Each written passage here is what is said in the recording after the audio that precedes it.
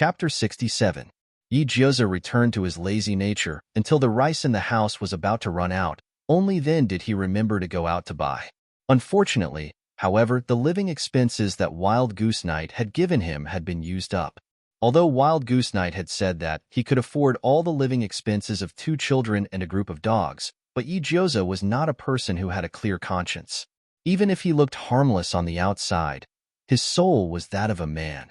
It was impossible for a man to ask another man for money in a righteous manner. Wild Goose Night took him in and took care of him was his friend, but not his biological father.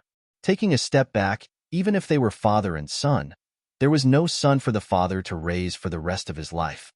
Otherwise, what was the difference between that and a baby who had not been weaned? Yi Jioza glanced at the large stack of paper money in his backpack. After thinking for a moment, he gave up on the plan to use large bills.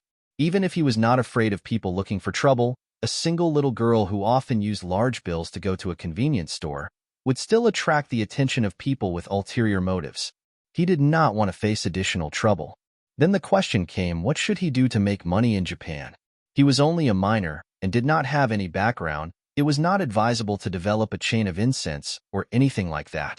Moreover, Wild Goose Night participated in the Holy Grail War and needed to hide in the dark. He would never ask him to take care of him for his own personal matters that would instead harm this friend.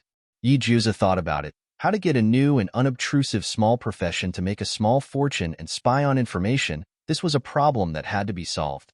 Yi Jioza bought a pair of sunglasses and put them on his face. He held a flag with the big black word hexagram written on it on his shoulder and took advantage of the time when Senju Takuma was training Kimimaro to sneak out of the door. He had checked the information earlier. Although Japan was a small place, there were quite a few supernatural incidents. Compared to Hua Xia, who was not allowed to become a demon after the founding of the People's Republic, in Japan, priests, witches, exorcists, and other professions were recognized by the people.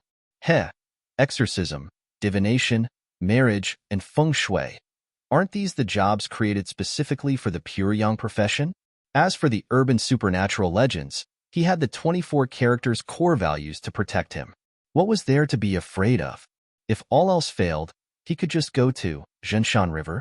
If the client saw that he was too young and felt that he was unreliable, he could sacrifice some time to carry the client and perform a Thomas snake-like qigong. He could guarantee that the client would never forget the experience and would never dare to look down on his ability again. With the beautiful wish of becoming a feng shui master, Yi Jioza wore sunglasses and carried a big flag. He squatted on the crowded flyover under everyone's gaze. What he didn't know was that there were 5 dogs following him. Seeing that he had settled down, they crawled at the corner of the bridge and watched quietly. Before they found a substitute for the energy supply, they couldn't bear the risk of something happening to Yi Jioza. People came and went, and there were indeed people who were curious about what Yi Jioza was doing. But most of them talked with the intention of teasing a child, and then continued on their journey to school and work. Japan was extremely busy, and everyone was as busy as a top. In this fast-paced life, who would care about a small fortune-telling stall? Unless it was someone who had nothing better to do, like the delinquent girl in front of him, whose hair was dyed like a colorful chicken nest. She was Yi Jioza's first customer. She was wearing a midriff-bearing dress and had 8 earrings on her ear. Her nails were painted in a devilish color, and she was smoking a cigarette. She was bored to death and was planning to tease Yi Jioza. However, Yi Jioza looked at her calmly and smiled benevolently. Although you smoke, drink, fight, have tattoos, have puppy love, and don't like to study, I know that you are a good girl. The delinquent girl stared at him blankly for a long time, and without warning, tears fell. Well, a seed that had sunk into the valley of decadence, occasionally given a beam of light, could encourage it to take root and germinate. Phototropism was the instinct of living things, and delinquents were the same. Yi Jioza received the first payment of his career, lollipop equals. Forget it, I'll just read my fortune in a Buddhist way, and let fate take its course. He licked it with relish. However, Yi Jioza didn't know that the delinquent girl was so helpful. Less than 5 minutes after she left, she brought him a group of customers. All of them were her sworn sisters. He didn't know what she said, But the girls looked at him with such conviction and unconcealable faith. Fuck, Alexander. Yi Jioza took a deep breath, smacked his lips twice, and prepared for a debate. I have a crush on a senior, but he is too excellent. I feel very inferior, and I feel that I am not worthy of him. But I still want to try. I want to let him know my feelings. I want to attract his attention. So, please tell me, how should I write a love letter? This is my lifetime request. Even the use of you and lifetime request, damn, let him write a love letter to a man. He was just a fortune-telling stall on the bridge. How did the business suddenly change? Yi Jioza licked the lollipop. Let him know my feelings. A love letter to attract his attention? This is easy. Listen carefully. Sorry, you are not the type I like. Please stop pestering me. Huh. The girl's eyes widened. You guys are really stupid.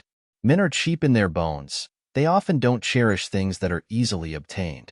Yi Jioza opened his mouth and lectured, like the most senior brothel keeper in Ihong brothel. So, sending a specious love letter is far more meaningful than receiving a love letter in his drawer. He grinned. Men always understood men the most. If you say he is excellent, then he will find a way to find you and return the love letter to you. Maybe he still needs an explanation. Remember, you are delinquents, so at that time, show your weak and soft side, the opposite of your usual arrogant and domineering self. The contrast is great, and with good acting, you can catch the other party's eyes. Do you understand? The girls were amazed. They were convinced by Yi Jioza's methods. They poured out their troubles in puberty, and all of them were answered by Yi Jioza. After a whole morning, he collected a box of lollipops, a few dozen coins, and a small stack of notes. The Buddhist fortune-telling stall was full of customers, but Yi Jioza faced it with a smile. Because his words were so good, even through a pair of sunglasses, he received the nickname Angel of the Bridge. Until sunset, his back and legs were sore, and before he decided to close the stall, he met the last customer. It was a mysterious man, wrapped in a coat, a scarf, and a pair of sunglasses. The outline of his face that was exposed was extremely handsome, and there was a strand of dark brown hair hanging down his forehead, like a thick ahogue. Yi Jioza looked at him, suspecting that he was a celebrity. After all, even if his face was covered, it was difficult to conceal his heroic aura. Yo, a big customer, a fat sheep. The man looked around for a while, then squatted down to look at Yi Jioza. Hello, respected fortune teller? I heard that you can break your luck with the ladies here. Is that true? Break my luck with the ladies. Yi Jioza pondered for a moment, and he felt that this guy was probably a celebrity. Only a celebrity would want to break his luck with the ladies, because there were too many of them. Yi Jioza nodded, and then probed. What's your name? The man froze for a moment, and then pondered for a moment, as though he had made up his mind about something, and then whispered, My name is Dilamudden Odina. Dilamudden, a pseudonym, right? Is there a celebrity named Dilamudden in Nippon? As expected, is it because he's too famous, so he doesn't dare to tell me his name? Yi Jioza sat up straight. Tell me your story. Dilamudden paused for a moment, and then leaned closer to Yi Jioza, removing his scarf and sunglasses. Slowly, he revealed a handsome face and a pair of sharp eyes. His gaze was clearly firm and resolute, but it was blurred by the tear-shaped mole at the corner of his eye, turning it into a wanton and amorous expression. That tear-shaped mole seemed to have some sort of magical power, and it made people want to stare at him for the first time, the second time, the third time, and even the desire to stare at him for a long time. It's simply poisonous. Yi Jioza suddenly came to his senses. You look like this. You're too fucking good-looking. How are other men supposed to live like this? Dilamudden secretly admired Yi Jioza's composure, and then revealed a bitter expression. I can't control the charm of this mole. Women will always fall in love with me when they see me. Isn't it good to have a woman who likes you? What if the woman who likes you is Moss? Master's fiancé? Dilamudden's face was full of confusion. As the Lancer summoned by Kenneth during the Holy Grail War, he was supposed to work together with his master to fight against the enemy. Who knew that the magic of the tear-shaped mole was so great that Kenneth's fiancé actually fell in love with him. He simply didn't know what to do. He had clearly rejected her, but that woman still fell in love with him. Now, Master Kenneth even wanted to kill him. Hiss. Yi Jioza gasped. Master's fiancé fell in love with you? Not only did this guy have a sugar daddy, but that sugar daddy was also a man. And that man's fiancé even fell in love with him? Oh ho! The vast expanse of green like a prairie equals yes, I hope. Your Excellency can help me out of this predicament. Dillamuddin took a deep breath and took out a card from his pocket. I heard that to express sincerity, material exchange is required. Yi Jioza quickly took the card and smiled. Of course. Does your master value you, or his fiancée? Dillamuddin thought carefully. He values his fiancée because she fell in love with me, and master wants to kill me. Yi Jioza narrowed his eyes, looking like a schemer. After a while, he took out the backpack, and took out the condoms that the dogs brought home. He approached Dillamuddin like a thief and whispered, "Brother, do you know this thing?" Dillamuddin shook his head. Yi Jioza was speechless. Oh, it seems that as long as you are handsome, you don't need condoms equals jealousy has changed me beyond recognition. Being single has made me sinister. Yi Jioza stuffed the condoms into Dillamuddin's hand. Remember, tonight, choose an occasion where your master and his fiancée are present, and open this box. Dillamuddin's heartbeat sped up slightly. What's in the box? The box contains forgetfulness water. Bah, forgetfulness pills. Yi Jioza muttered. Take one out, put it in your mouth, put it in your most handsome posture. Look at your master and say what? Do it. What does do it mean? Listen to me. As long as you hold the pill in your mouth and say, do it, to your master, I guarantee that he will no longer be suspicious of you and his fiancée. Even in the future, you and his fiancée will be at ease when you are alone. Is it that magical? Yes, remember. Be sure to say this to him in front of his fiancée. You, the pill, your master, and his fiancée, all of them are indispensable. Well, Dillamuddin expressed that he would remember it. Believe me, after this, his fiancée will never love you. Dillamuddin put the condoms into his arms, wrapped a scarf, put on sunglasses, and hurried away. Yi Jioza carried the flag and sighed, looking at the gradually gray sky with melancholy. Ah, no wonder it snows all year round in the Puryang Palace, because being invincible is the most lonely. Chapter 68. Dillamuddin, also known as Old Wong Next Door, Green Hat Deliverer Man, was an honest boy who used the script of the 10,000 fans to brush up on his chivalry. His wish was very simple: to serve a monarch, to do his duty, to let himself, as a knight, complete the lifelong achievement of great life, glorious death. Therefore, when the master summoned the servant and the Holy Grail responded to the heroic spirit, the Pokemon Dillamuddin personally bumped into the Pokeball thrown by Kenneth. He became Kenneth's companion in advancing into the Pokemon Master. He had thought that he was about to reach the peak of the servant who could defeat the heroic spirit, sweep away the master, and win the Holy Grail. Who knew that he would be forced into "I love her. She loves you. Don't you care about the internal strife?" Dillamuddin was the most troubled by this kind of derailment. He wanted to have an open and honest talk with Kenneth, but the other party did not trust him, and even doubted his loyalty and intentions for a time. He was so wary of him and resisted him, and because his fiancée had fallen in love with someone else, he took his anger out on him. Dillamuddin felt deeply tired. He really did not expect that his master was not only a scheming man, but also a fucking love brain equals. He was unwilling to take medicine, and his illness could not be cured. This was the worst master he had ever seen. The only thing to be thankful for was that he used the excuse of spying for information to avoid Kenneth and Sora. After disguising himself, he walked around the streets. Coincidentally, he ran into a magical fortune teller. Different from the perspective of ordinary humans in Dillamuddin's vision, Yi Jioza himself emitted an endless spiritual light, surrounded by a combination of hard and soft power to protect him. He could attack and defend, and at first glance, he felt that he was incomparably powerful. He suspected that the other party was also a master, but, compared to this information, it was indeed more important to ask the fortune teller to break the peach blossom, right? He was like an ignorant lamb that had barged into Yi Jioza's wolf pen, and like an excited little bird that had flown out of Yi Jioza's iron cage. Holding a small box, Dillamuddin's eyes shone with excitement. As long as he thought about how he could make Sora stop loving him and how he could make Kenneth lower his guard against him, the honest spearman felt that he could achieve his life goal. However, Kenneth booked a hotel as his base. It was night, and he was standing in a quiet room, overlooking the land of Fuyuki City through the floor-to-ceiling window. The lights were dim, and the traffic was endless. But in the near future, it would probably become the graveyard of the Holy Grail War.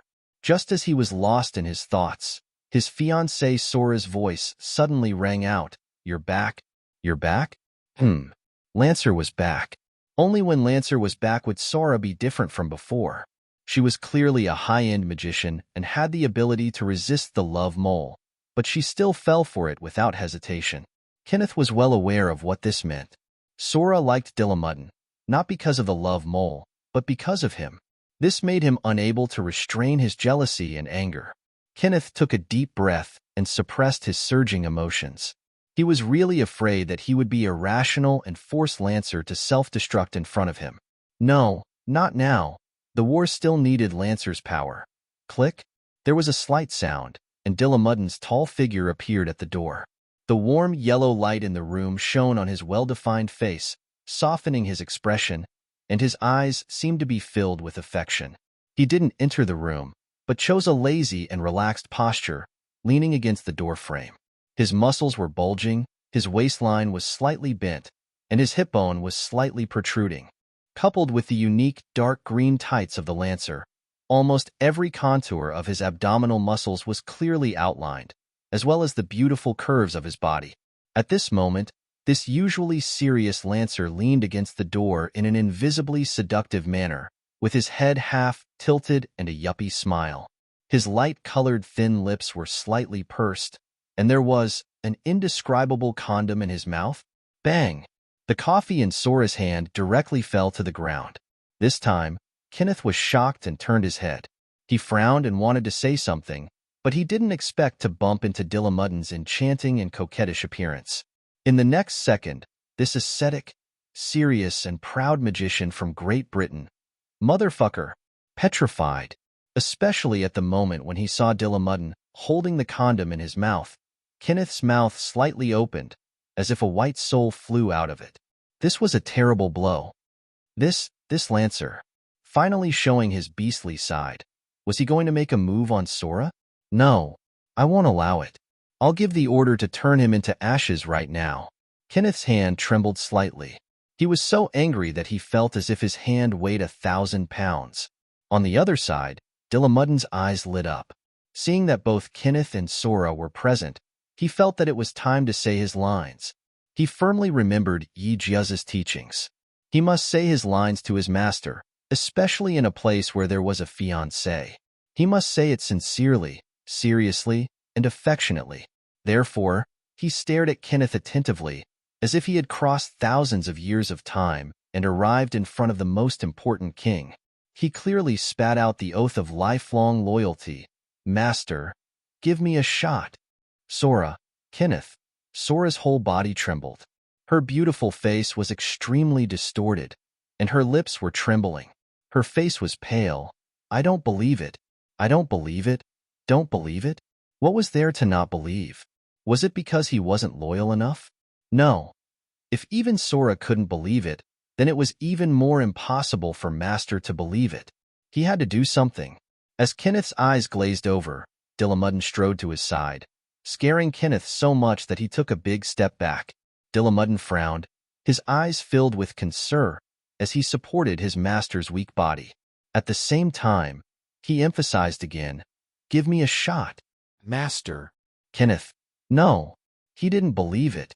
How could the heroic spirit he summoned be a gay man? How could it be a gay man? Was it because he chanted the summoning spell wrong? Or was it because of the bad feng shui in England? No. Kenneth's eyes rolled back and he fainted. Dillamuddin was shocked and immediately stopped his master's body. He shouted in shock, "Master, what's wrong with you? Pull yourself together. I only said to give you a shot." Sora watched as Dillamuddin embraced her fiancé, Kenneth, right in front of her. Then, she watched as the condom in his mouth fell into Kenneth's half-open mouth. Sora staggered out of the room in a daze. She fell in love with a gay man? Yi Jioza had been well-behaved recently. He didn't go to the bridge to set up a fortune-telling stall, nor did he cause any trouble. Because Samoyed was sick, he didn't want to eat or drink all day, and he even seemed to be in a trance. Don't tell me you're thinking of love? Just as Ijioza was thinking about finding a female dog for Samoyed, the figure of Wild Goose Knight appeared in the villa. At the same time, he brought him some information. I heard that a master was traumatized and was hospitalized, Wild Goose Knight said faintly. A lot of people are looking for him and want to get rid of him as soon as possible. Try not to go out for the time being. They are likely to find this place. Ijioza nodded. We didn't do anything, and a master is already hospitalized? Wild Goose Knight nodded. It's likely to be a trap. After all, the Holy Grail War is so important. Who would be stupid enough to be hospitalized at this time? There must be a conspiracy. Wild Goose Knight narrowed his eyes. Maybe it's to lure other masters and servants? That's hard to say. Ijioza rubbed his chin. You said last time that some masters will come from abroad to participate in the Holy Grail War. Huh? Then the question is, can their stomachs handle Japanese food? Ijioza analyzed, for example, natto, wasabi, sashimi. What if that master was hospitalized because he ate something bad?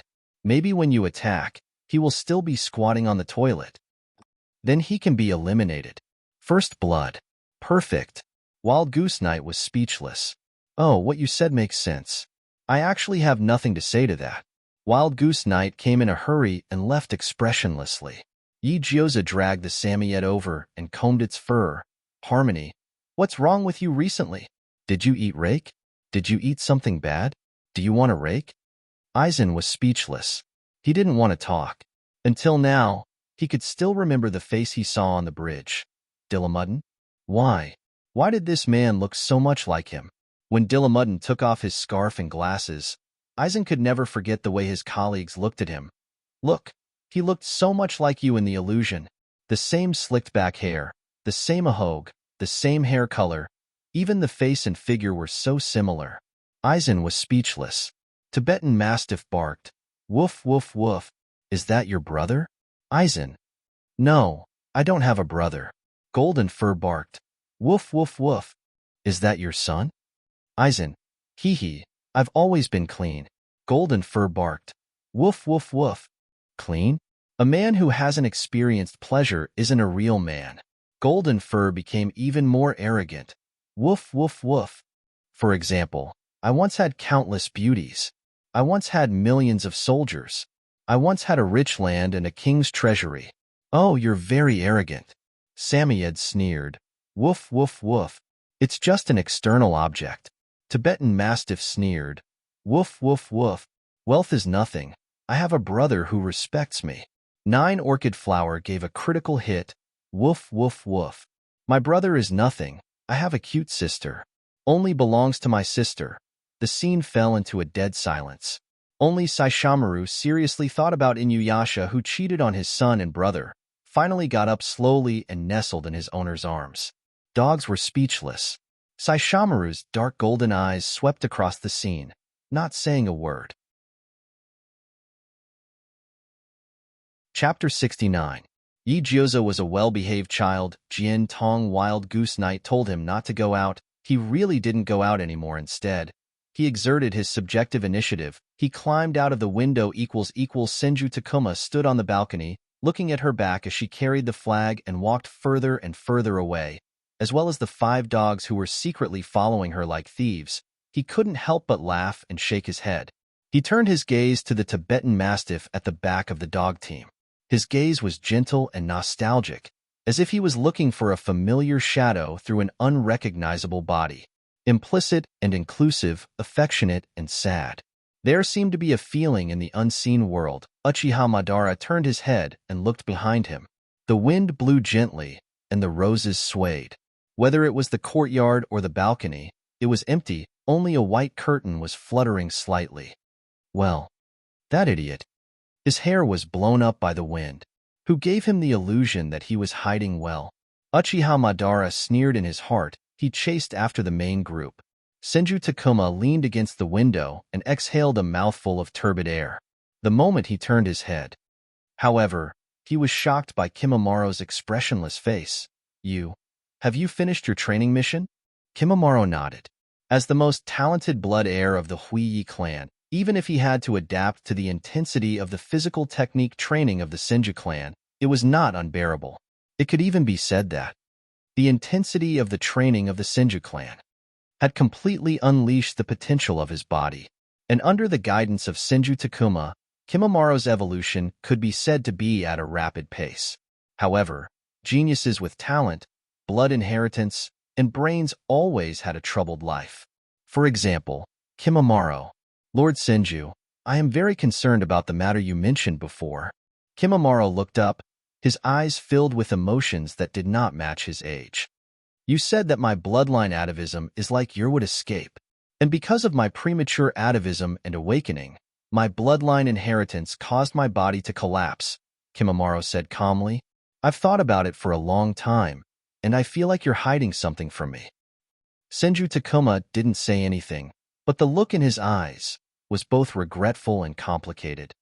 Usually, no matter what I ask you, you will tell me without reservation. Even when it comes to the ninjutsu and taijutsu of the Senju clan, you have never been perfunctory with me. This is the only thing that made you hesitate for a long time about my bloodline inheritance and my body. You didn't want to let me know about it. Then, can I think that? Kimamaro looked up, his eyes seeking confirmation. My body isn't optimistic, and I might even die prematurely and not live for long. The atmosphere in the room suddenly became heavy. Senju Takuma looked down at him, and Kimamaro looked up at him. It was a silent confrontation, but it was also a compromise that had to be made. Senju-sama, please tell me. Kimamaro showed weakness for the first time. He stretched out his finger and gently pulled on Senju's sleeve. From the moment I killed the first ninja, I was no longer a child. Senju Takuma was silent for a long time, and finally, he squatted down and looked at Kimamaro at the same level. Although he had not officially accepted Kimamaro as his disciple, he had long regarded Kimamaro as his disciple after teaching him for the past few days. He was surprised by this child's talent, proud of his progress, and regretful for his fate. The tallest tree in the forest will be destroyed by the wind, Kimamaro. Senju Takuma raised the corner of his mouth and smiled. When I awakened would release, I was already a teenager. My body, bloodline, and chakra are relatively mature, so I can afford the consumption of atavism. With wood release, I stood at the peak of the ninja world. And you, Kimamaro, your atavism was at the beginning of your birth. Senju Takuma couldn't hide the sadness in his eyes. When your Kekkei Genkai awakened, you were just a baby, and your body couldn't bear the heavy load. You will be stronger than all your peers, strong enough to kill a jonin. But on the other hand, your body will be dragged down. Maybe you won't live. Tell me, Senju-sama. Kimamaro smiled back. How long? Less than 15 years old. Senju Takuma looked at the child's emotionless eyes and sighed. The treatment I gave you can only alleviate the pain. If you want to cure it, you may need other methods. Enough.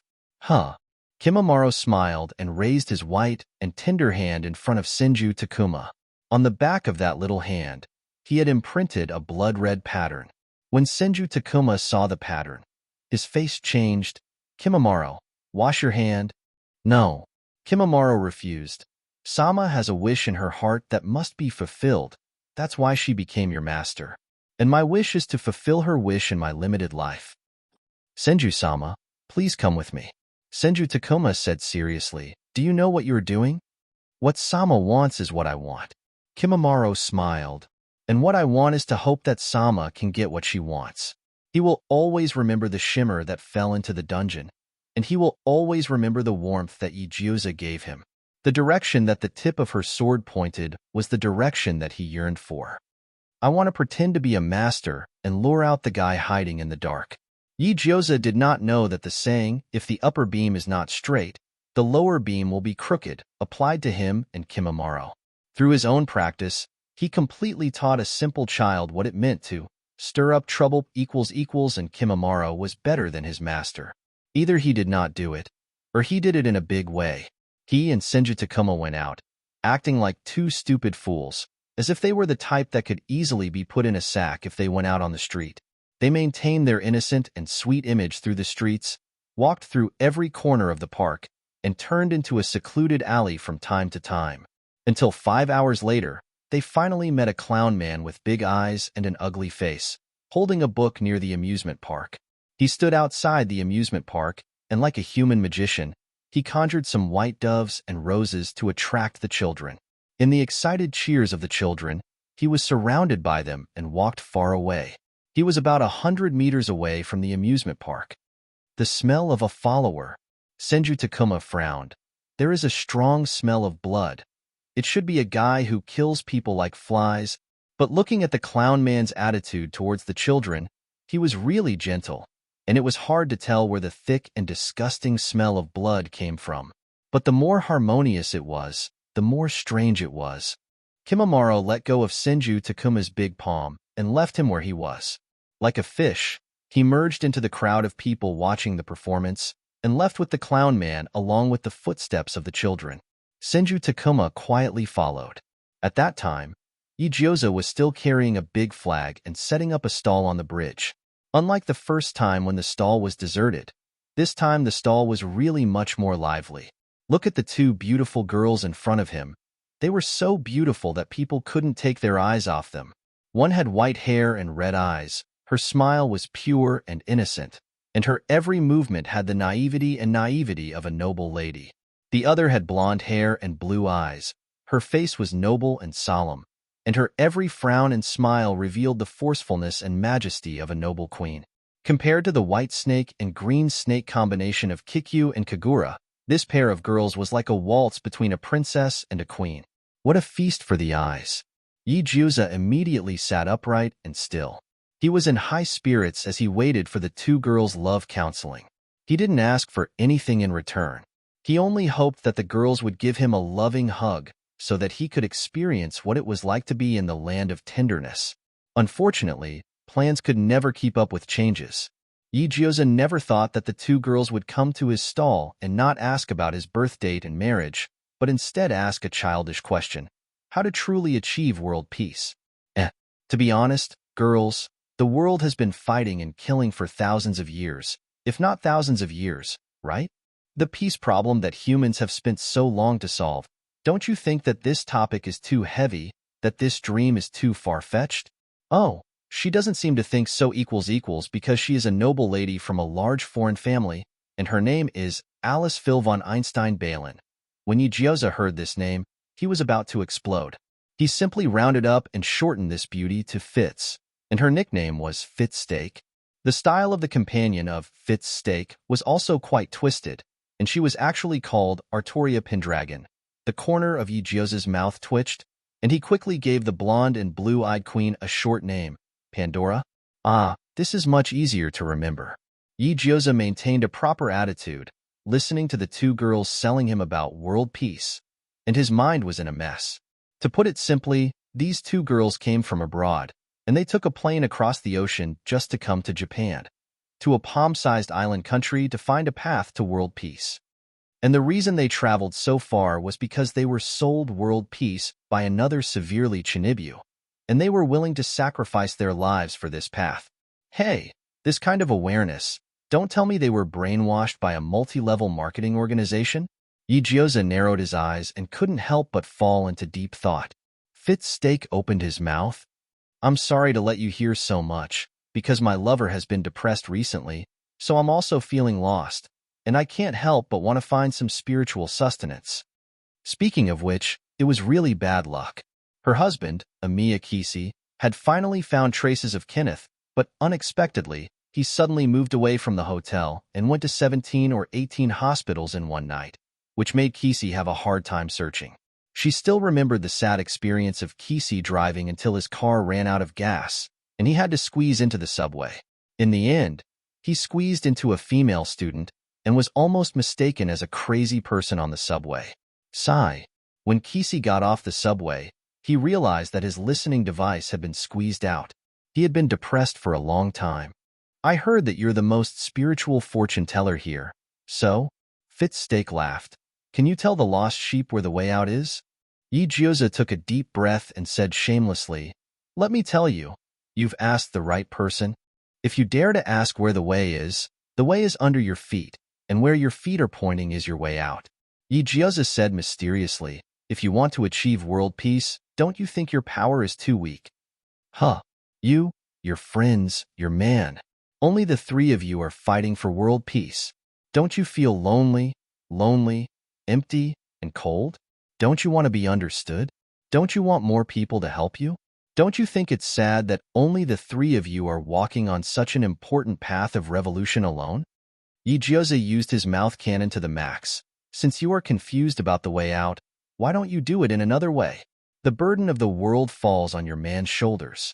Don't you think he's really pitiful? Don't you think he's really pitiful? He's a good young man, but he has to remove his brain to become a Chinibu. And the world's hot-blooded manga tells the world that only middle school and high school students can save the world. He, a married Chinibu, has long passed the age limit. I think you should find allies with common ideals and a common language. But, Fitzstake hesitated. How do we find them? Give out leaflets. Believe me, engrave infertility cure on the leaflets, and you'll gain the first group of supporters. Huh. Don't you understand? The premise of world peace is that human beings move towards the great harmony of life.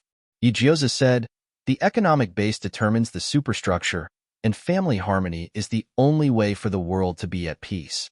Humans fight wars because they have excess energy. When the whole world is busy making babies, who has the mood to fight wars? Chapter 70. Yi Jioza said a bunch of nonsense. There was only one main meaning. When your man was depressed, in pain, helpless and pitiful, there was no problem that couldn't be solved with one shot. If there was, then 2 shots. Ignoring the indescribable expressions of Fitzstake and Pandora, he even calmly fished into the backpack and took out another box of condoms. Since there were 2 girls squatting in front of him, and girls were generally thin-skinned, Yi Jioza was used to being rough. He casually took 2 tissues and wrapped the box, then handed it to Fitzstake. Give this box to your lover. I don't think he will be confused for a while. Yi Jioza said solemnly, he will understand that there are more important things to do than world peace. The beautiful wife gave the condom to her husband, which was undoubtedly telling her, darling, it was time for you to give the public rations. As long as the husband was not an idiot, he would not refuse his wife's invitation. After that, with the heavenly thunder and earthly fire, there was no time to grieve over the changing seasons.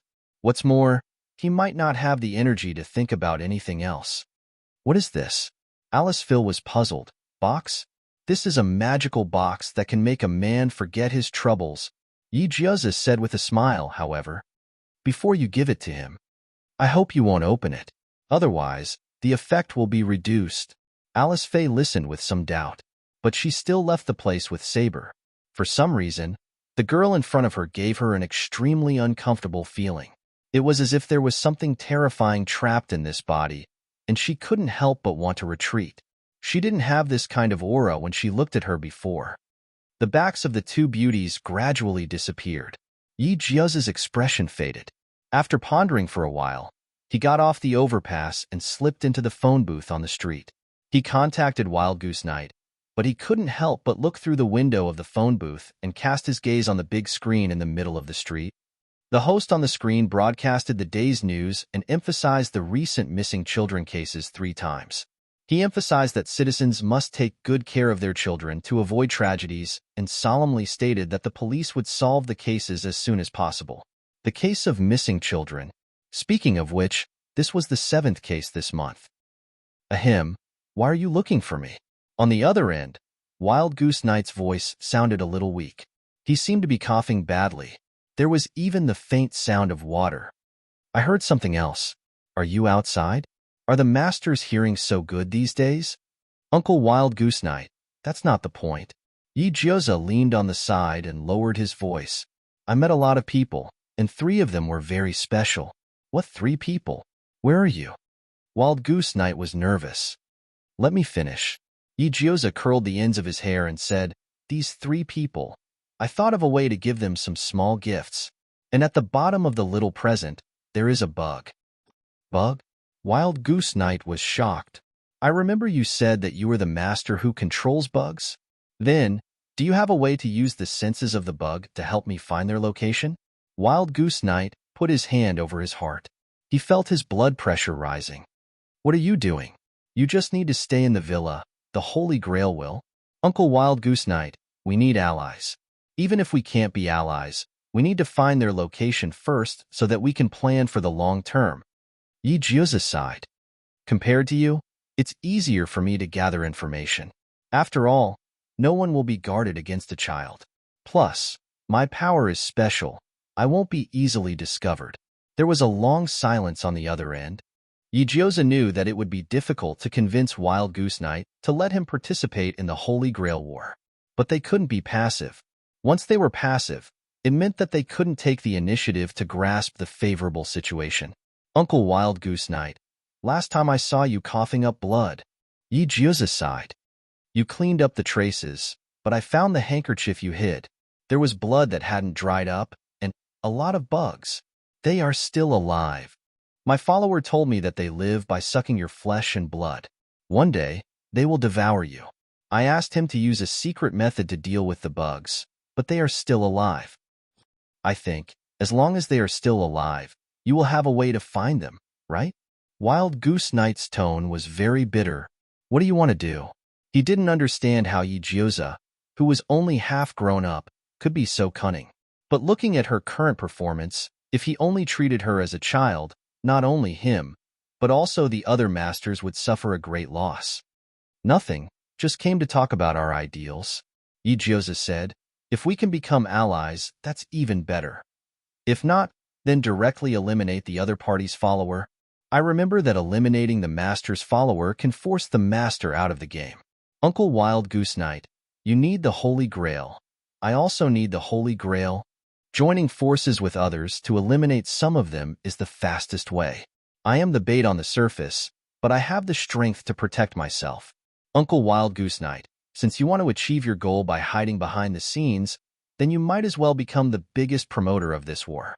After a long time, Wild Goose Knight put down the phone and muttered to himself, I am probably crazy for being persuaded by you.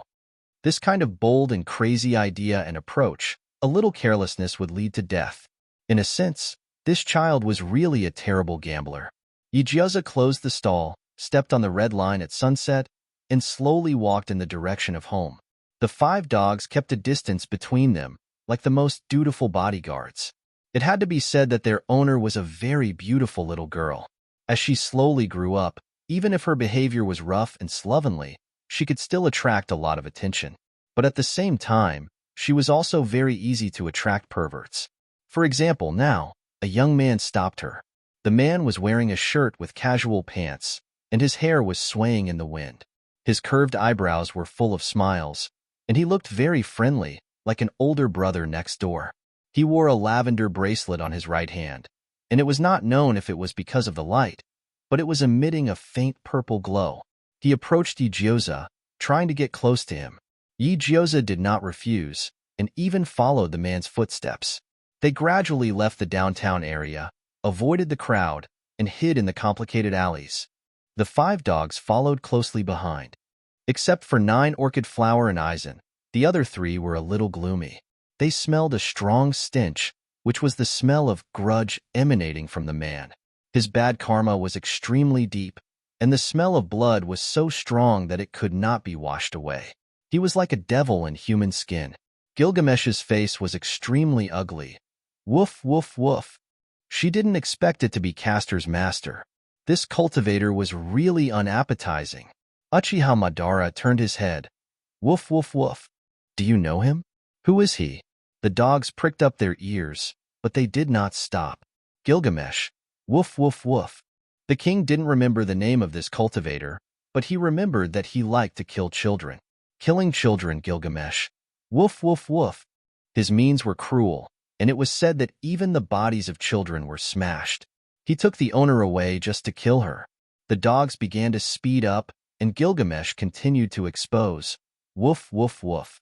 Although they were just bugs among the cultivators, they were crazy. Especially his follower Castor. Countless humans died in his hands. Woof, woof, woof. His caster could summon demons to assist in the battle, and the number was endless. The owner had no chance to win against them. Woof, woof, woof. If she lost, the only result would be death. As a result, only death? The Golden Hair Man's understanding of this world was really detailed. It seemed that he had a close entanglement with this world. Or, did he belong to this world? Uchiha Madara and Saishomaru, who had the same experience, looked at each other and thought of what they swallowed. Could it be that this world also had the same image as the Golden Hair Man? Thief? They carefully evaluated their own strength, plus the momentum and pressure of the Golden Hair Man and the illusion. They always felt that if they fought this battle, they would only have a 50% chance of winning. However, it was too early to think about these things. Their owner, they didn't know if she found out the true face of the man. Yi Jiuzi met Yusheng Ryusuk. The moment he saw this man, Yi Jiuzi's body trembled. He felt a cold and gloomy aura assaulting him, almost seeping into his bones. He opened his mouth, he spoke, he smiled. He was in high spirits. But what followed was the sound of electric current getting louder and louder in Yi Jiuzi's ears. Zizizi, zizizi. Something was like a rusty joint being opened, making a kacha-kacha sound. Suddenly, a mechanical electronic sound rang. Ding! Secret Realm War? Perverted Murderer is activated. Please incarnate as justice and carry out a bloody trial on the evil forces. Yi Jiuzi's face changed. This thing. Damn. Isn't it the strange Jinjiang system? Oh, Jinjiang system? No. Dog system? No, forget it. He only remembered that the other party called himself Little Sparrow. Strange. Doesn't it only appear when the ending is broken? Chapter 71. No matter what this Jinjiang system that appeared and disappeared unpredictably was, as long as its existence did not interfere with personal life, the mission it issued would not touch the bottom line of morality. Yi Jiuzi to it, he still maintained an attitude of coexistence. Moreover, his rebirth and return journey still relied on its help. Yi Jiuzi was not an ungrateful wolf. Since the Great War mission did not conflict with the Holy Grail War, what harm could he do to help the system? After all, he was also very concerned about the keywords that the Jinjiang system had popped up: perverted murderer, evil forces, bloody sanction. Never, it would only give him a godlike stroke after he finished fighting the boss, comment on his performance, and award him. There was never a time when it was so eager to appear and issue such a violent and bloody mission. And this change happened when he met the man in front of him. Yi Jiuzi looked up at Long Jijia. He revealed a childlike and innocent smile. Big brother, are you going to take me to play with you? Long Jijia's eyebrows and eyes curved. He seemed to be in a good mood. Yes, you are the 14th child I found. They are all waiting for you. 13 children. Yi Jiuzi's heart skipped a beat. The news of the missing children involuntarily appeared in his mind. Other than me, are there still 13? Yi Jiuzi let him hold his hand and said in surprise, Big brother, you called so many friends. Are we going to the amusement park? It's a place more fun than the amusement park. Long Jijia laughed heartily, holding his wrist tightly. She gripped his wrist tightly. Let's have a party tonight. The boss will be spending it with us. Boss? There were 2 adults in total? The boss knows magic tricks. His magic tricks are very gorgeous. Long Jijia recalled with an intoxicated expression on his face. Can you imagine? With a whoosh, there are blood-red fireworks exploding, and the cute child turns into an even cuter flower. It's simply dazzling art. Blood-red fireworks, cute children. Yi Jiuzi's hands and feet were slightly cold, but his eyes darkened. It was rare for the Jinjiang system to make an appearance. It definitely wouldn't issue a meaningless mission. Then, was the young man in front of him really the culprit behind the missing children case? As for the boss and magic he mentioned, could they be the other group of masters and servants from the Holy Grail War? The bracelet on Long Jijia's wrist exuded a faint purple light. Yi Jiuzi glanced at the back of Long Jijia's hand, but he did not see any blood-red patterns. Instead, he saw a flesh-colored adhesive tape stuck tightly to his skin. It was trimmed neatly, and if it weren't for the curly edges, it wouldn't have been discovered. So, he really was a master? Or a human trafficker? Without batting an eyelid, Yigioza reached into his bag and crushed the flying insect that Jian Tong Wild Goose Knight had placed on him. Since his opponent was another group of contenders and not ordinary people, then he definitely couldn't be careless. Pure Yang's HP was low, and he didn't even have a healer by his side. Did he want to be toyed to death by the boss in this instance dungeon? Besides, there were 13 children there. What a deadly instance dungeon. After a few stops along the way, Long Jijia brought Yigioza into a small, winding underground path. The surroundings were extremely dark, and he could barely see the outlines of things. There was a foul stench in the air, like the smell of something rotting, lingering for a long time. Yigioza did not say a word. Like a child who had been hypnotized, he only focused on walking forward, not looking back. The deeper they went, the brighter the light from the bracelet on Long Jijia's wrist became. With the weak light, Yigioza scanned the surroundings and found that the walls around him had been splashed with large buckets of paint. There were dark red lumps stuck to them, and there was a mottled layer of wriggling frost white. From time to time, he would step on a shoe that had fallen off, or a sock that only had half a sock left. He could vaguely see flickering black shadows. The narrow space became wider, and his vision brightened from darkness. He walked out of the extremely depressing path and arrived at the spacious belly of the abandoned building. When the scene inside the belly entered his eyes, Yigioza's pupils shrank. Under the flickering candlelight, large patches of blood stained the floor and painted the walls. The heads of the young children were torn off, and they wore expressions of extreme fear before they died. One by one, they were placed on the shelves. White arms, slender fingers, fresh organs. They were all cut up and scattered all over the ground. The murderer used them as crayons, and he drew death graffiti all over the open space. The dead bodies were tied to the lab beds, the victims with wriggling flowers were soaked in formalin, and the children who had not been murdered were kept in cages, wailing in pain. This was hell on earth. Ah, what a beautiful art. Long Jijia sighed and let go of Yigioza's hand. Death allows humans to move towards eternity, and magic makes this process full of beauty. He lowered his head and gently stroked the corpses soaked in formalin. His fingertips gently caressed the demonic flowers blooming inside the corpses. Only the most adorable child can raise the most powerful flower. Adorable child. Even more adorable flower. Yigioza finally understood the meaning of these words. His dark eyes flickered with suppressed anger. He had lost control of his emotions. He no longer cared about the war, and he no longer cared about his own life. He just wanted to draw his sword and kill this scum. And you?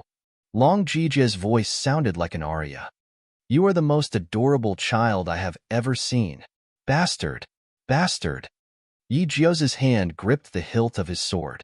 At that moment, there was a strange sound of footsteps coming from another corridor.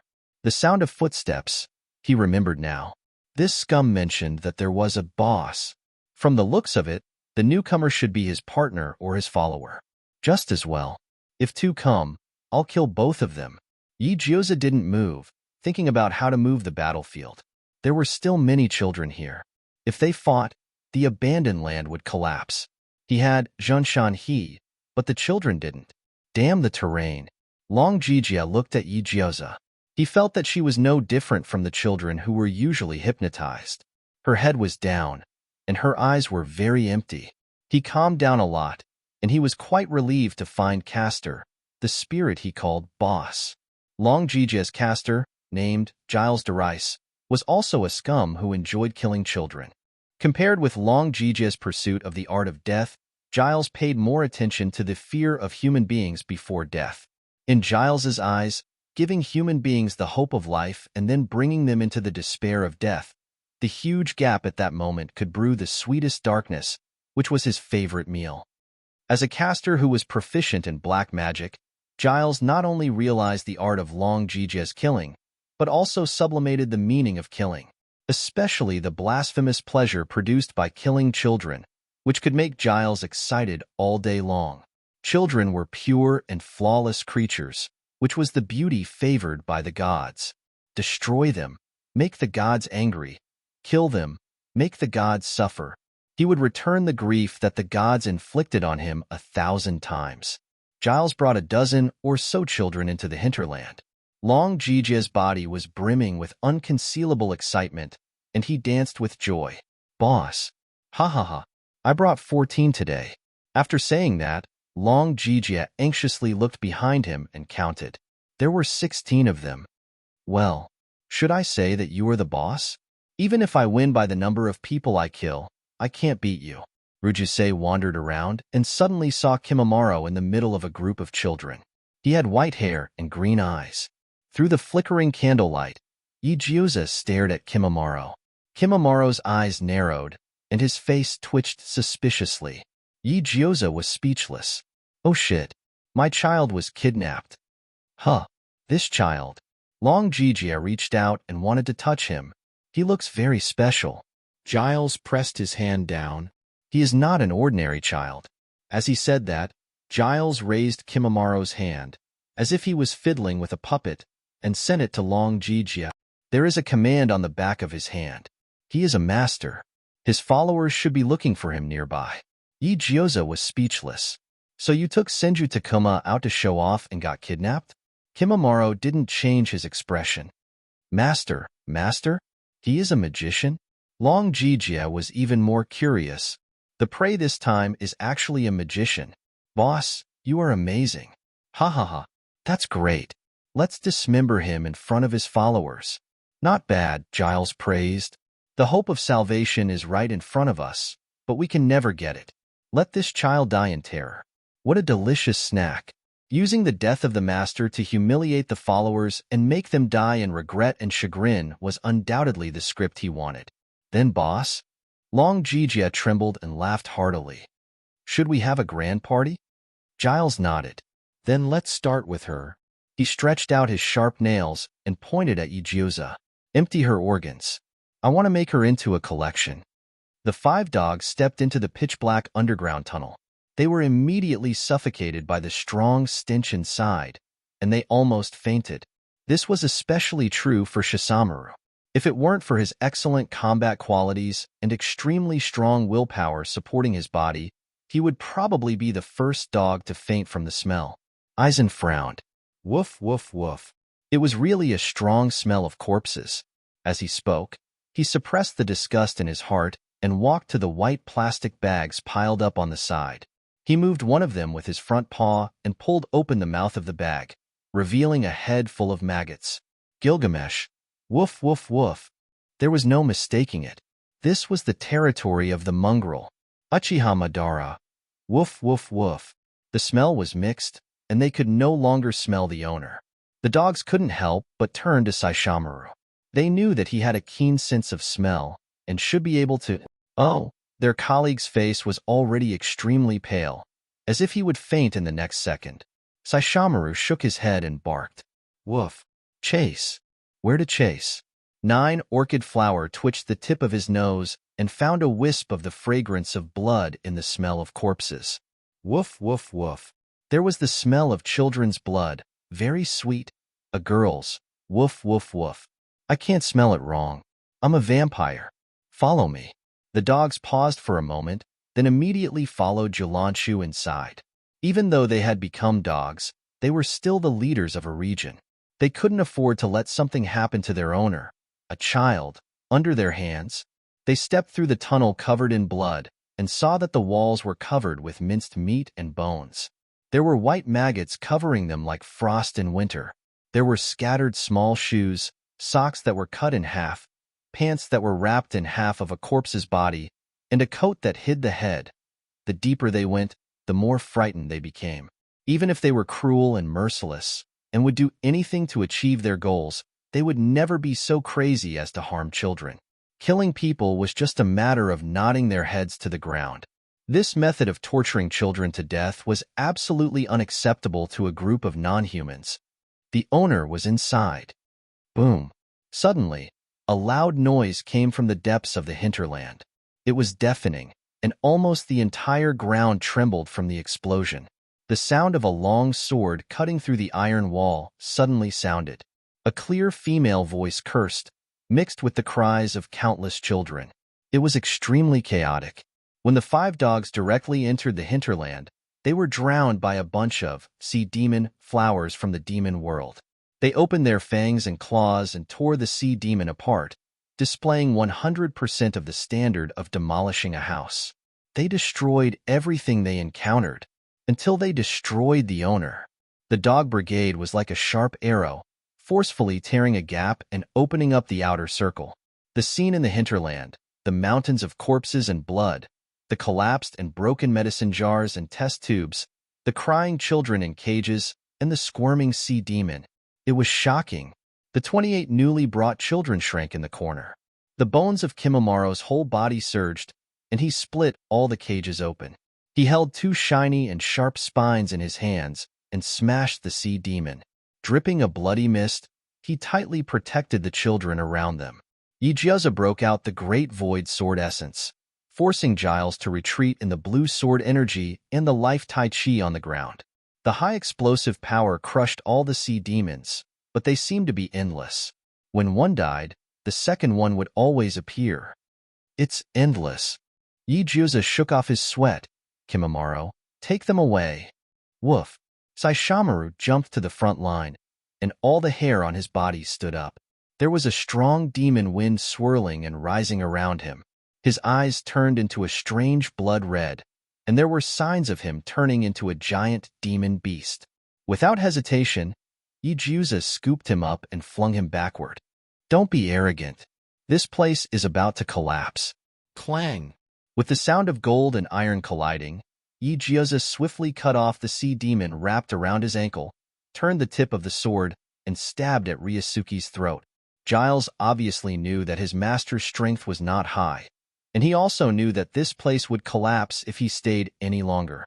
His bell-like eyes glanced at the faces of Yijioza and Kimamaro, and a stiff smile appeared on his face. Oh, 2 masters? That's great. I'll catch you.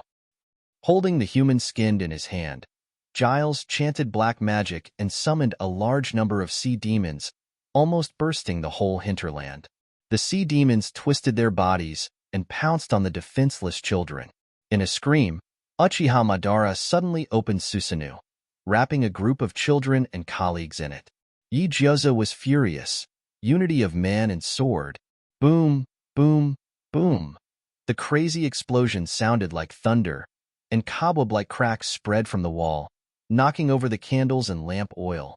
A raging fire ignited, igniting the darkness and illuminating the broken bones of the children. The dark eyes of the dead gazed at the dark underground. How could he let these children stay in such a place forever? The huge Tai Chi pattern stretched and spread in the hinterland. The sword intent was like a tiger running, and the murderous aura was like a dragon roaring.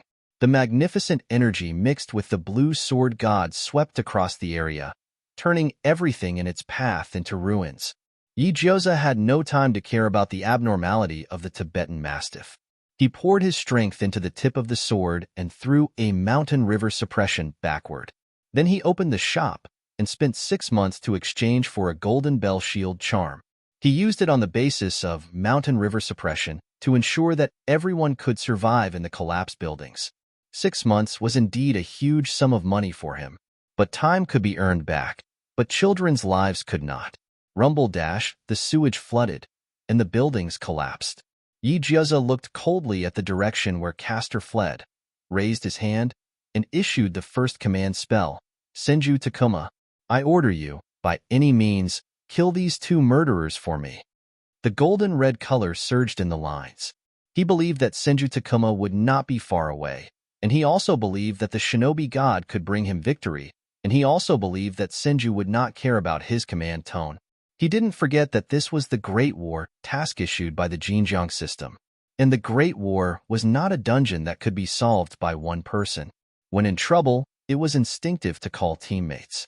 After all, it would take him some time to climb out of the collapsed ruins. Large stones fell from the top of his head. The next second, he suddenly heard the majestic voice of Senju Takuma penetrating the layers of walls, and the rumbling echo resounded in the sky of Fuyuki City. Wood release. The world of flowers and trees. Giant trees grew, and gorgeous bouquets bloomed outside. It directly weakened Castor's ability to escape. Because Senju Takuma could not determine the specific position of Castor, he had to use a big move to lock the target and then solve it violently. With strength, he could indeed do whatever he wanted. It was a pity that Senju Takuma forgot that this was not the era of ninja. In 1994, Fuyuki City, Japan used a wide range of ninjutsu, which attracted almost all the TV stations in Japan. The chakra consumption of wood release was like the rushing Yellow River. In the blink of an eye, it almost drained the internal force in Yi Jiao's meridians. Yi Jiao's eyes turned black, and he fell to the ground, lying on the Samoyed's body. His hand tightly clasped the Samoyed's flesh, and he gritted his teeth and cursed. Fuck. What the hell? What's with this feeling of weakness that only appears when one masturbates too much? But the worst was yet to come. Wood release. 4-pillar prison technique. Yi Jiaoza was so weak that he directly lied on the ground. Wood release. Eternal burial. He felt his body was empty. He felt his soul was torn. He felt his wallet was in debt. Yi Jiaoza's face was pale, and his pupils were slack. He trembled and stretched out his hand. No, Senju Daddy, I was wrong. I shouldn't have ordered you. Please don't hit me. Milk me. Milk me. Would release. Would dragon technique. Yi Jiaoza. Addicted to output. That's Senju Takuma, right? Chapter 72. Tonight in Fuyuki City, it was destined to be sleepless. When the towering ancient trees broke through the reinforced concrete at a speed visible to the naked eye, weave a great web. And when the great flowers are blooming with a density that covers the sky and the earth, it was like overlapping traps. Senju Takuma, who was in the sage mode, stood at the top. He looked down at the chaotic Fuyuki City. He locked on the fleeing Castor and his master in a crowd of ordinary citizens. Is it a killer? Senju Takuma's aura rose, and his pressure was fierce. The killer who could make the master forcibly order him to kill must be worthy of the name. He didn't spend much time with Yi Jiaoza, but he also knew that the girl was an easygoing person. As long as it didn't violate her bottom line, she would choose to turn a blind eye to many things. It's over for a while. Although she had the command spell, she was not a person who would use her identity to order her followers at will. Compared to the title of master and servant, they were more like friends. So, how crazy was this killer that Yi Jiaoza couldn't bear it anymore and ordered to kill him? Senju Takuma blocked all Castor's retreat with a large ninjutsu. As one of the strongest in the Warring States period, to deal with a heroic spirit like Castor, he didn't need to fight with all his strength. In this way, he looked down at Castor's miserable appearance with a high and mighty attitude. He crushed all the opponent's sea monsters with the big move Eternal Burial of Tree, and Descent of Tree isolated the battle from ordinary people. The wantonly growing vines tied Ryunosuke up and threw him into the pile of police cars 100 meters away.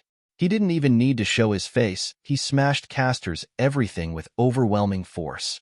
Gil's human skin was broken in half. His body was penetrated by huge vines. Blood was sprinkled all over the towering ancient trees. It condensed into a lake, soaking the roots of the trees.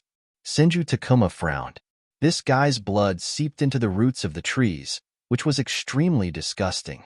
Turbid air, excessive obsession, mixed with the smell of corpses and blood. It was simply indescribable. And at the place where he died, twisted black smoke curled up, condensing into the crying faces of children. They cried out and pounced on Gil's corpse, biting and beating him.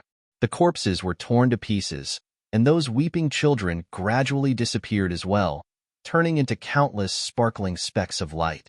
They rose, streaked across the horizon, brilliant like stars, and entered the next cycle of reincarnation. The night wind blew his long hair wildly. In a trance, Senju Takuma heard the children thanking him. Thank you. Reincarnation, such a beautiful beginning in the next life. Please be safe. He couldn't help but laugh and shake his head. He withdrew all of his power and retracted all of the ancient trees, flowers, and vines that grew out of the building. Apart from the battlefield that was full of scars, there were no innocent casualties. However, compared to such a trivial matter, it was better to check on Yijioza's situation. If Kuroda was not mistaken, that familiar chakra fluctuation should be Uchiha Madara's Susanoo. They have fought against each other thousands of times, and they can completely determine each other's position and state by just a trace of chakra. Being familiar with each other is like being familiar with another person. Madara? Senju Takuma didn't stop and rushed to the scene of the incident. A major accident broke out in Fuyuki City, attracting almost all the reporters in Japan. Senju Takuma no longer came out and pretended to be an ordinary citizen and participated in the rescue mission with the rescue team. They dug in the ruins for a full 3 hours before they finally dug out the 5 dogs and 30 children that were buried underneath. Not only that, the police also found a large number of children's bodies in the ruins and blood that couldn't be washed away. Fuyuki City's security forces gradually concentrated here, and countless adults with suppressed silence dug out a centimeter of flesh from the stones, or dug out a shoe, or dug out a finger. There were also countless heads, bodies soaked in tanks, and body pieces that were cut into pieces. The dead were all children. Low cries sounded, and there were mothers kneeling in front of the ruins, crying while holding their children's coats. The rescued children hugged their parents and cried, venting the fear in their hearts that couldn't be eliminated. The police officer took off his hat and bowed his head, mourning for the huge ruins and bones. Children are the future of a nation, but because of the incompetence of adults, they were buried. If he had discovered this place earlier, he would have been able to suspect Long Jijia earlier. Would he have been able to? Could he have prevented this tragedy from happening? Unfortunately, in this world, there is no if. While Goose Night came late, in a warehouse somewhere, he ordered his servants to attack Tashiomi Inaka. Eventually, he fainted because his body was overloaded. When he woke up, he hurried to the scene of the incident, but found that the chaos was still ongoing. Ryuk was arrested, Castor was out, and Yijioza was admitted to the hospital. While Goose Night looked at the huge gap on the building and the completely changed terrain, leaving only silence. Such a large-scale attack, such outstanding lethality. Whether it was Yijioza or her servants, they were not simple. He took a deep breath and couldn't help but cough. Dark red blood flowed through his fingers, and he spat out live worms wriggled in his palm. Wild Goose Night pushed away the crowd, came to a secluded place, and spat out a pool of blood. Finally, he leaned against a tree and fell down. He was so tired, in a daze, he saw Yijioza's servant standing in front of him and faintly sighed. Because he was a child, and a child rescued from the ruins, Yijioza was lucky enough to enter the VIP ward of the largest hospital in Fuyuki City without spending a penny. Before entering the hospital, he received the news that Ryuk was detained. At the same time, the Psycho Killer dungeon was successfully completed, and the Jinjiang system gave him a good reward. Ding! Congratulations to the knight for completing the war. The Psycho Killer dungeon, rewarded with a Messenger of Justice title. Wearing this title, all attributes will be increased by 25%. The effect is permanent. Ding! Due to the knight's outstanding performance in completing the mission, Jinjiang System Number 001 Little Sparrow will send you an extra large gift package within 7 days. May you be blessed with luck and receive the gift you want. After leaving behind a vague notice, the damned Jinjiang system disappeared. Then, he went to the hospital. There were 2 beds, a television, and a vibrant devil's ivy and unknown flowers in the room. Other than the strange and dark faces of the patients, the treatment was no different from the hospital in the future. Yijioza was on in 4, and Kimimaro was peeling an apple with a bone knife. 5 dogs were quietly lying under the bed, guarding the clinical patient. Speaking of which, dogs were not allowed to be brought into the hospital ward, but they were not normal dogs. They took advantage of the medical staff's absence to sneak in. During the Holy Grail War, it was too dangerous to leave their feeble owner alone in the hospital ward, especially when her clinical patient was a man. The man had blonde hair that was combed neatly. His facial features were strong, and his eyebrows were deep and handsome. However, he had a bad temper. Ever since Gyoza entered the ward, he had quarreled with his fiancée several times. Kenneth, this is not England. Control your temper. She's just a child, Sora said helplessly. Even if Dillamudden. Fine, I won't mention Dillamudden. The veins on Kenneth's forehead bulged. Damn Dillamudden. This guy. Enough, Kenneth. Sora twisted the towel. It's just a confession from a man. Isn't that common in England? Kenneth held his forehead. This is different, Sora. I can't face a man who covets my body. And now, we can't lose his help. I can order him, but the charm is not omnipotent. Kenneth had a headache. Do I have to make a body deal with him to achieve the goal of victory? Sora, what should we do? What can we do to make Dillamudden give up this idea? Hiss, what the fuck did he hear?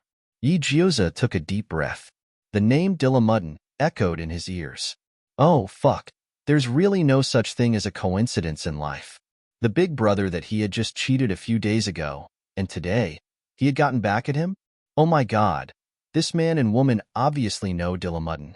In other words, they are the master and fiancé that Dillamudden mentioned? Oh my god. This joke has gone too far. Kenneth, I don't know. Sora's mood was even more complicated. Why don't you talk to Dillamudden? A servant who covets you will never betray you. I think it's better to talk to him. He should be back soon, right? Gyoza bit the apple, and his face became as green as the apple skin. He didn't hear it wrong. The big brother named Dillamudden will be back soon. If the big brother recognizes him and tells the whole story to his master, then wouldn't he be finished? Damn it, I have to think of a way to solve the patient's troubles, not to be blamed by Dillamudden, and perfectly protect myself. Gyoza's brain was working fast. Sora went out with the basin. Gyoza's eyes rolled, and he decided to make the first move. So, he pretended to look at Kenneth and talk to him with the enthusiasm of a Pomeranian girl in his previous life. Kenneth ignored him, but the more Gyoza talked, the more excited he became. In the end, he successfully attracted Kenneth's attention with his annoying chatterbox mode. One of them was from Huaxia, and the other was from England. Separated by an aisle, they sat on the hospital bed and talked to each other in Japanese. Mr. Kenneth, your hairline is a bit high. Are all Englishmen bald? Shut up, ignorant guy. This is a gentleman's hairstyle. Mr. Kenneth, gentleman has another meaning. It is said that it is a pervert. Shut up, stupid guy. You are blaspheming the noble's personality. Mr. Kenneth, does your fiancée not like you? You see, she doesn't even peel an apple for you. Shut up, despicable guy. I don't like apples at all. Oh, then she can peel a pear for you. Gyoza chewed the orange and smiled. By the way, Mr. Kenneth, I see that you are very healthy. Why are you occupying a hospital bed? Kenneth didn't say anything.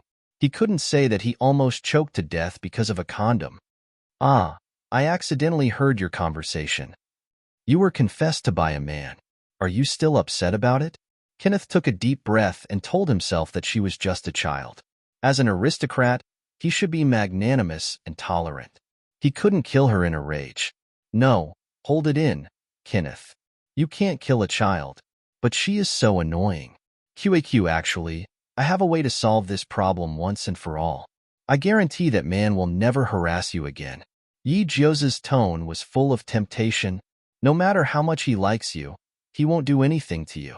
Kenneth was a little interested in her words. Oh, I only want you to cooperate with me. Kenneth frowned. What? What do you mean? However, before he could finish his words, the door opened with a click.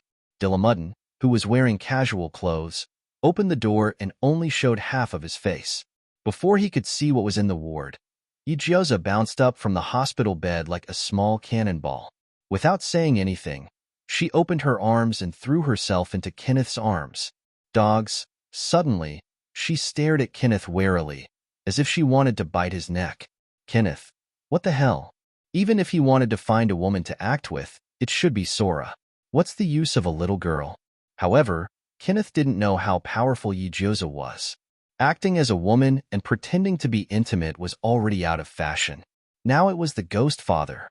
Gyoza looked up and sweetly called out to Kenneth, Daddy. Kenneth. He felt that he was going to die of high blood pressure at such a young age. Why didn't he think of that? With Dillamuddin's chivalrous spirit, he would never touch a married woman. Oh no, a married man. Especially when he suddenly had a child. It was even more impossible. Now that he had a child, Dillamuddin should consciously restrain himself. In this way, wouldn't the problem be solved smoothly? Kenneth immediately got into character. So, Sophia, you've grown up. Yijuza said loudly, Yes, Daddy, Sophia has grown up. Then, they tacitly turned their heads and looked at the bewildered Dillamuddin in the ward at the same time.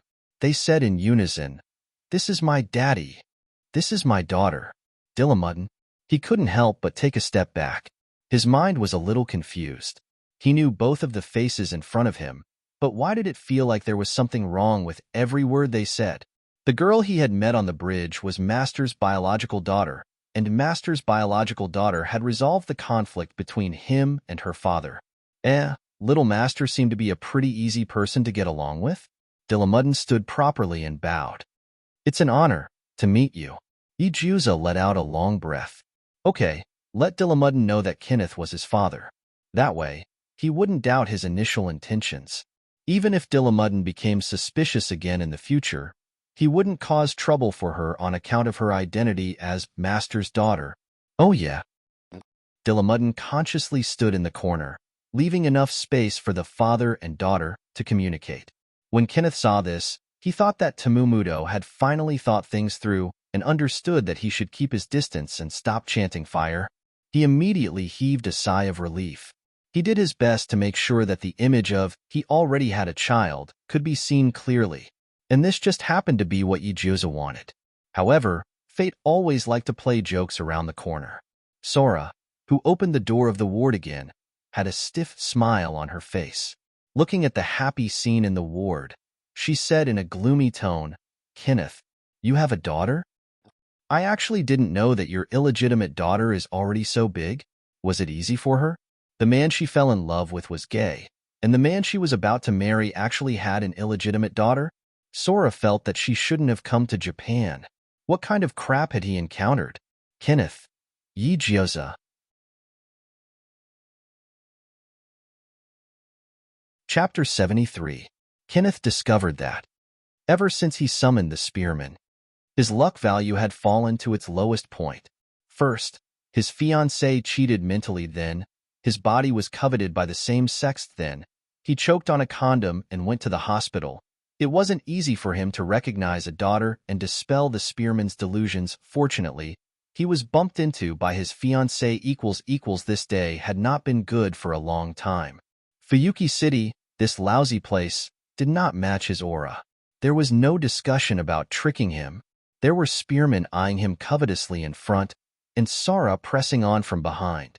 Kenneth suddenly realized that this was a terrifying and ruthless world. The cold ice rain patted his face chaotically, only the dog in his arms still had the warmth of a lowly. He tensed up his nerves, he deliberated over his words. Sora, this is very complicated. I'll explain it to you later. As he spoke, he also took the time to glance at Dillamuddin. He tried to make Sora understand with his eyes there were too many people in the ward, and it was not suitable for communication.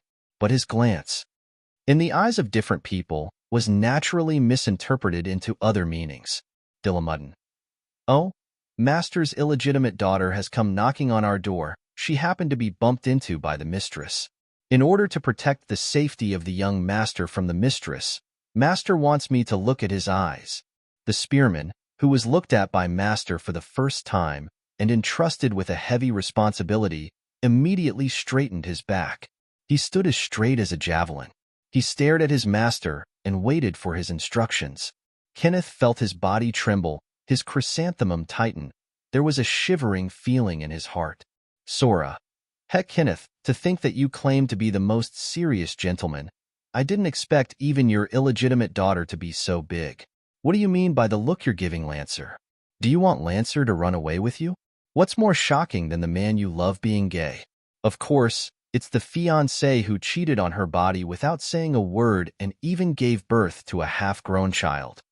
Sora did not doubt the bloodline of this child at all. After all, the British culture was open, and there were many young girls in their teens who had sex. Furthermore, Kenneth had already made sufficient preparations for the Holy Grail War. He had even specially visited Japan in the past and stayed there for a long time. If this child was left behind at that time, it would make sense. As for why she didn't look like Kenneth at all, maybe it was because her mother's genes were stronger. Sora imagined a drama in every minute, and her anger rose to the extreme. She was indeed not a good woman. Not only did she treat Kenneth as a spare tire, but after falling in love with Dillamudden, she even planned to steal the curse and occupy the hero spirit. But no matter how unbearable she was still a noble magician, a true proud daughter of heaven. Kenneth made her lose face, so why should she stay in Japan and suffer like this? Damned Holy Grail, I'm not going to fight for it anymore. Sora's face was frosty. Explain later? Heh, Kenneth, go back and explain to your families. Kenneth was shocked. Sora, shut up, I think our engagement should end here. Sora laughed angrily. I'll go back to England tomorrow. I hope you're still alive after the Holy Grail War ends. By the way, bring your daughter with you, and give an explanation to the two families. Sora, she's not. Get lost. Sora slammed the door, and the huge force created a strong wind, causing Dillamudden's Ahogue to fly up. He swayed for a long time before falling back down. Her high heels made a sonorous sound as she walked further and further away. Kenneth held his forehead with a headache. Dillamudden, go watch her until she boards the plane safely. Dillamudden nodded and left the ward. The 5 dogs under the hospital bed watched the drama with relish. Putting aside the shackles of their identity and their cold and aloof external image, they were still somewhat interested in human gossip. Gilgamesh was the first to bark. The performance of the miscellaneous cultivator has slightly piqued my interest. Uchiha Madara barked back. If you can, call her miscellaneous cultivator in front of the owner. Gilgamesh was speechless. Aizen rested its chin on its front paw. The owner is an interesting child. Although the method is a little strange, it's very effective. 9 Orchid Flower barked tolerantly. What a lovely and lively girl. Dogs all looked at it. Lively and lovely. Is there something wrong with your ability to understand? Saishomaru snorted. Shut up. You're very noisy. Dogs cast a cold and gloomy look. Saishomaru barked calmly. It's not over yet. Kimimaro calmly peeled the apple. When he was bored, he carved the apple into the heads of Tibetan mastiffs, white firewood, golden retrievers. Then he ate them one by one. Dogs were speechless. How much hatred did he have? Saishomaru's not over was indeed not over yet. Sora and Dillamudden had left, but Ijioza's performance was still going on. The 5 dogs held their breath and watched quietly. The only thing missing was a dog bowl in front of them to eat some food. Ijioza sat upright. Before Kenneth could vent his anger on her, he said seriously, you should have chased after her just now and given her a hug of love. You should have immediately taken her to buy bags, clothes, and cosmetics. You should have apologized to her. That way, you might have been able to redeem your lost love. Kenneth was speechless. Huh. Yi Jiuzitsged. Let me tell you, you can restart your career, but you only have one wife. If you miss this one, there might not be another one. Kenneth was originally suppressing his anger, but it instantly exploded. There won't be another one? I am the dignified head of the family. I have money, power, and influence. How can I not find a woman? Yeah, even if you have money, power, and influence, you still can't cure your receding hairline. Kenneth was speechless. When you are bald, the woman you marry will probably only want your money. Maybe in the future, you will touch your Mediterranean Sea and collapse. You once had a true love in front of you, but you didn't cherish it. You will regret it after you lost it. Are you willing to let her break off the engagement and marry someone else? Are you willing to let her give birth to someone else's child? Apart from her, can any other woman enter your eyes? Don't look at me in such shock. I am very good at using parallelism. My primary school teacher often praised me for being a multi-level marketer. Kenneth was speechless. Forget it. Let me put it in another way. I am your daughter now, but there is no one to choose as my mother. Ijioza smiled. Dillamudden will find out sooner or later that you are a widower. In this way, There will be no psychological barrier for him to chase after you. Kenneth was speechless. I really can't live like this anymore. He took a deep breath. I have a mission here that I must complete. This mission is related to my family's glory. It's impossible for me to leave. Gyoza said earnestly, but you stay in Japan, hospitalized, chased by a man, and lost your fiancé? Kenneth was speechless. It's not that I jinx it, but with your bad luck, maybe. Hey, Fuyuki City hasn't been peaceful recently. Why do you have to take it so hard? If you lose your life, no one will give you another one. When you are done, your family will be someone else's, your woman will be someone else's, and your glory will be someone else's. As for you, once you're buried, you'll be forgotten within a few months. Kenneth's face became more and more ugly. There are many ways to achieve family glory. Even if it doesn't work this time, there will be a next time, right? Why do you want to hang yourself on a crooked tree? Kenneth's eyes lit up. Gyoza's words really poked his heart. If it doesn't work this time, there will be a next time. Why should he hang himself on Dillamudden, a pikeman bent like a mosquito coil? He could give up, protect himself, and get back Sora, then find a suitable servant in the next season. Anyway, he would never summon a pikeman again. What's more, he didn't know how to face a curved gun. With a wavering and repulsive attitude, he would never be able to play well in the Holy Grail War. Maybe, as the child said, he would really become cannon fodder. Kenneth rubbed the spell on his back, and his eyes turned to Gyoza. He couldn't see through the little girl's breath. She looked like an ordinary person, but she didn't look simple. However, if she really harbored evil intentions, she would definitely not give him advice and suggestions. Kenneth thought for a long time and closed his eyes. Little girl, have you heard of the Holy Grail War? If you are willing, I want. Early in the morning, Kenneth dragged his suitcase to chase after Sora. He had liked Sora for many years. Even if she fell in love with his servant, even if she rarely had him in her heart, he still didn't want to lose Sora. The girl named Six Twisted Dough Twist was right.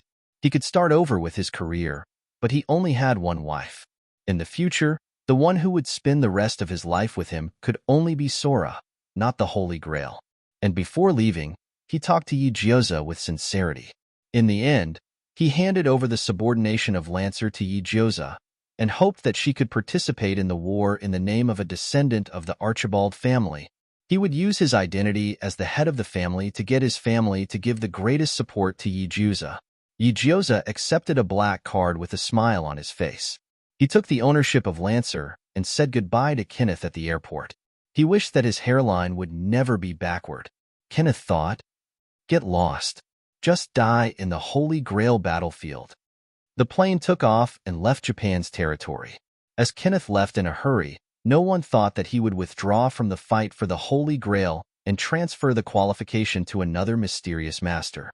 Without a doubt, this increased the workload of other masters to collect information. Compared to the frowns of others, Gyoza was in high spirits with the black card in hand. He took Dillamudden to Ginza and started buying like a nouveau riche. But he didn't buy anything for himself. Instead, he bought piles and piles of clothes for Dillamudden, Kimimaro, and Senju Takuma. Master. Dillamudden had never met a master like Gyoza. He lowered his voice and said, did you buy too much? Gyoza said generously, not much buy. Dillamudden held his forehead and felt a dull pain in his temples. After discovering that the contract had been transferred for no reason, it wasn't that he wasn't angry. From the moment he was summoned by Kenneth, he saw Kenneth as his master and swore to assist this monarch in a beautiful battle. Even though the contract had been transferred, he still remembered the master whom he swore loyalty to for the first time. But it had to be said that Gyoza was indeed more outstanding as a master than Kenneth. She had a righteous heart and was open and candid.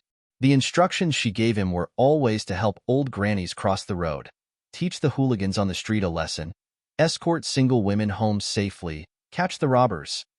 Well, these were all instructions that were in line with his chivalry, promoting justice and love. Therefore, they got along quite well. After Gyoza approved of him, he actually used a few incantations to issue the command that he loved to hear the most. Dillamudden, I command you, with your beliefs and choices, be loyal to your path and heart. and survive this holy grail war. With that, Dillamuddin was completely subdued and swore to serve Yijioza until his death. Then, there was no then equals equals he began to take care of the house's chores. He was clearly holding a gun, but he forcibly replaced it with a ladle and a spatula. He was clearly good at fighting, but he was made to squat down and comb the hair of 5 dogs. He learned to cook a feast, learned to take care of pets, learned to mop the floor and wash dishes, and even learned to draw a parabola and square root with Kimimaro. Go to hell. Why did throwing a gun have to be a parabola? Forget it. His master also liked to set up a stall on the bridge, and especially liked to drag him to squat on the street. In the words of his master, Dillamuddin, ever since you came to the bridge, there have been more and more beautiful girls around me. You really are my lucky star. He replied dryly, there are obviously still men. Oh, that's for you. You have to believe in your own charm. Dillamuddin, you really think too highly of me, thank you. This plastic-like master-servant relationship made him want to violate the chivalry spirit for once, commit suicide, and return to the throne of heroes. However, his master's order was to live well. Why did he feel the pain of wanting to die but not being able to? Fine, forget it. As a knight, he could not criticize his master. But could his master stop promoting him to be a male lead all day long? Yijioza lamented, Temumudo, look at yourself. You have 8 packs, you're handsome, and you have a charming mole. You were born to stand on the stage and be a superstar. You can obviously rely on your face to make a living. Why do you have to rely on your strength? Dillamuddin was powerless. Master, I'm just a spirit.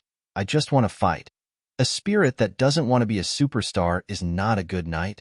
Yijioza said seriously, see that stage? You can stand there and attract the attention of all the servants. Are you worried that you can't fight?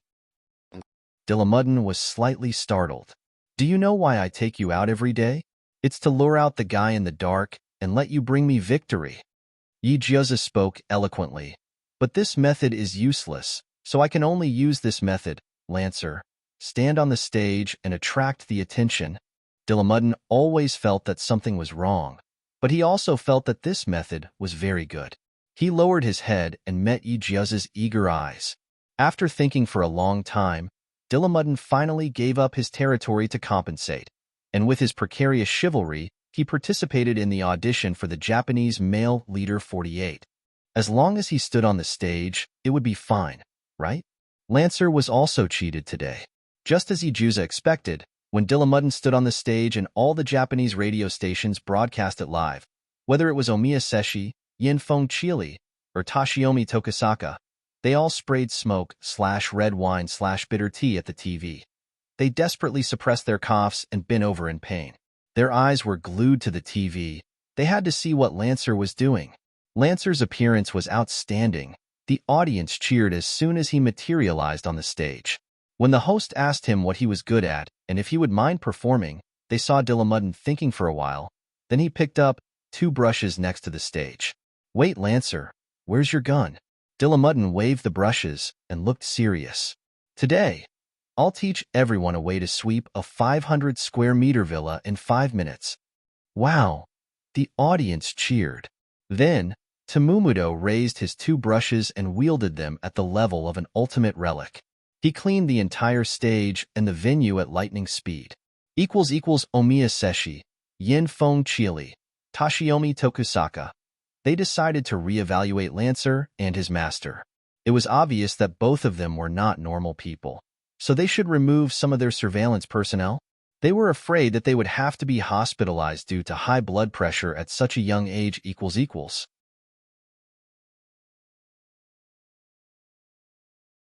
Chapter 74. A chaotic night in Fuyuki City. The weak Wild Goose Knight fainted on the side due to exhaustion. In the end, it was picked up by Senju Takuma, who was left behind in the ruins. At that time, Yijioza was sent to the hospital for a drip. Senju Takuma was in charge of taking care of the injured in the house. How would he know? When he gave Jin Tong Wild Goose Knight a checkup, he was shocked to find that the engraved insects in his body had already started to eat his flesh, bones, and organs.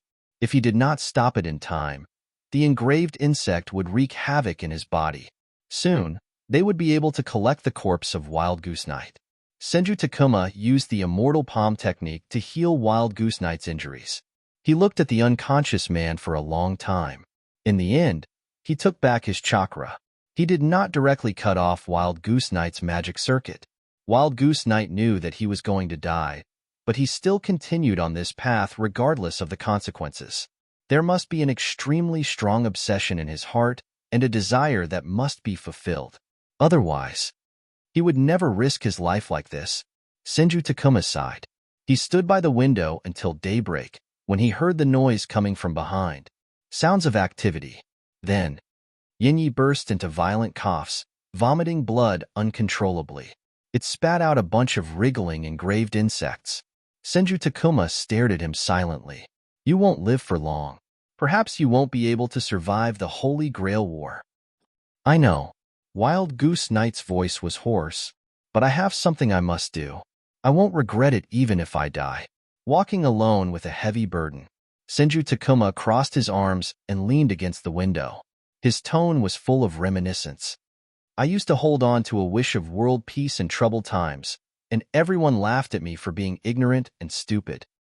But as long as I think of my close friend who holds the same dream as me, who is looking forward to it and struggling together, I firmly believe that I will succeed. Even if I die, there's still him who will advance with conviction. Even if he dies, there will still be descendants who will fight for their faith.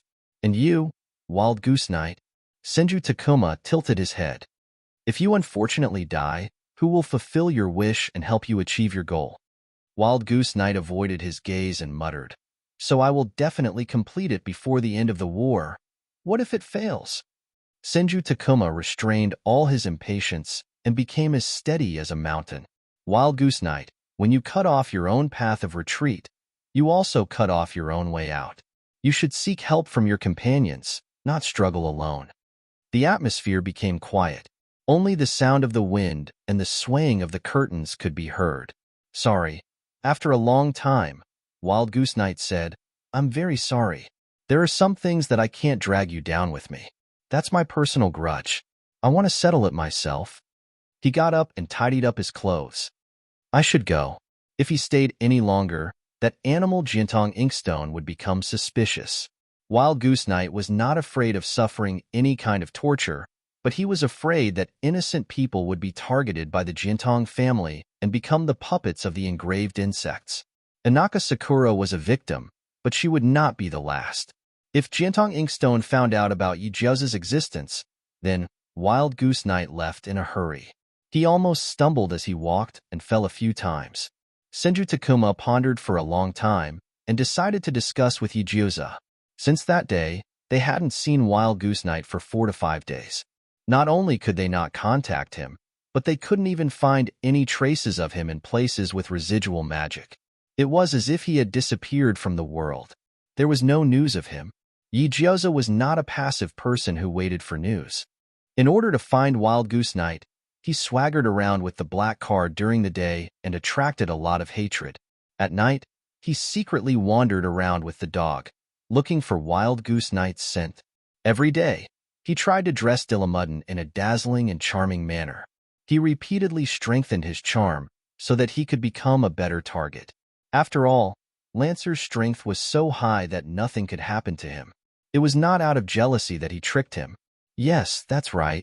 After being busy for a while, he tricked Lancer into participating in the audition to attract attention from all sides. He and Senju Takuma took the dog and sneaked into the Jiantong family's mansion. Lancer was at the audition. Several masters and spirits would naturally think that he was among the audience and was cheering for Lancer. But in the vast sea of people, there were many innocent people. Even if Magician was given 100 guts, no one would dare to kill in the crowd. It was wishful thinking for them to want to find him. Yijiaoza and Senju Takuma finally touched the periphery of the Jiantong family's mansion. Unfortunately, the fortress of the magic family always had this and that enchantment. It was difficult to sneak in even if you turned into a fly. There's an enchantment. Senju Takuma frowned. Let's dig in, Yijiaoza suggested. The enchantment is outside, but it can't cover the ground, right? Senju Takuma, try it. I have pumpkin seeds here. You can plant them. Yi Jioza came up with a bad idea. Ripen it, and try to extend the roots inside. Try to touch the edge of the enchantment. Senju Takuma thought about it, and felt that it made sense.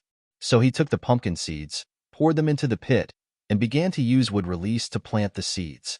As the Grandpa Yuan Longping of the shinobi world, Senju Takuma was skilled in planting melons. The seeds that were half dead a second ago became digging machines the next second.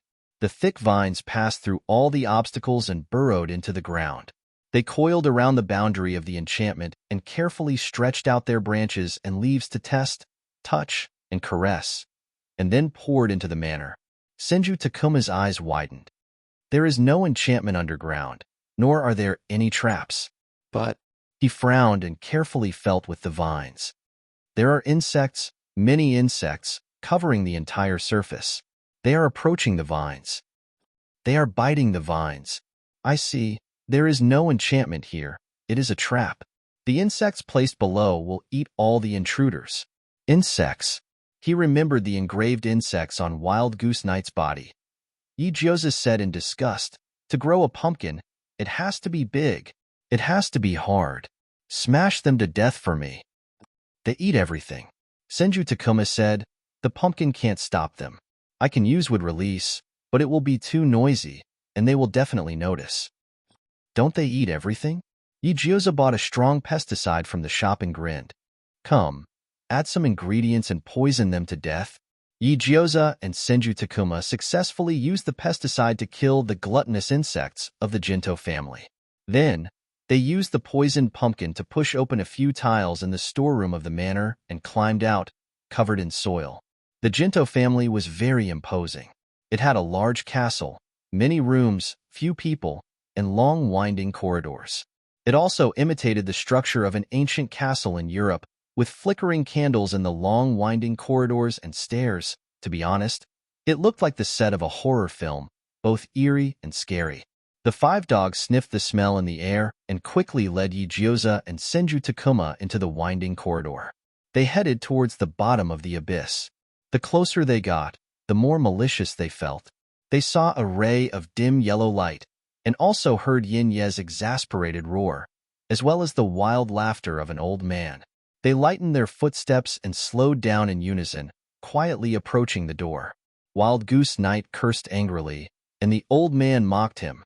Amidst the battle of words between the two, there was the sound of insects squirming, and the girl's low moans of pain. Animal, you promised not to let the engraved insects torture Sakura anymore. Wild Goose Knight pulled on the chain on his arm, making it clatter. I said I would bring back the Holy Grail.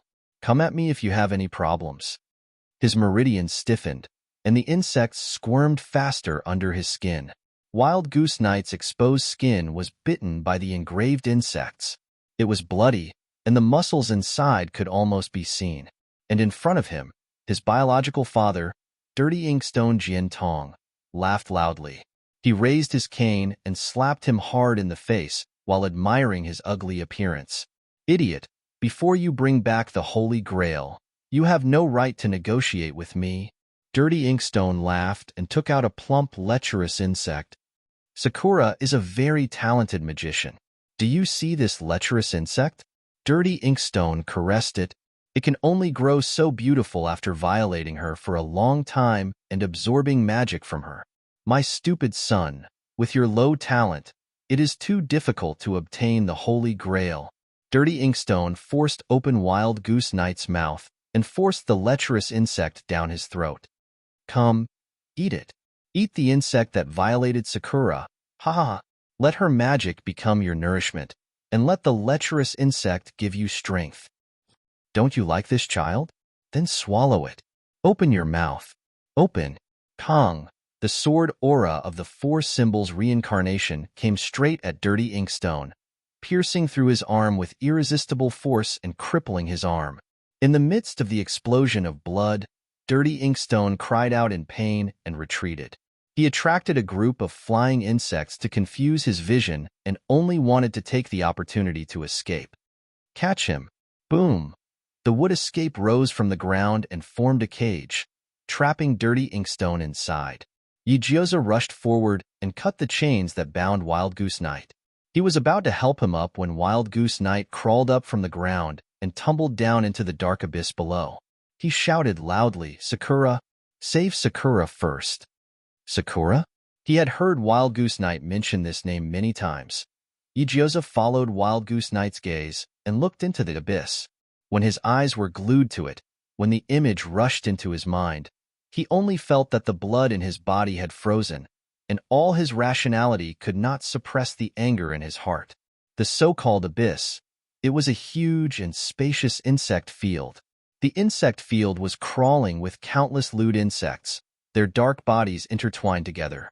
Under the slightly dim light, it looked like a black hole, as if it wanted to suck away all conscience and hope.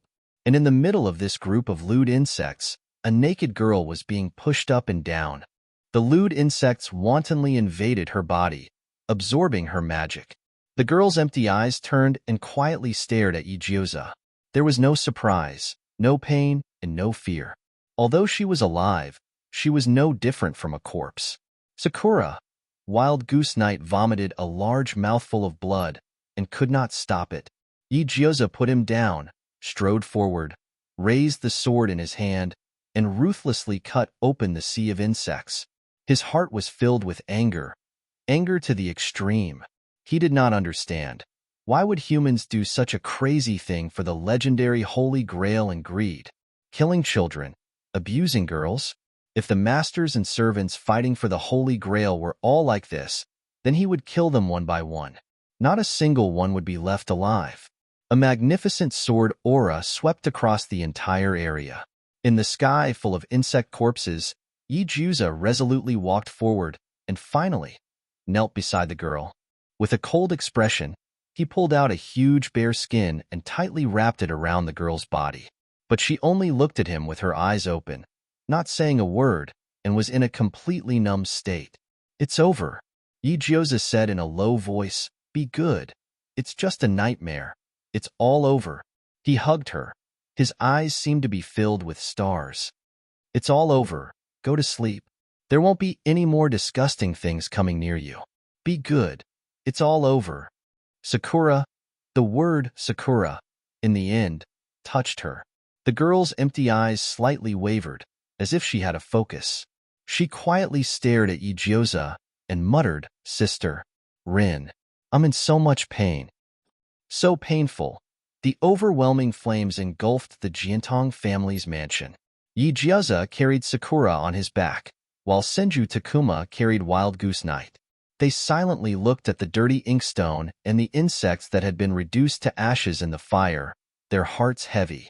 Can they still be cured? The insects are connected to their lives. Destroying the insects is the same as killing them. Senju Takuma said, "We must find a magician who is proficient in this, otherwise, they can only die." Yigioza nodded. "Take them to England. Kenneth promised me that as long as I represent his family in the war, the Archibald family will be willing to do their best to help." Yigioza tilted his head and looked at the girl leaning on his back. They probably won't refuse to treat two injured people. As long as Wild Goose Knight is willing to withdraw from the Holy Grail War and transfer the command seal, Kenneth's forces will not make things difficult for those who have failed. Senju Takuma frowned. "What if Kenneth doesn't have the tolerance?" Yigioza said ferociously. "Then I'll send Lancer to England to accompany him."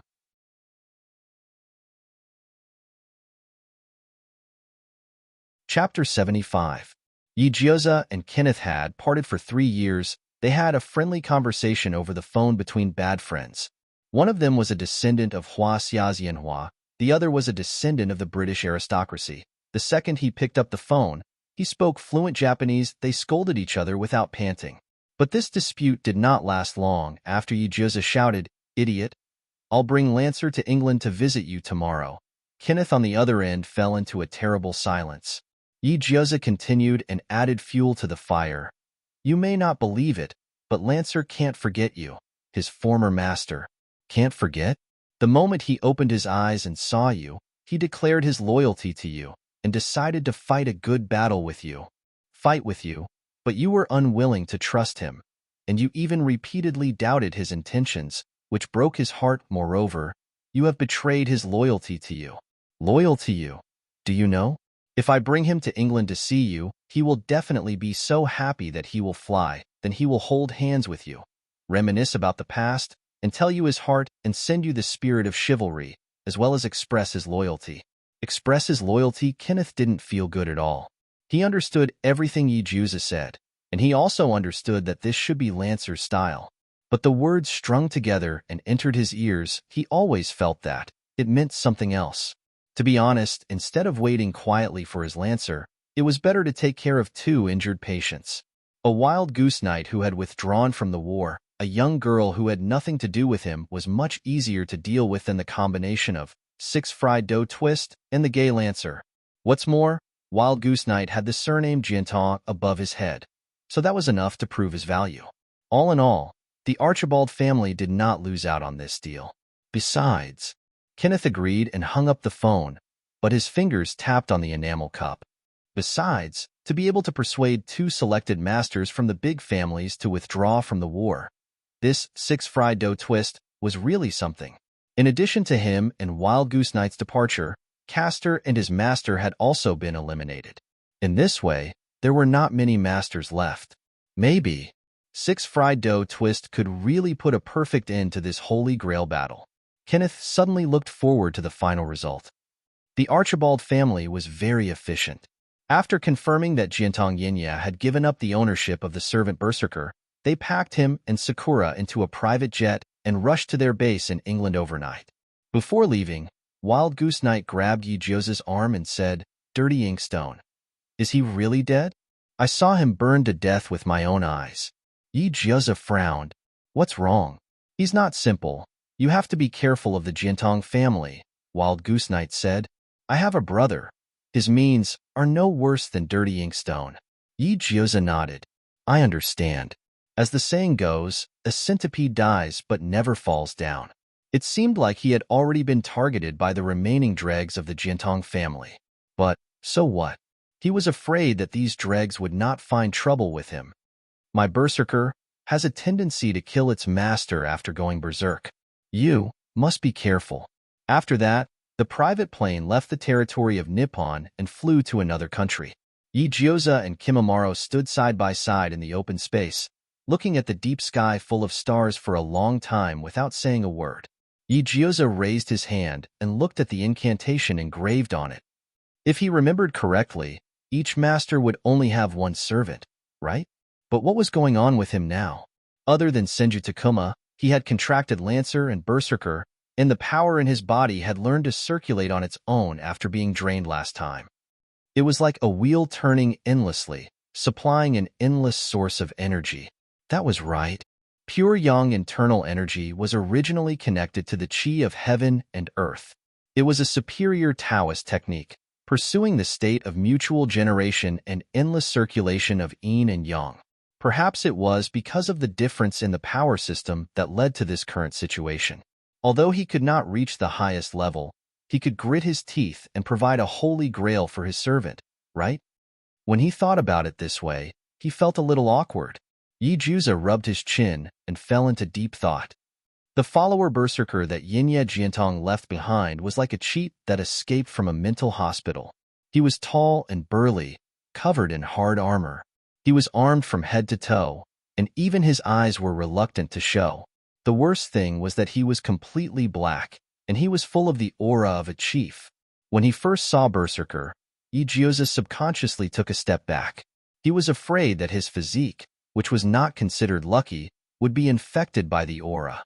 If that happened, not to mention getting the Holy Grail, he might even be crushed to death by a falling flower pot on the street. He felt that as a real man, he should not be afraid. Wasn't it just Faye? What was there to be afraid of? Anyway, he was indeed quite afraid QAQ, but this little bit of fear completely disappeared after knowing Berserker's ability. Ijusa would never have thought that the African chief in front of him had a pair of hands that could turn stone into gold. No matter how rubbish the thing was, as long as it was in Berserker's hands, it would become his precious artifact. Fuck, Berserker, you're practically a cheating artifact. Ijusa's eyes sparkled. He looked at the servant as if he was looking at a mountain of gold. Wild Goose Night actually let you get the Holy Grail. What a waste of talent. As soon as they heard the word talent, everyone had a bad premonition. Let me tell you. Berserker. When the words "let me tell you" came out, not only the 5 dogs, even the slow Senju Takuma and the loyal Kimimaro could not help but have goosebumps. There were already computers in 1994. Although they are old models, they can still be used. Gyoza was not afraid of Berserker's aura. He rushed over and grabbed his hand enthusiastically. My dear Berserker, your master is seriously inviting you to invest in the stock market. Everyone was speechless. Do you see the computer in the corner? Gyoza stretched out his hand and pointed. His tone was cheerful. Go, my Berserker, put your lucky hands on the keyboard. Use your ability to connect the lines and control all the financial data. Turn yourself into a computer and let the precious artifact make money for us. Please predict the stock price limit tomorrow. Berserker, money isn't everything, but you can't do anything without money.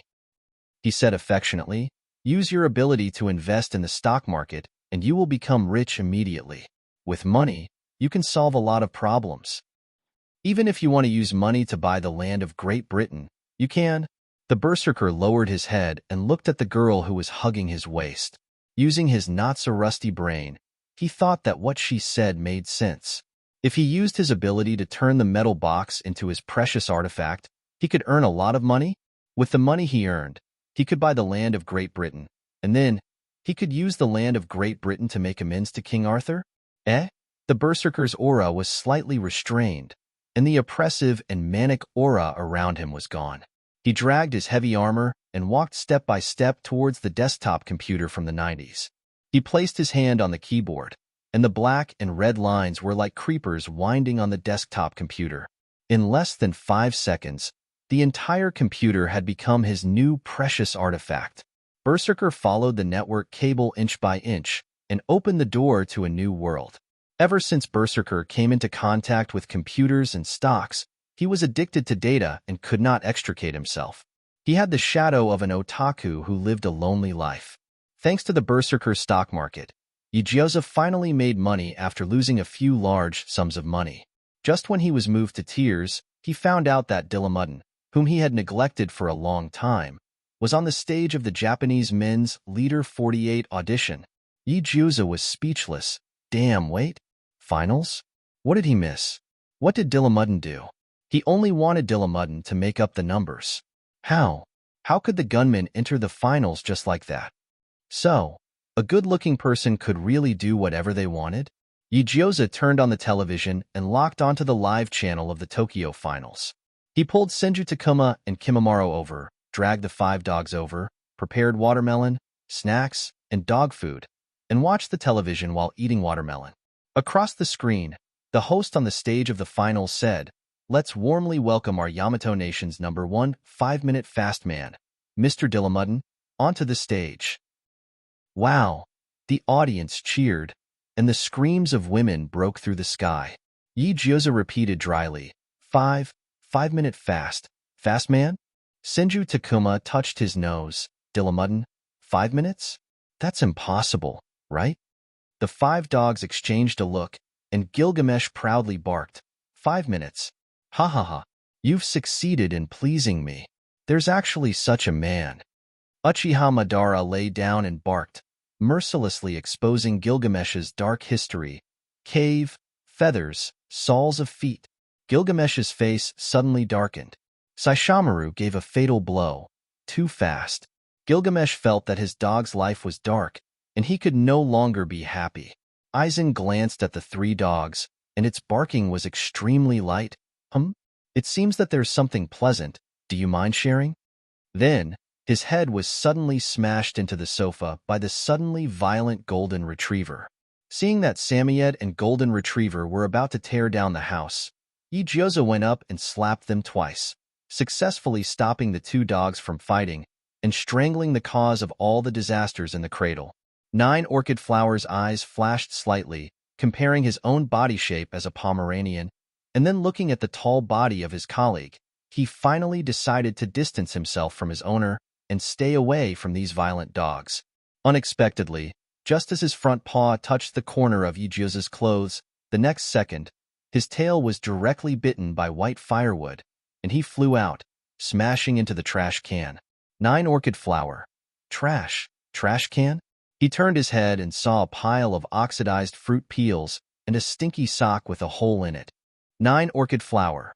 The Pomeranian flew out and rushed into the bathroom like a cannonball. His severe mysophobia suppressed his instinctive fear of water. He turned on the faucet, knocked over the hand sanitizer, and scrubbed himself hard. After not seeing him for a long time, Dillamuddin's life had become more and more exquisite, and his cleaning skills with 2 brushes in one hand could be said to be superb. After going through the auditions, preliminary, semifinals, and semifinals, Dillamuddin, who was standing on the stage of the finals, had already achieved the lifetime achievement of quickly cleaning a 1,000-square-meter villa in 5 minutes. With the blessing of the love mole, Dillamuddin was the only man who did not rely on singing, but relied on brushes to enter the finals. Even he was ranked first in popularity Yugioza was deeply shocked, especially when he saw Dillamudo standing on the stage. Dillamudo had already skillfully pulled out 2 brushes from behind him, and had even carefully cleaned the entire venue. Damn it, his worldview was shocked. Gunner, where's your gun? You said you were invincible, but in the end, you only had 2 brushes, and it was reduced to 5 minutes? What was the difference between this and going out to have sex? But in the end, you were sitting in a row and attacking the turret.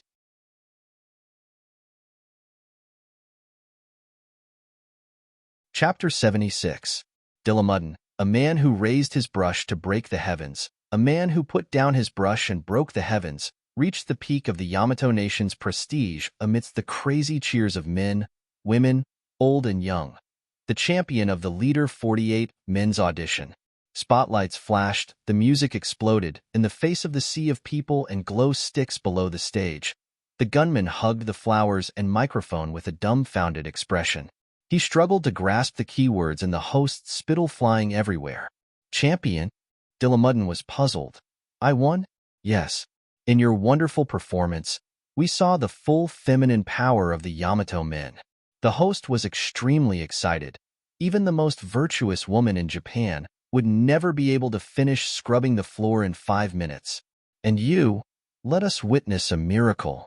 The host's microphone almost poked the gunman's handsome face. Mr. Dillamuddin, may I ask, after you won, do you have anything to say to everyone? Seeing that Dillamuddin began to think, in order to explode the program's ratings, the host struck while the iron was hot. Do you have any important person that you want to say to him or her?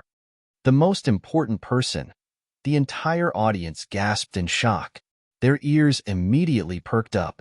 Important person. Dillamuddin pondered for a moment. He bowed slightly, as if there was someone in the air in front of him.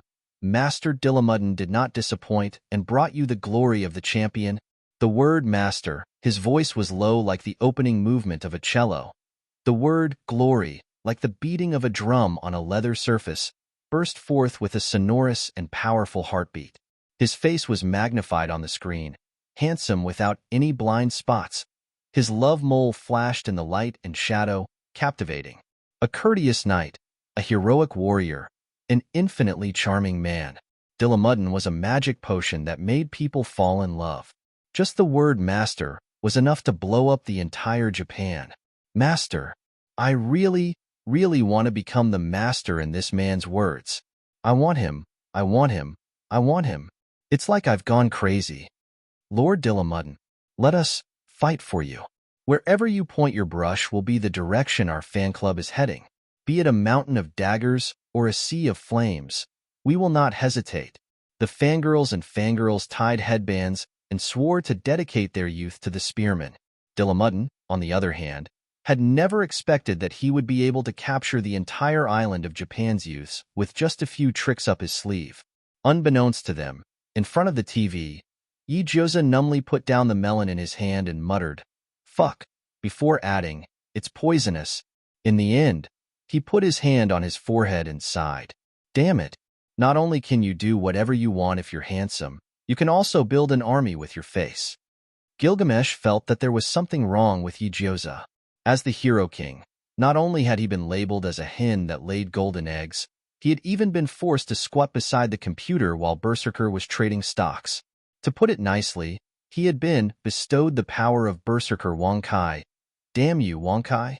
Mongrel cultivator. Squatting beside the mad dog, Berserker did not feel any joy at all. The Hero King still could not forget that it was the angry Berserker in front of him who had chopped down the street lamp beneath his feet, used a plane to bomb his Vamona, and even attempted to snatch King Arthur's ownership rights from him. To put it simply, he was going against him in every way. Furthermore, one of them was proud and shiny, while the other was dark and gloomy. They were archenemies no matter how one looked at it. Yet, they had to get together to trade in that nuisance of a stock equals as for Berserker. His brain seemed to have been kicked by a donkey. He was able to sit in front of the computer for an entire day to trade stocks in silence. There were no signs of him acting up. It was as though the wild dog that had chased after him in World War IV was just a hallucination. Gilgamesh barked as she sprawled on the floor to take a nap. She was mentally exhausted. Following that, he half opened his eyes and saw Yigyoza whispering something to Kimimaro. Judging from her excited look, she must have thought of something wicked. Indeed, Yigyoza turned around and came to Berserker's side. He gave an order. It's getting cold. Let the Jintong family's stock market crash. They're filthy rich. Don't be afraid. Fight them head-on. Yigyoza emphasized the word rich, and Berserker seemed to be very interested in it. His slightly bent back straightened a lot, as though he was in a state of work, ready to go all out. Gilgamesh. His dog face was twisted as he looked at Yigyoza and then at Berserker. He could not help but have a terrifying thought arise in his mind. The mad dog Berserker likes money, and he hates the rich very much. He hates the rich so much that he would go all out to rob capitalism with just a command from Yigyoza? No wonder. No wonder Berserker refused to let him go during World War IV. Excluding the competition between masters, the main reason was that he was rich. Whether it was armed or casual clothes, Gilgamesh liked shiny treasures, and he exuded an aura of "I'm a nouveau riche, come and rob me from head to toe." Berserker's imagination was limited by poverty, and he dreamed of living the life of a rich man. So his first target of attack was either Gilgamesh, who was protected by gold, or King Arthur, who held a golden sword. Was the reason why Temumudo was able to survive Berserker's attack back then because he was dressed shabbily? Was Iskandar, the Conqueror King, not Berserker's target because he did not like to wear gold? Gilgamesh fell into a magical hole in his brain. The more he thought about it, the more he could not extricate himself. Just as Berserker was attempting to collapse the Gianto family's market, Yigyoza was carrying white firewood, and Kimimaro was carrying the Pomeranian as they strolled down the street together. At this moment, Kimimaro used a transformation spell to transform into a woman. She had a head full of wavy curls, a face as beautiful as a flower, and was wearing a youthful and beautiful sailor suit. She was tall, beautiful, pure, and moving, almost the perfect image of a nation's first love. With this stunning beauty, Kimimaro attracting attention in front, the washboard, Yigyoza at the back was completely incomparable. Gradually, his figure was swallowed by the crowd and disappeared in the back. Kimimaro was carrying the Pomeranian mainly to give his new idol, Dillamuddin. Oh, to send a message. According to Senpai's instructions, Dillamuddin was a man who could conquer the world with his face. He could be willful with his good looks, and no matter how unreasonable his requests were, he would be forgiven. And Yigyoza only had one instruction. Let Lancer convey his longing for his best friend, Tashimi in Osaka, and express his desire to see him. Yigyoza was very concerned about the name that Wild Goose Knight mentioned the most, Tashimi in Osaka. In his eyes, Wild Goose Knight was a serious, responsible, and good person, and the person that he bore grudges against was definitely a beast without conscience. Tashimi in Osaka was directly labeled as a beast by Yigyoza, and he was also labeled as beaten to death or crippled. Unfortunately, this guy was too well hidden, and his behavior was too low-key. It was too difficult to force him into the trap. Fortunately, Lancer did not disappoint and managed to win over the hearts of the people in Japan and became the public's lover. How could such a powerful force not be used? Toshiomi Tokisaka, Who told you to hide so well? It's time for the people to strip you of your underwear, hee. In order not to attract the attention of the hidden master, Kimimaro, an outsider, disguised as a fan to approach Lancer. Not only could he give instructions, but he could also ensure the safety of Yi Gyoza. Yi Gyoza killed Castor, persuaded Kenneth to leave, and sent away Wild Goose Knight. He had already become a thorn in the side of all parties. His ability to attract hatred was too strong. If he wanted to approach Lancer, he would be shot into a sieve. As for Tamumudo, as a live target, he was definitely surrounded by spies from all the clans. If there was no other way, as a knight, the gunner would have returned to his master's side. After so long, he still didn't come back. It could only be said that there was a deadly danger hidden around Dilamudden. Kimimaro held the Pomeranian and became a beautiful scenery in the crowd. He didn't have the aura of a magician, and he looked like a beautiful woman. No one would associate him with the white-haired boy. He successfully bought the poster of Dilamudden, squeezed into the scene of the meeting, and then bumped into a thin and handsome big boy. Sorry. I'm sorry. The big boy immediately waved his hand, and his cheeks were blushing. I'm really sorry for bumping into you. Are you okay? Kimimaro wanted to lift his feet and leave, but he thought that he was entrusted with an important task by the master, so he had to play well. So, he bloomed a gentle smile, instantly lit up his beautiful face. I'm fine, please rest assured. She brushed past him, her skirt fluttering in the wind. She was a lovely Pomeranian, leaving behind the fragrance of her soft shampoo. The big boy was dazzled, staring at the figure that disappeared in the crowd, stretched out his hand, and covered his beating heart. Webb took a deep breath, feeling that he had met his first pure love. Such a beautiful girl, unforgettable gentleness, such a beautiful back. Should I chase after her? Webb stood in circles. Should I chase after her? No, he was a little shy. He was a little nervous. Should I not chase after her? He had lived in England for so many years, and even dared to participate in the Holy Grail War. Why was he so cowardly at this time? Should I chase after her? Shouldn't I chase after her? Should I chase after her? Webb was in a dilemma. In the end, he gritted his teeth and stomped his feet, sneaked into the surrounding shops like a thief, and quietly followed behind the goddess. He was afraid that he would regret it one day, afraid that he would miss this encounter. How should he approach and talk? Webb squatted in the convenience store, peeking at the goddess from time to time. But he didn't know that beside him, Gyoza approached silently, raising his eyebrows and staring at his right hand that revealed the command incantation pattern. This silly boy is also a master? It was definitely a miracle that he could live until now. He looked at Webb, suddenly interested in talking. Gyoza and Webb squatted together in the convenience store, and suddenly said, "You look very troubled. Do you need my help?" Webb was startled and almost jumped up. When he saw that the person next to him was a little girl, he let out a long sigh of relief. A little girl? I can see that you like that beautiful sister and have been following her. Gyoza laughed. You? Clothes? Stool cut? Deceiving? Are you full? And Rue Pai waved. What a big tone. In this day and age, who hasn't liked a girl hugging a Pomeranian? I like this, and you can't escape. Gyoza let out a sigh and sold poisonous advice. Look at you, you like a person, but you don't even have the courage to confess. If I were you, I wouldn't follow her stupidly. Gyoza glanced at his command incantation and said calmly, I will immediately buy a dog, then lead the dog and meet her again on the street, using the topic of dogs to communicate with her in depth. Gyoza's voice was full of temptation. For this dog, it's best to buy a husky. Think about it, a husky is tall and majestic, and a Pomeranian is petite and cute. Dogs are like this, not to mention people. Isn't this implying that you and her are a perfect match? Webb, It seems to make sense.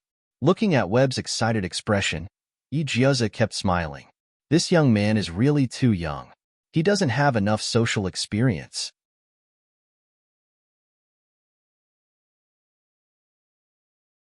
Chapter 77. Wilbur Velvet was a thin boy with a cute bob hairstyle, was shy and reserved, liked to study academics, and did not like sports because of his otaku nature caused his height to be shorter than that of the Levi soldier. Oh no. The soldier was slightly shorter by 3 centimeters equals. He grew up in England, was a member of the clock tower, and was also a student of Kenneth. But because the head teacher, Kenneth's mouth hurt the self-esteem of the adolescent, and the education bureau, clock tower did not accept Wilbur's complaint, even the students around him could not understand him. In the end, the teenager's Chinibu disease broke out. He opened the head teacher, Kenneth's express delivery, and became the master of Super Saiyan. Rider, he was dragged into a bloody magician's war. Wilbur's actions naturally could not be hidden from the various forces who had the intention to investigate. When Kenneth was persuaded to leave by Yigyoza, he also went to track down Wilbur's traces and came to a conclusion full of great wisdom. In the future, valuables can't be shipped by express delivery, and even if they are shipped, students can't be sent to pick them up. Otherwise, you may summon a follower who wants to have sex with you. What a bloody and tearful lesson. And the young Wilbur had grown up extraordinarily in this Holy Grail war. At a young age, he had lived the vicissitudes of an old man. Many years later, he would still use the Platonic spirit of philosophy to tell the world the truth. Curiosity killed the cat. Don't talk back to the head teacher. Don't open other people's express delivery. And don't go crazy to fight for the Holy Grail, especially don't listen to the nonsense of the lowly. You will harvest a damn husky. What a tear-stained lesson. Unfortunately, it was hard to buy it with money. At this time, Wilbur, who was still inexperienced, was led by the nose by Yigyoza.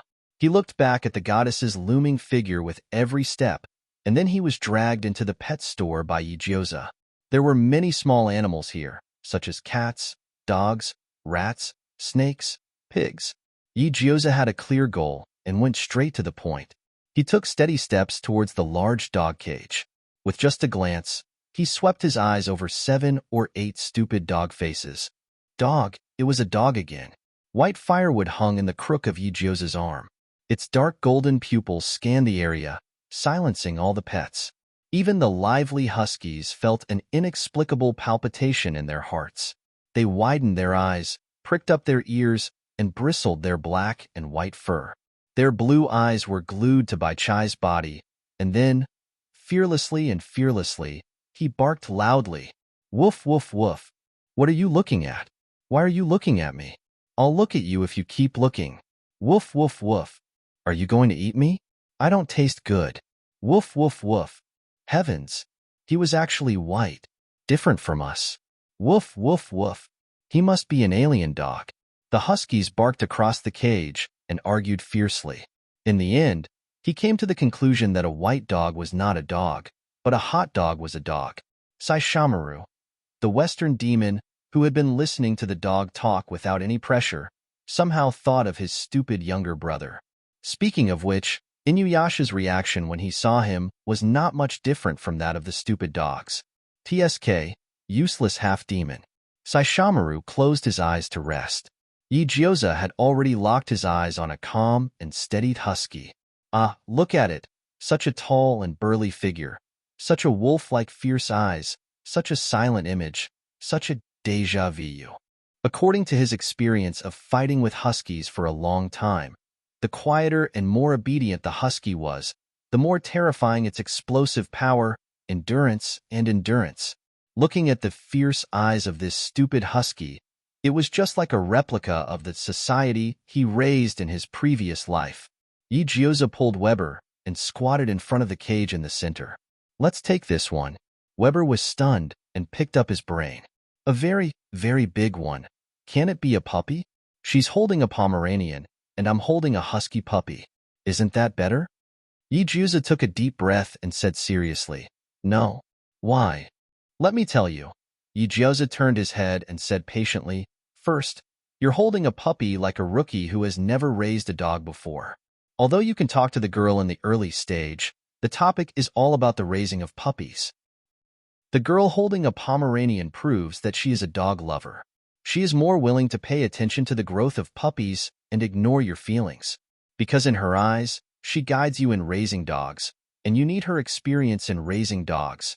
You rely on her existence. You rely on her, and she takes care of you. Well, You're holding the script of a little tadpole looking for its mother. Weber was speechless. He wanted to refute, but he didn't know where to start.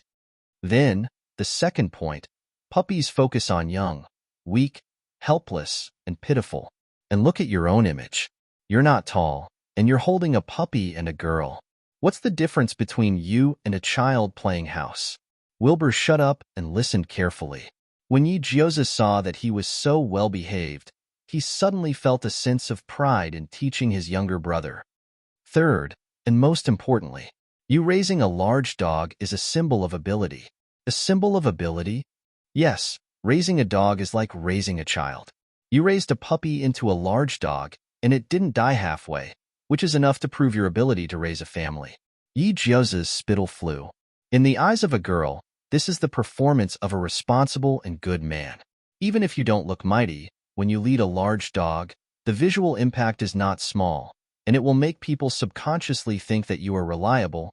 Weber's mind was still a little clear. He frowned and asked, "How do you know? This method will work." Yi Jioza. This child is so difficult. Yi Jioza was so angry that he jumped up and threw away his integrity. He patted his flat chest and said, "Nonsense, I'm a girl. Of course I know what to do to make a girl like me." That's right. After all, girls know girls better. Weber stepped into Yi Jioza's pit, happily paid the bill, and pulled out the calm and collected husky. Just as Yi Jioza was about to leave with a smile, he found a huge figure in front of him. It was like a mountain, blocking the sun above his head. His smile froze at the corner of his mouth. This aura is a servant? Yi Jioza twisted his stiff neck and looked at the heroic spirit close at hand against the light. He was burly, muscular, 2 meters above sea level, and had a round waist.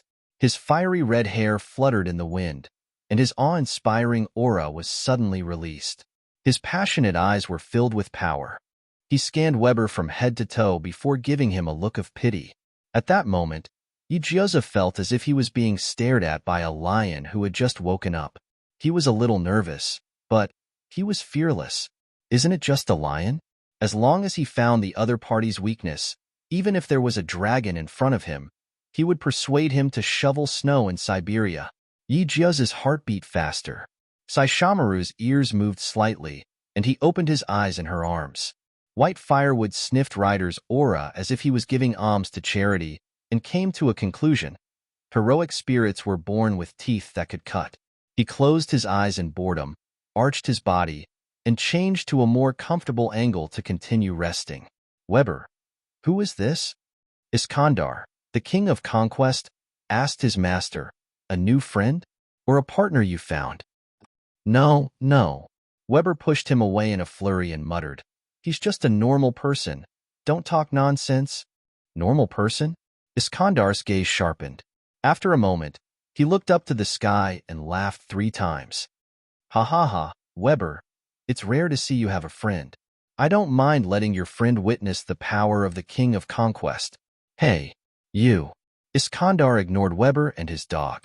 He strode past Weber, put on his brightest smile, and squatted in front of Yi Jioza. He was the king of conquest, Alexander the Great. He was the king who had conquered countless countries with the Eastern Whip. Even though he looked carefree and casual on the outside, it did not mean that Iskandar would lose his ability to judge people. He believed in his own judgment, and even more so in his beast-like instincts. Not only was the girl in front of him not afraid of him, she even had the aura and fearlessness of a warrior. Such a temperament, such a young age, ha ha ha. If she joined his army to conquer the world, what an interesting scene it would be. Weber was about to stop him, but unexpectedly, the husky in his hand seized the opportunity and suddenly broke free from its reins, leaping to the side of the road. The young man was so shocked that he forgot about his rider and turned to catch the running husky. In the background of the chaos, Iskandar glanced at the back of Yi Jioza's hand and raised his eyebrows, obviously discovering her disguise. Very courageous, little girl. The king of conquest flashed a mouthful of white teeth. You didn't bring any followers, faced the danger of being killed, and even faced me without showing any fear. Aren't you afraid that I'll kill you?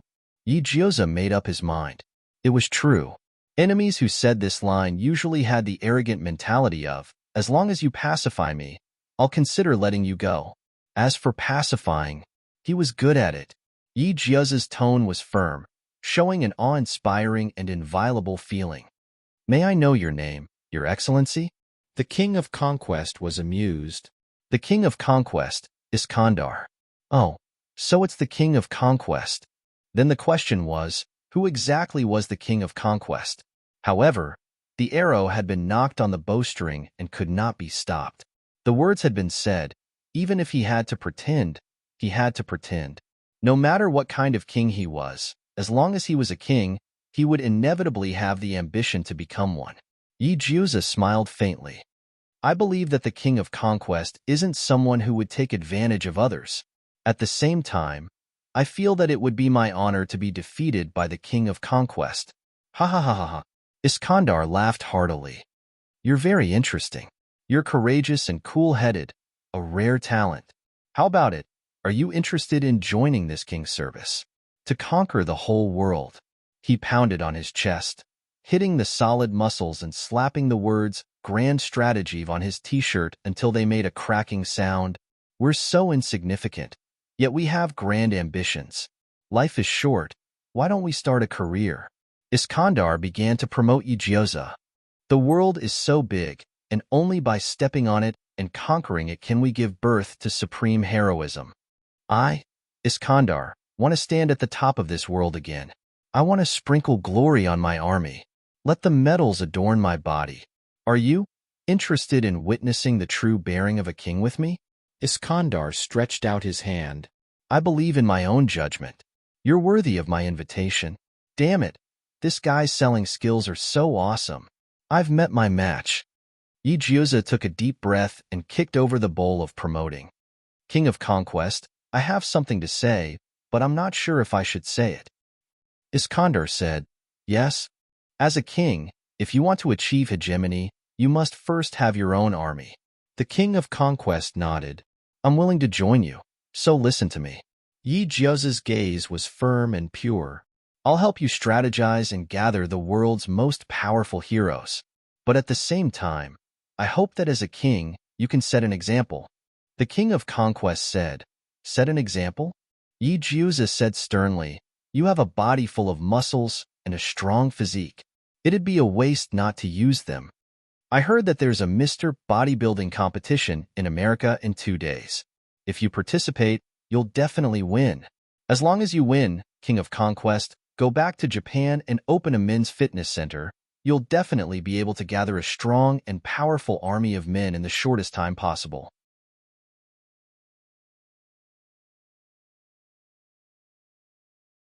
Chapter 78.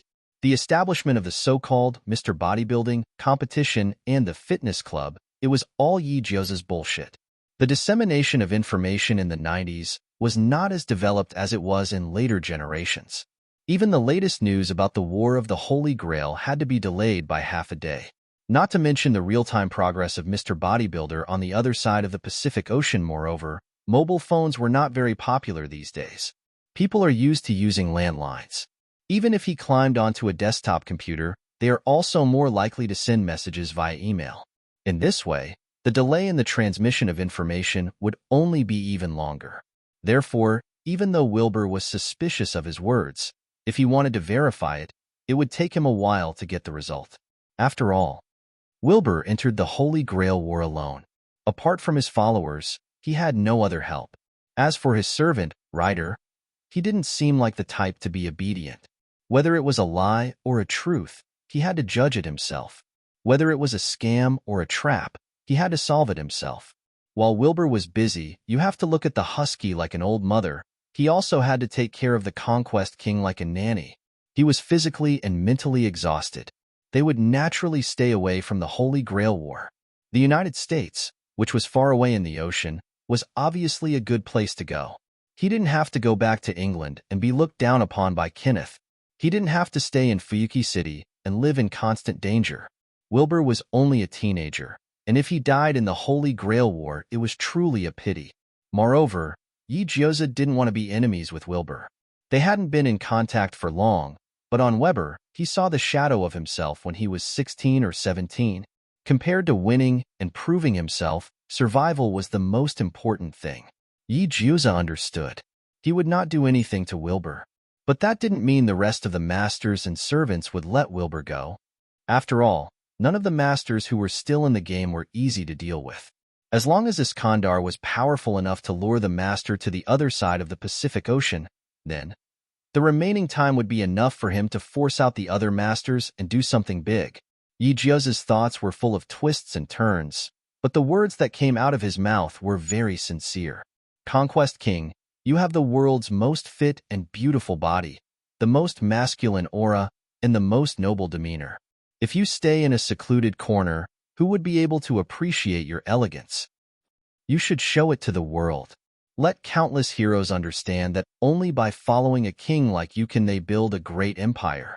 Iskandar rubbed his chin and thought for a moment. Suddenly, he turned around and looked at Wilbur, who was holding the husky's leash not far away. The youth was thin and frail, drawing out a slender shadow under the sunlight.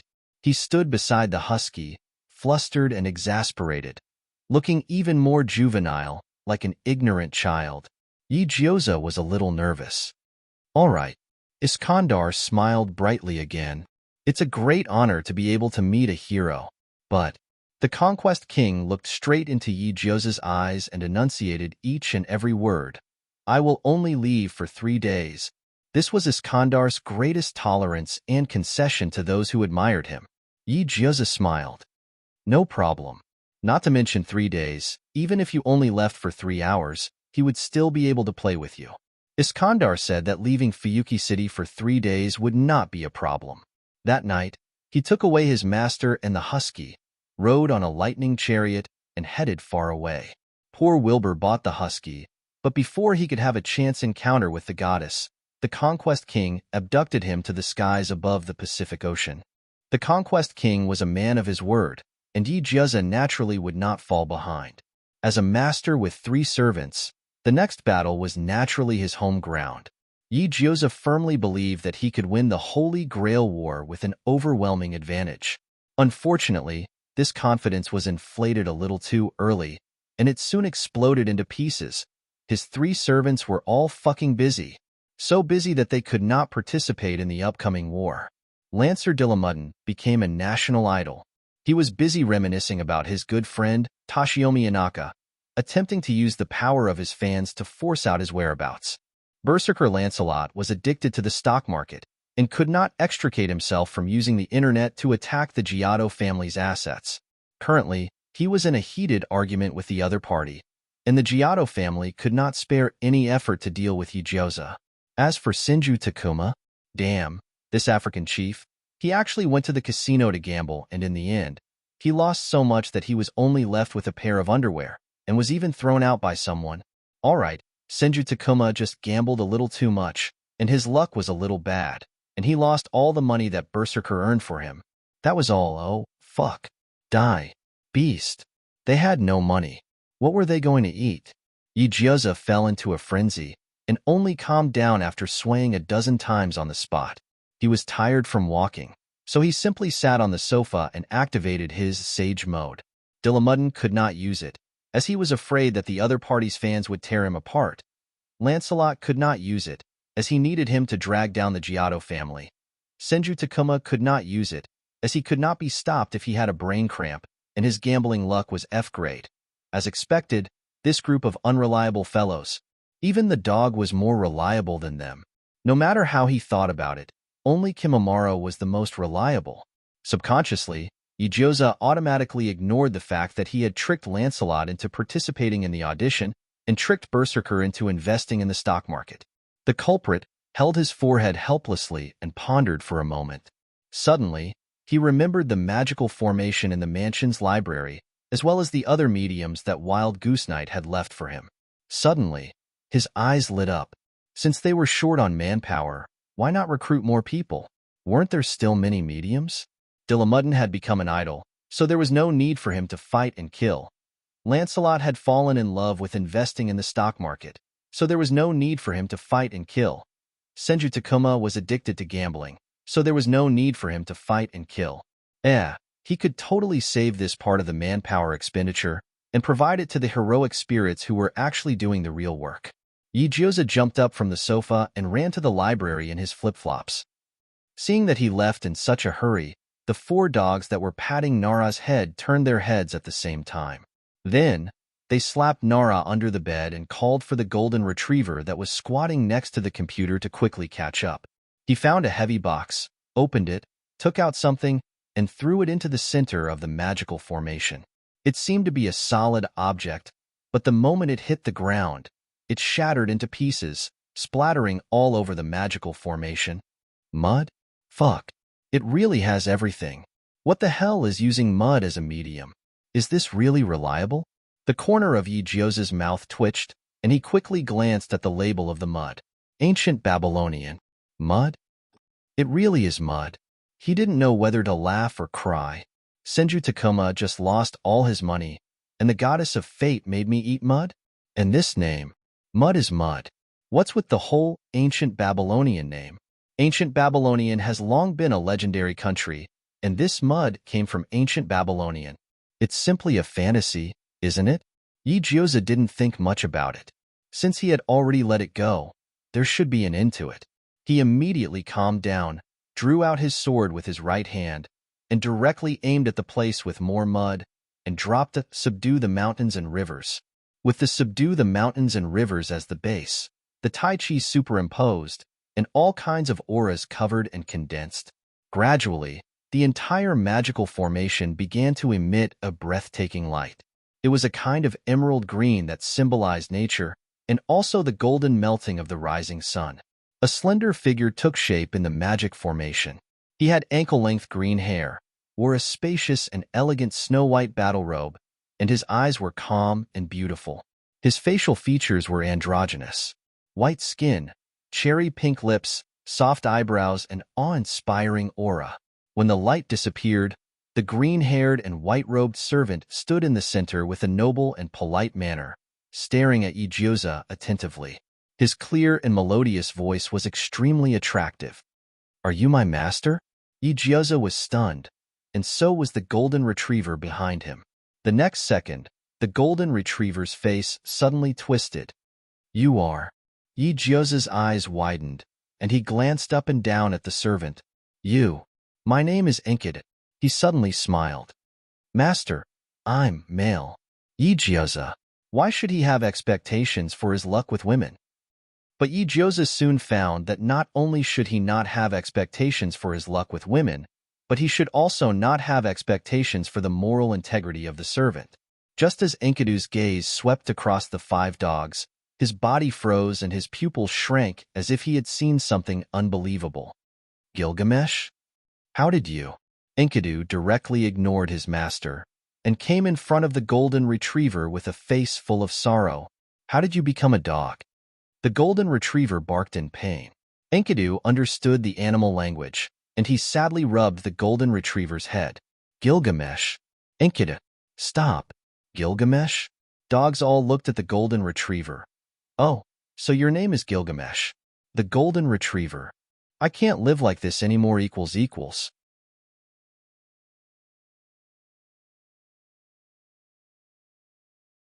Chapter 79. Enkidu, a man with long hair the color of forgiveness, blinking his eyes the color of forgiveness, a nature that loved the color of forgiveness. He was a beautiful young man who had a forgiving heart towards everything. He was created by the gods when they were playing in the mud in the northeast. His body was made of mud that was stained with the blood of gods. With the augmentation of divine power, he was tempered into the sharpness of a supreme weapon. And the purpose of Enkidu's birth was to become a whip to discipline the brat Gilgamesh. Yes, he was born for Gilgamesh. In the end, he died for Gilgamesh. Gilgamesh had 2/3 of his divinity. He also had 1/3 of his humanity. In the era of myths and legends, as the hero king, he was the link that maintained the coexistence of humans and gods. He was also the true king of the continent. However, when he was a teenager, the hero king was a hooligan and a brat. He didn't even give face to his parents and uncles. He didn't even care about the livelihood of the people in his fief. He was used to being the most powerful. Just because he found tyranny interesting, He used it to rule his people. The people were indignant. They wanted to be good people, but they were taught a lesson by a brat. There was no way they could live like this. They prayed day and night. They conveyed their appeal to the gods. Day and night, they clung to the statue and nagged. The gods quarreled until they were on the verge of breaking down. Finally, they couldn't take it anymore. They decided to give the brat a meal of stir-fried pork with bamboo shoots. When a child was disobedient, there was nothing that couldn't be solved with a beating. If there was, then 2 beatings. Hints, bamboo shoot. Oh, that's not right. Enki came. He came to the hero king's kingdom, and under the expectant gazes of the gods, he foolishly lost himself in the huge forest, happily playing with the small animals. The gods. Only at this moment did they realize that Enkidu was created as a weapon. He only had bestiality and no humanity. And how could a divine armament that had no reason to speak of punish the hero king? In the end, the gods bestowed a divine prostitute to Enkidu and let the divine prostitute train him for 6 days and 7 nights. Oh no, educate him. She successfully helped Enkidu open the door to a new world. Enchi's appearance was similar to that of the divine courtesan, so he was so beautiful that it was hard to distinguish his gender. As his first woman and the first teacher in his life, the divine prostitute deserved his utmost respect. With this gentle and harmless appearance, he carried out the mission given by the gods and fought an earth-shattering battle with Gilgamesh. That day, the weather changed, and the mountains and rivers were destroyed. A large part of the landscape was changed by the mighty power of God. Countless mountains were turned into hills and plains. The river was cut off, the rocks were broken, the mountains were broken, and the sky was torn apart. Birds and beasts fled. Weapons, spears, swords, and halberds were abandoned. It was supposed to be a battlefield between 2 people, but it turned into a battlefield of millions of warriors. Both Enki and Gilgamesh were exhausted and fell to the ground. Since they couldn't do anything to each other, there was no point in fighting. They smiled at each other and became best friends. Enkidu assisted Gilgamesh to become a wise ruler, and Gilgamesh mercilessly helped Enkidu retaliate against the gods. The king was wise, and the country was governed. Their lives became more and more comfortable, but a series of unexpected events happened. Gilgamesh and Enkidu worked together to kill the bulls that harmed the human world, but the hypocritical gods believed that the bull was a product of God because it was full of divinity. The hero king and Enkidu killed the products of God for mere humans, which was a great disrespect to God. When God wanted to punish them, Enkidu willingly took it all. Even when he died, he still smiled at Gilgamesh. My friend, you should be the greatest king in the world. Your glory obscured the majesty of God. Your existence is a legend in the human world. God envies you and wants to kill you. But Gil, as a king, you should understand. The king recognizes, the king allows, the king carries the entire world on his back. Goodbye, Gil. My hero king. Enkidu died because of the schemes of God, but he had no regrets because he understood that the concept of death would affect Gilgamesh's path to greater perfection. He was willing to sacrifice everything for his apocalypse, and leading the king was his responsibility as a teacher. Enkidu had already prepared himself to never see Gilgamesh again, but he didn't expect that when he opened his eyes, he would see his best friend's dogface. He didn't expect that his best friend, after seeing through life and death, would want to taste the feeling of being a dog. But no matter if his best friend was a human or a dog, he was still his apocalypse, especially after Gil became a golden retriever. It felt so good. Today, Enkidu was very satisfied with petting the dog. Yijuza felt that there was something wrong with the new servant, Enkidu. Was he a hermaphrodite? Not only was he a hermaphrodite, but he was also a dog lover. Why was his eyes always filled with joy? Because he loved the golden retriever deeply. That was enough. Enkidu, did your brain get kicked by a donkey? The golden retriever is just a dog. Why are you hugging it and calling it Gil with love and regret? Wake up, that's a fucking dog, not your lover in your previous life. Even if it was your lover in your previous life, look carefully, she is now a male dog. A male dog? What kind of crazy things are you trying to do to my dog by hugging, touching, rubbing and rubbing it. Do you still see me as your master? Yi Gyoza was in a mess. Enkidu hugged the golden retriever's neck and shed tears of emotion. I didn't expect to meet you again, Gil. The golden retriever barked uncomfortably and wagged his tail happily. Motherfucker. You damn dog who forgets your master in the face of lust. I have given you all the high-grade dog food. How many times have you wagged your tail at me? Wipe your dog eyes and look carefully. The one hugging you is a man. No matter how beautiful he is still a dog. Don't you want your little bitch anymore? Yi Gyoza asked with a straight face. Enkidu, are you the former master of civilization? Civilization? Enkidu was stunned and looked at the golden retriever. Is he called Civilization now? What a good name. After all, he is the king who created the grand civilization of Uruk. Enkidu's eyes were gentle, full of nostalgia. Gil stood on the high city wall, sacrificed the heaven lock for his people, and defeated the hateful bull. He is a hero, a true king.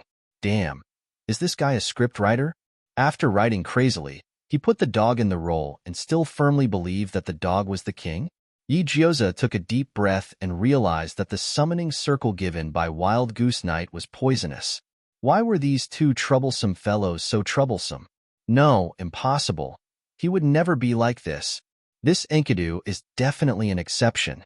He must be. However, Yi Gyoza did not expect that not only did Enkidu's madness not get better, but it even spread like a virus in the mansion. The new servant emphasized that he understood the beast language and could translate the dog's words. Yi Gyoza was curious and decided to give Enkidu a chance to express himself. Then tell me, what does my Samoyed want to say to me?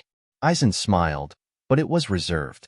The Tibetan Mastiff had the support of Senju Takuma, the Golden Retriever had the protection of Enkidu, and the White Firewood had the protection of its owner, Haha. I really can't bear to see them living a better life than me. Aizen obediently raised its head and softly barked, Stupid master, you are so ugly. What is it saying? Enkidu straightforwardly translated, Foolish master, you are so ugly. Yi Gyoza was speechless. Enkidu, I will give you a chance to reorganize your words. Yi Gyoza pointed at the Samoyed. Tell me, what did it just say? Aizen was still barking in a very gentle tone. Master, I really didn't expect you to be deaf at such a young age. Enki was very professional, translating with perfect articulation. Master, I really didn't expect you to be deaf at such a young age. Yi Gyoza was speechless. Go to hell, you animal. Yi Gyoza put down White Firewood, drew out a long sword from his back, and pointed it directly at Enkidu's throat. Enkidu, do you have a problem with me? Master, I think you misunderstood something, Enkidu sincerely said. This is not my intention. This is the dog's intention. Yi Gyoza thought of the Samoyed's gentle appearance. Who are you kidding? The Samoyed is such a gentle dog. It even uses its paw to gently pat people when they wake up. How could it scold me? Aizen continued to bark. I am scolding you. Why do you have to find an excuse for your stupidity? Enkidu felt that there was an irreconcilable conflict between the master and the dog, and he needed to contribute to their harmonious coexistence. Thus, the first step was to convey the message of both sides. I am scolding you. Why do you have to find an excuse for your stupidity? Yi Gyoza was speechless. Enkidu had been summoned for less than 3 hours, and he had completely fallen out of favor. He was recommended by Yi Gyoza to be a helper at the pet hospital with a fake smile. Moreover, they were considered master and servant, so Yi Gyoza sincerely advised him to translate the pet's words for the pet owner, so that they could improve their relationship. Enkidu took the order, sighed, and rubbed the golden retriever's head, as if there was no one else around, and said, Gil, what do you want to eat tonight? The golden retriever barked. Enkidu chuckled, okay. So, at midnight, the golden retriever ate the sumptuous meal with soup and meat, while the other dogs looked at the mushroom rice in the dog bowl, and fell into a long silence. Yi Gyoza was speechless. He had never seen a servant who was worse than Enkidu. Didn't they think about the master when they brought supper? These days, the servants were unreliable. When Yi Gyoza was feeling depressed, Dilamudden was worried about his master, so he sneaked back to see him. But when he opened the door, he bumped into Enkidu, who was also a lancer. Lancer Dillamuddin instantly pulled out the brush on his back. Sorry, I took the wrong weapon."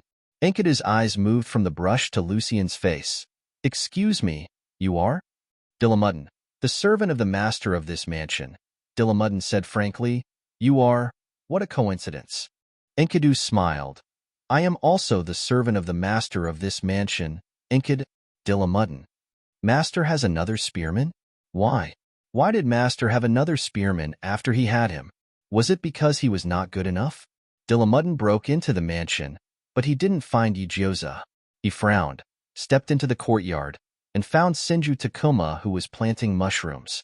Senju Takuma wiped his face and replied, "She went out, well, since I lost the bet, we had to eat mushroom rice twice. She couldn't stand it anymore and said she wanted to be self-reliant." Self-reliant? For some reason, Dillamuddin felt a little uneasy. Where is she? Huasia's restaurant. Dillamuddin came in a hurry and left in a hurry. Enkidu was sitting in the courtyard, combing Gilgamesh's hair and putting the golden chestnuts into a small basket.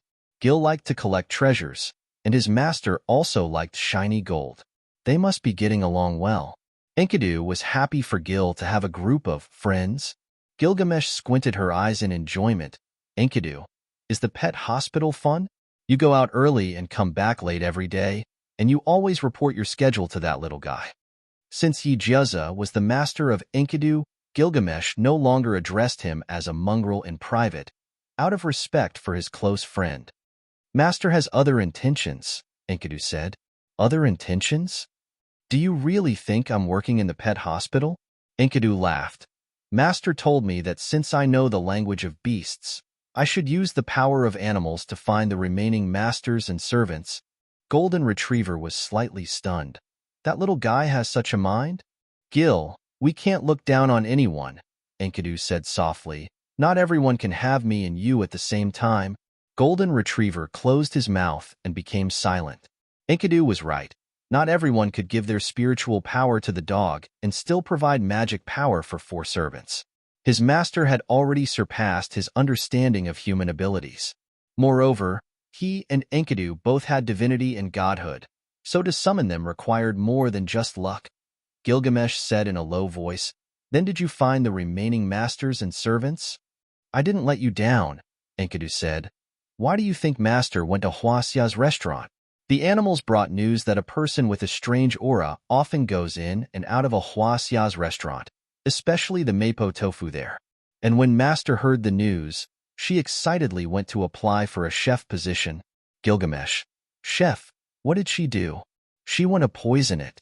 Gilgamesh: Saishomaru felt that he would rather face 100 retarded Inuyasha than face a troublesome Yujioza. She carried him to the Huaxia restaurant and used all her strength to barge into the logistics department. With her glib tongue, she convinced the Cantonese owner of the restaurant and said that the Hokkien dishes she made were especially delicious. This sentence moved the Cantonese boss, and he said that as long as Yujioza's cooking could impress the 2 Fujian people, he would save some of the chef's position in the future. Cantonese people really loved Fujian people. She even thought of them when she was cooking. Yujioza was extremely touched, threw the dog in his arms onto the chopping board, and picked up the kitchen knife. The young man next door was stunned. "Big girl, are you going to slice the dog and cook it?" Saishomaru. They were obviously speaking different languages, so how did he understand what they were saying? Not slice. Yujioza immediately carried Fuchong down. "I threw the wrong ingredient. It's so white. I thought it was a piece of tofu." Saishomaru. Then, Saishomaru squatted by the chopping board and watched as Yujioza picked up a piece of tofu that was about the same size as him and slapped it on the chopping board. She sharpened the kitchen knife twice, cut the tofu, and cut it into 8 pieces. Saishomaru. He calmly watched as Yujioza heated the big pot until it turned red, added oil, and poured in the fragrant ingredients. Fennel seasoning, sweet and sour salt sauce. When she picked up a big basket of chopped chilies and poured them into the pot, a strong spicy smell immediately spread throughout the kitchen. Mapo tofu, Sichuan's most precious treasure. Just the spicy smell alone was enough to make one's nose happy. White Firewood sniffled and couldn't help but cry out achoo. Fu Chong. Yi Jioza put down the pot anxiously and hurriedly carried him to the tofu trough. You can sneeze, but don't sneeze into the pot. We can't afford to pay for this. Saishomaru. Was he, Saishomaru, less important than a pot of tofu? The young man next door picked up the knife. Old Chun, bring a piece of tofu over. There's no more ingredients for steamed eggs with tender tofu. Hey, great. Old Chin quickly stepped forward, pushed up his reading glasses, and scooped up White Firewood, who was next to the tofu trough. He shouted, "Which idiot put the tofu in the trough? Damn it, let's go." Old Chin held White Firewood and dipped it into the water. The water rippled up and down, almost ignoring White Firewood's struggle. Then, he threw the piece of tofu that was still warm on the young man's chopping board, and the young man picked up the kitchen knife and straightened White Firewood, ready to. The young man looked into a pair of dark golden eyes full of anger, and with a clang, the kitchen knife fell to the ground.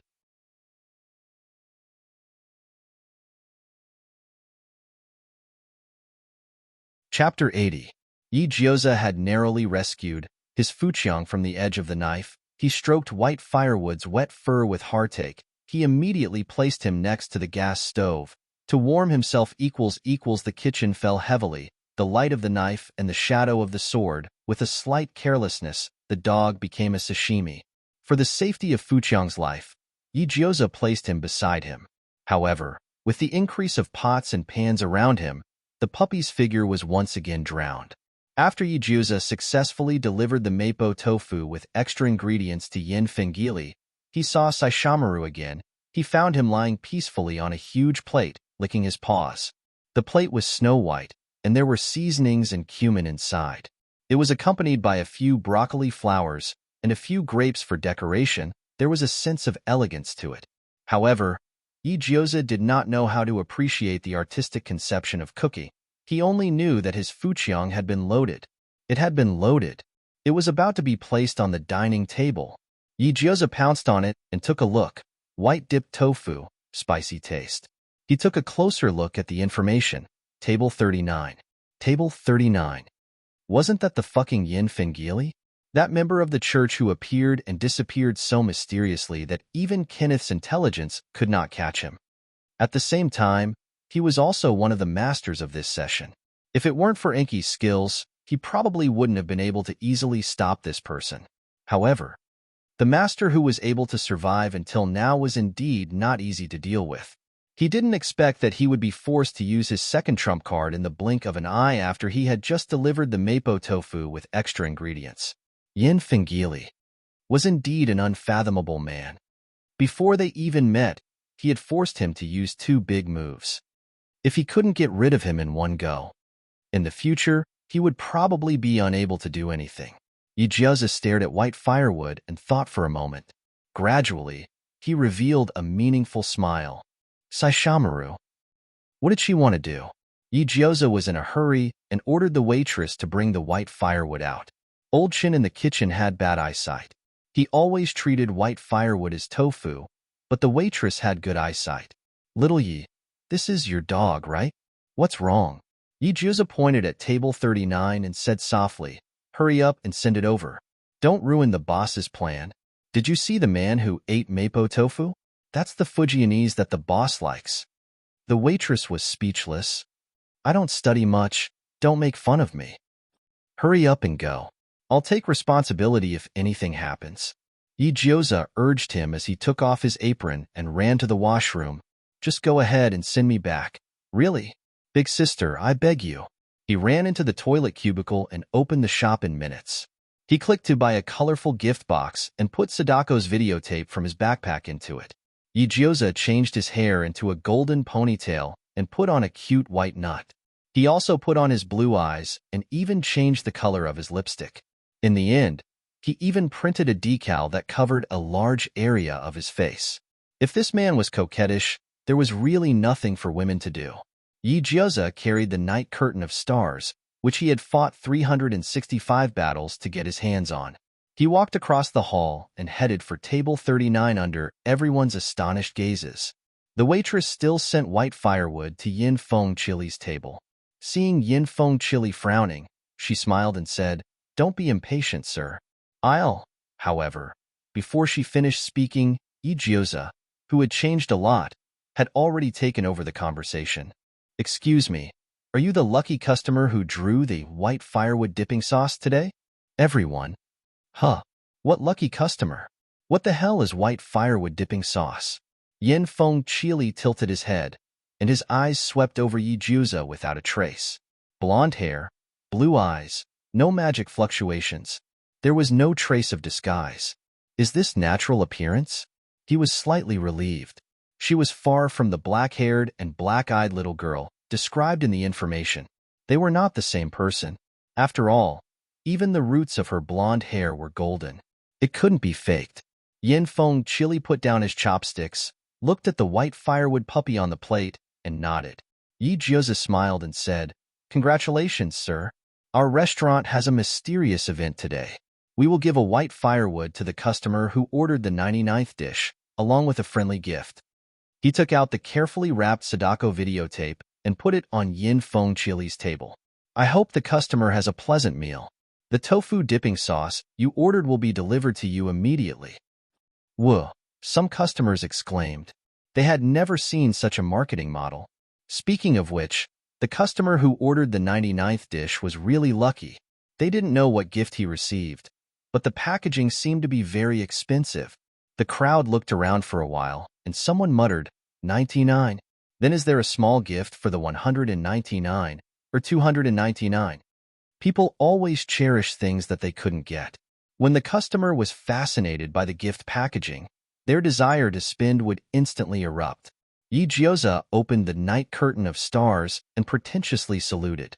He picked up the white firewood with one hand and held the umbrella with the other, like a little lady walking away in the rain in Jiangnan, leaving the crowd with a charming back. Yin Feng Chili didn't doubt him. To be exact, he believed too much in his own eyes and his own judgment. He thought that Yi Gyoza was harmless, so this gift was just an ordinary thing. With an indifferent attitude, he took the gift and left.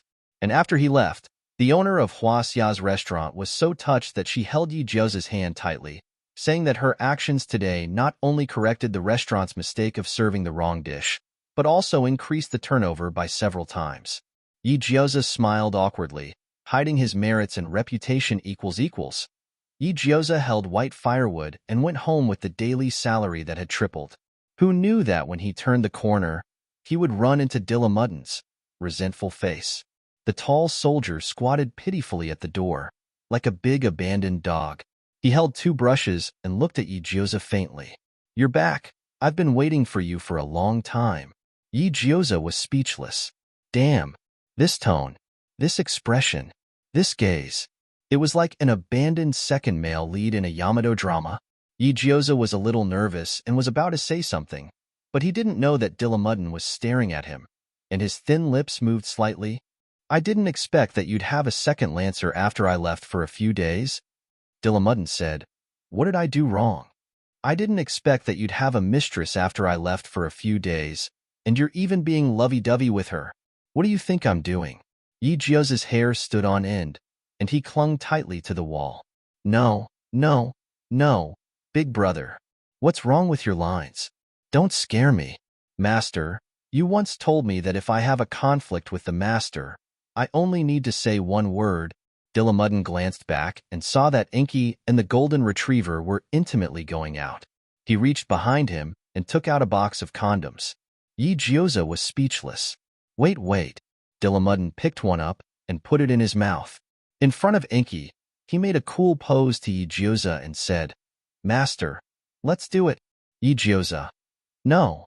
At this moment, he finally understood Kenneth's fear of being dominated by a gay servant. "Master, let's do it," Dillamuddin emphasized. "Let's do it." Enki saw that Yi Gyoza's eyes were dim, and he was surprised. "What is this, Dillamuddin?" Dillamuddin touched the mole on his face and handed over the condom. "This is an unruffled pill. As long as you put it in your mouth and say, 'Let's do it,' all the unhappiness between you and the master will be eliminated." That's how the misunderstanding between me and the previous master was resolved. Oh, is it that magical? Enki remembered that he was despised by the master and was a little eager. Can you give me one? Okay. Gilgamesh wanted to say something but stopped. Enki imitated Dilamudden, put a condom in his mouth, and looked at Yigyoza with a smile. Master, let's do it. Yigyoza was speechless. No, I'm going to summon a new servant. Go away. You two are gay. Go fuck yourself and give it a shot. Yigyoza fell into a panic of being dominated by a cross-dresser and a strong man. It was not until this moment that he remembered the truth of a sentence.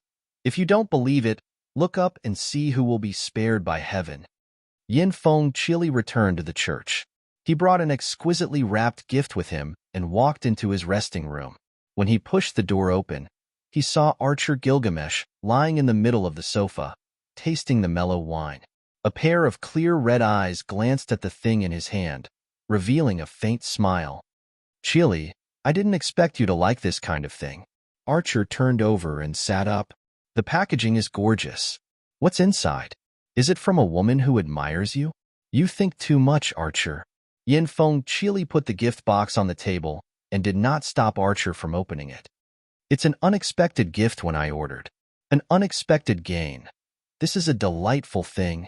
Yin Feng Chili shook his head. His feelings were biased. He was not interested in things that normal people find pleasant. Instead, he was obsessed with things that normal people hate. Therefore, the spicy mapo tofu gave him extraordinary pleasure, and the abstract, twisted, dark, and bloody paintings also resonated with him. Although he was bound by etiquette, there was still something in his nature that could not be erased, the evil of human beings. Archer opened the package and found that there was a roll of old videotape inside. Moreover, there was a depressing aura emanating from the top of it. Videotape? Archer looked at it. It's a gift without sincerity. Little did he know that this old appearance happened to attract Yin Feng Chili's attention. He reached out and took the videotape and rubbed the remaining mottled traces on it. After a long time, he suddenly said, "Let's see." Archer didn't care. He lazily laid on the sofa and watched Yin Feng Chili take out the projector and put the videotape in it. I heard that there are not many masters and servants left, Chili. Archer laughed. In addition to you, there is your teacher, my master Tashiomi in Osaka, Amiya Tetsuji, and a mysterious girl.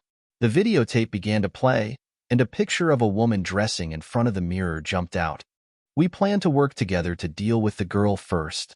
Yin Feng Chili did not avoid him and said directly, Amiya Tetsuji, the magician killer has found the girl's address, and he will make his move tonight. The woman put down the comb, and the picture on the TV began to jump, showing the sea and the village. You have some brains, knowing to work together. Archer's red eyes flashed. But I advise you, since you want to work together, don't fight alone. Masters who can survive until now are not simple. Chili, just Amiya Tetsuji may not be a threat to her. Archer said, even if Amiya Tetsuji has a servant Saber, the girl, I heard that she has 3 servants. A snowflake screen popped up on the television, revealing a crescent moon and a deep well that was faintly discernible. Archer, what do you want to say? Yin Feng Chili stared at the screen, and the gray tone inexplicably aroused his interest. Or what do you want to do? Tell me, the place that Amiya Tetsuji found. Archer's eyes flashed with indescribable obscurity. I will drive Vamona and clear that place. I promise. I won't leave a single person behind. The picture froze on a dark well, the screen shook, and there was a cold atmosphere spreading in the room. But the 2 people in the room did not care. Archer, my teacher will not allow you to do this. Yin Feng Chili looked back and finally looked at him. You are his trump card in the Holy Grail War, and he will not use it until the end. Cleaning up a little girl. It's not your turn to dirty your hands. Yes, it's not my turn to dirty my hands. But, Chili. Archer smiled coldly. I won. The Holy Grail belongs to Tashamori, and you will never get the answer you want from the Holy Grail. Yin Feng Chili was stunned, and suddenly a pale hand climbed up the well on the screen. Know what kind of person you are. Know the meaning of your existence. Know your desire and belonging? No, everything you want to know. Archer whispered. Chili, you will never get anything if you continue to be Tashamori's lackey. A female ghost with disheveled hair crawled out of the well, and she slowly crawled toward the TV, faster and faster. Why not pursue the highest pleasure with me? Yin Feng Chili's eyebrows moved, and he was about to say something, but he did not expect that a cold hand with maggots crawling on it suddenly popped out of the TV. The 5 fingers of the hand turned into a claw, and it accurately placed on Yin Feng Chili's shoulder. At the same time, a chill that ordinary people could not resist penetrated the man's lungs, as if his heart was paralyzed, and even his consciousness began to fade. Before Yin Feng Chili could react, he was pulled into the TV by a huge force, and he was dragged into the well like a sack. The next second, Archer opened the king's treasure, took out 7 noble phantasms, and smashed the TV, but he could not find Yin Feng Chili. He jumped up from the sofa, and his eyes were full of anger. Almost. Just a little bit more. He was able to trick Yin Feng Chili to kill Tashamori. Damn it. What was that just now? Archer walked to the broken TV, pushed aside a pile of garbage with his toes, and pulled out the ominous videotape from the player below. After pondering for a long time, he suddenly smiled. Yin Feng Chili disappeared from the TV, and he did not want to waste energy to find him. And Amiya Tashamori was also a good partner, and he thought that Amiya Tashamori would not refuse his invitation. As for his master Tashamori, he could kill him with the videotape. Yijioza did not know that the videotape he sent out would achieve the achievement of N kills equals. In fact, his original purpose was very simple. He wanted to send a hungry female ghost to the abstinent old man, Yin Feng Chili, to make sure that he would not have the energy to participate in the Holy Grail War. Although the female ghost looked a bit ugly, but to be honest, her body was not bad, so it was fine. In the eyes of men, as long as it was a woman, it did not matter if she was ugly or beautiful, she would still look the same when the lights were off. Yin Feng Chili was obviously a single dog, and his whole body exuded the aura of a big FFF group. He sent a female ghost, which was obviously for his brother's sake. After all, she was a girl who climbed out of a well, with long hair, a slim waist, and a white dress. She was the first love of the people when she was alive. He was really generous to Yin Feng Chili. Today, Yijioza was also trying to get benefits for the single dogs equals time flu, and it was night in the blink of an eye. In the mansion, whether it was the dog, the follower, the master, or Nara's head, this family had to be neat and tidy. Yijioza buried his head in Dillamuddin's special meal and ate until his mouth was full of grease. He found that since Dillamuddin participated in the audition, this person had become more virtuous. He could go to the main hall, go to the kitchen, fight the landlord, and beat up the gangsters. Having such a follower was simply a blessing for the master. He was so touched that he wiped his mouth and wiped it on Enkidu's white robe. Enkidu. Master, my clothes are not tablecloths. Sorry, I didn't notice. Sob. Yijioza wiped his snot and wiped it on Dillamuddin's thigh. Dillamuddin? Master, as a woman, please do not touch a man's thigh. Yijioza. You are so fucking honest. Sorry, I didn't notice. Sob. Yijioza was good at shifting the blame. In the past, it was not your thigh on my right side, but the head of a golden retriever. Dillamuddin. Enkidu's tone was a little subtle. So you always wiped something dirty on Jill's head? Gilgamesh's dog face was twisted. Since Yijioza didn't have the habit of not talking during meals, the dinner was carried out in a harmonious atmosphere. It was very down-to-earth. Just as Yijioza was about to attack the next steak, the dogs and the followers suddenly raised their heads. Someone was coming. 1, 2, well, 4? With the same smile on his face, Dillamuddin took a lunchbox of chicken legs and a cup of milkshake for Yijioza. Master, a follower is coming. Yijioza. Huh. What? Don't worry, leave it to us. Dillamuddin took him back to the bedroom. If Master dies before us, it will be because of our incompetence. Let's eat happily. Dillamuddin removed the 2 brushes on his back and took out the red and yellow guns. He and Enkidu looked at each other, and walked past each other. The follower who came to challenge was the spirit summoned by Amiya Chishi, Saber Night King. It was a blonde beauty with blue eyes. Her whole body was sharp, like a long sword out of its sheath, shining with supreme brilliance. She stood in an open space and faced the enemy head-on. She was much better than some sneaky little rascals. For this kind of night, Dillamuddin was willing to fight wholeheartedly. However, Dillamuddin was not the only one who had his eyes on Saber.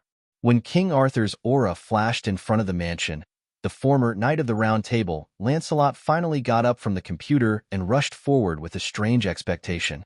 Berserkir Lancelot was once King Arthur's right-hand man and the strongest Knight of the Round Table, but it was also Lancelot who, because of personal issues, destroyed the unity of the Arthur dynasty. Lancelot couldn't forgive himself, but the king he respected actually forgave him. He felt that he didn't deserve to be redeemed and should be punished, exiled, and punished. He hoped to atone for his sins with death, and even more hoped that the person who killed him was King Arthur, whom he had let down. Saber, my king, please. Unfortunately, when Lancelot rushed to the scene, Dillamuddin had already occupied an advantageous position and was ready to fight with Saber. Lancelot's anger surged even more, and he roared as if to express his strong dissatisfaction. Dillamuddin turned around and frowned. Berserker, why do you want to snatch someone else's opponent? Lancelot roared at him and put on a stance that said he would not rest until he was dead. It seems that before I fight you, I need to deal with my colleagues. Dillamuddin nodded apologetically to Saber and turned to Lancelot. Well, let's start with you. Saber stood behind them, watching the scene of the confrontation between the gunner and the berserker, a little confused. She didn't expect that they would fight over an opponent. Dillamuddin lowered his body, clenched his right hand into a fist, and placed it on his waist. Berserker, let's decide the winner here. Lancelot roared, clenched his right hand into a fist, and placed it on his waist. Roar, roar, roar, they steadily lowered their bodies, their eyes staring sharply at each other's horse stance, and a powerful aura spread out from their bodies. In an instant, the wind and clouds surged, and the sky lost its color. The fierce confrontation's momentum was like a raging dragon rolling endlessly. Saber suddenly held her breath. Let's go. Berserker. Roar, roar, roar at the same time. In the same instant, Dilmudo and Lancelot threw out their right fists at an extremely fast speed. The space was suddenly distorted by the impact of the powerful airwave, and their right hands stopped 5 centimeters away from each other. Rock, paper, scissors. I love Gangster Rabbit. Dillamuddin used scissors. Lancelot used his fist. No. Dillamuddin held his head and squatted on the ground. At this moment, he finally understood what the luck in his attribute was. I don't believe it. How can the goddess of luck abandon me? Lancelot looked up to the sky and shouted excitedly. He then happily pulled out the telephone pole in front of the door and made it into a thick, long, and hard noble phantasm. He wielded it and launched a fierce attack on Saber. Saber Night King, is there really no problem with this group of servants' brains? Yijuza learned his lesson. When the servants started to fight, he immediately opened the shop and bought a month's worth of HP and MP recovery potions. In order to prevent Senju Takuma from killing his master, he took out glucose and infusion needles from under the bed. He planned to give himself a few injections if he couldn't hold on any more. Damn. I'm not Wanhua. What if I accidentally kill myself? QAQ. Sure enough, the spirits are not reliable. It's better to let him fight himself. However, although the spirits are not reliable, they are very loyal to their master. As long as they don't die on the battlefield, Yijuza won't have a chance to fight in the arena. So, Yijuza can only silently sit on the bed and take the potions. Lancelot has started to fight, and with Dillamuddin's help, he shouldn't lose. And he has Senju Takuma and Enki to protect him, so he will definitely be fine. Yijuza looked around and asked, "Where did Kimimaro and my dog go?" Enki said softly, "They all went back to their rooms, please rest assured." Ah, Master is really a good master. Even now he is still worried about Jill's safety. Jill must be very happy. Today, Enki is also happy that Jill has a good master. However, Kimimaro and the dogs not only didn't go back to their rooms, but they also turned off the lights of the whole mansion. The 5 dogs quietly lurked in the passageway, sniffing the scent in the air as they chased in one direction. Gilgamesh whispered in a low voice, 3 cultivators, 1 man and 2 women. The man should be Itamiya Seiji. He is in the library on the 2nd floor. I don't know the woman on the 1st floor, short hair, holding a gun. The woman outside. Huh? Small Holy Grail? Uchiha Madara stopped. What small Holy Grail? Isn't there only Holy Grail? Small Holy Grail is a container used to store spirits. Gilgamesh bared her teeth. After absorbing the spirits, it can stabilize the channel to summon the Holy Grail, so that the winner can reach the origin and make a wish. So, she is not a human. Aizen licked his paws. Well, what is the situation with the cultivators? This king is not in the mood to figure it out. Gilgamesh sniffed Kimamaro's scent and barked. That white-haired kid can deal with these 3 guys, right? Uchiha Madara bared his teeth. Kimamaro is considered half a disciple of Hashirama. Do you think he can't deal with these 3 weaklings? Then this king will wait and see. Gilgamesh's eyes turned cold, and she ran out of the mansion. This king smells the scent of a cultivator. Some bastard touched this king's treasure. He could sense that someone had ripped a hole in the Wangzakaibo, and that his sword of defiance and Vimona were being toyed around with by a tiny and disgusting ant. This made him extremely angry.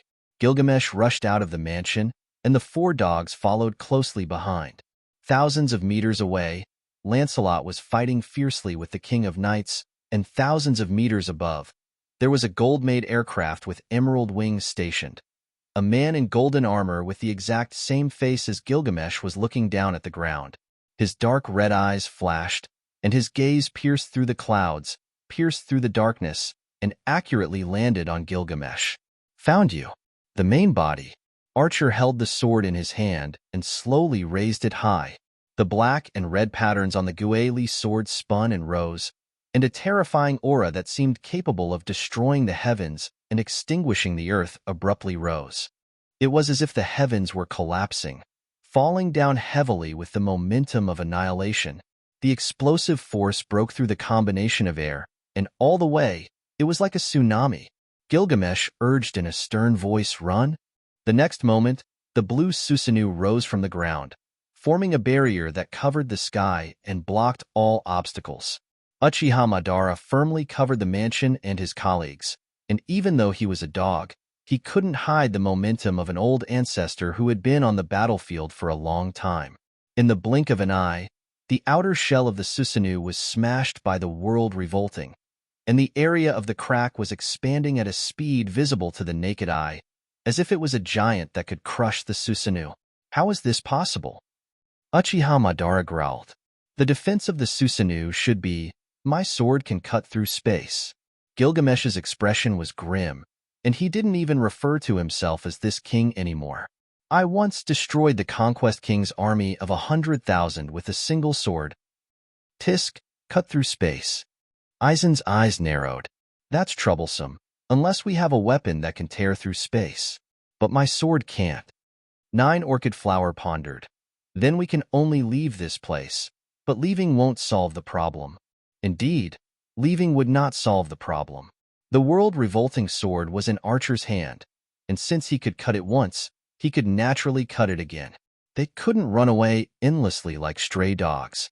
Saishomaru suddenly said, "Step back." The dogs were stunned. White Firewood the puppy suddenly turned into a dazzling white ball of light, growing at a speed visible to the naked eye. It quickly formed the figure of an adult man, with silver hair, fur, armor, and a long sword. "You?" Gilgamesh was stunned. "How can you take human form? How did you do it?" Saishomaru's cold voice rang out. "Step back." He placed his hand on the natural fong at his waist. This was the only sword that could communicate with life and death. In other words, it could also cut through space and switch between life and death between the 2 worlds. In that case, let's give it a try. He grabbed the hilt of the sword and pulled out the natural fong. It was laughable. It was the sword that he hated the most, yet it had saved him time and time again from difficult situations. Saishomaru raised his head. The blue Susanoo above had been torn open, and a vast amount of black and red energy was pouring into it, ready to grind the entire area into dust at any moment. At this very moment, behind him, no, Saishomaru never fought for anyone. He simply hated it when people looked down on him. Saishomaru pulled out the natural fong. At this moment, the wind and clouds surged. He closed his eyes, and a vast amount of demonic energy poured out, condensing into an unparalleled hurricane. This was also the first time that the natural fong seemed to have merged with him, becoming a demonic sword stained with blood. Blue Dragon Break. Boom, boom, boom. Violent energy exploded in the Susanu's body. It flowed out from the wound and bit the opponent's throat like a raging dragon. In the Blue Dragon Break, an aura that belonged to the underworld suddenly spread out. In a trance, a black crescent that looked like a crescent moon tore through heaven and earth, absorbing all the energy of the Sword of Obedience and Susanu's remains. That was, Saishomaru's eyes widened in surprise, and he could not come back to his senses for a long time. I didn't expect you to have a spatial artifact. Gilgamesh's tone was complicated. This sword of yours is really a treasure among treasures. If it could become my collection, Saishomaru returned to his expressionless face. He sheathed the sword, and his clothes fluttered in the wind as he turned into a harmless puppy. Dogs were speechless. That's enough from you. Do you still want to pretend to be innocent after that attack? Saishomaru did not say a word, and he turned his head to look behind him. Following his gaze, the dogs realized that Enki had already leaped into the air and was standing in the air, facing off against Gilgamesh. The terrifying wood release enveloped the entire villa, and Senju Takuma carried their owner and rushed out of the villa. Damn it, which one? Pan Shui? Yimu Lai Xianhun? Coin Poison Midu Ping Shuerue? Shore Pada Suarue? Armpit Wound Wave? Mirror Mold, Zhang Sheath Moat Shue Shue Sang. Yi Jioza was frightened out of his wits. When the Sword of Obedience clashed with the Azure Dragon Break, the resulting shockwave caused him to accidentally swallow the medicine down his throat. He almost choked to death on the bed. Damn it, I'm not a gentleman if I don't take revenge. I'll let Enki kill him today. However, when Yi Jioza looked up at the sky, he was scared out of his wits. Damn it, where did this nouveau riche come from? That motherfucking aircraft is actually inlaid with emerald. Yi Jioza excitedly slapped Senju Takuma's back and shouted, "Which golden rooster do you want me to take down? If we do, we'll be rich." Dogs were speechless.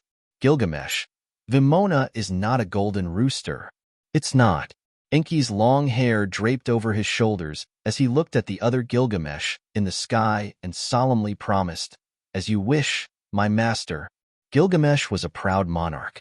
How could he tolerate someone else impersonating his identity, using his Vimona, touching his sword of obedience, and even opening his treasury to punish him? Foolish impostor. The sin of offending a monarch can only be offset with death. Enki spread his arms wide, his robes fluttering and his green hair dancing wildly. He opened his mouth and chanted towards the sky, "Son of man, fasten to the gods." Boom. Enki's body had turned into a gigantic weapon, like a giant tree that reached the heavens, reaching straight up to the heavens.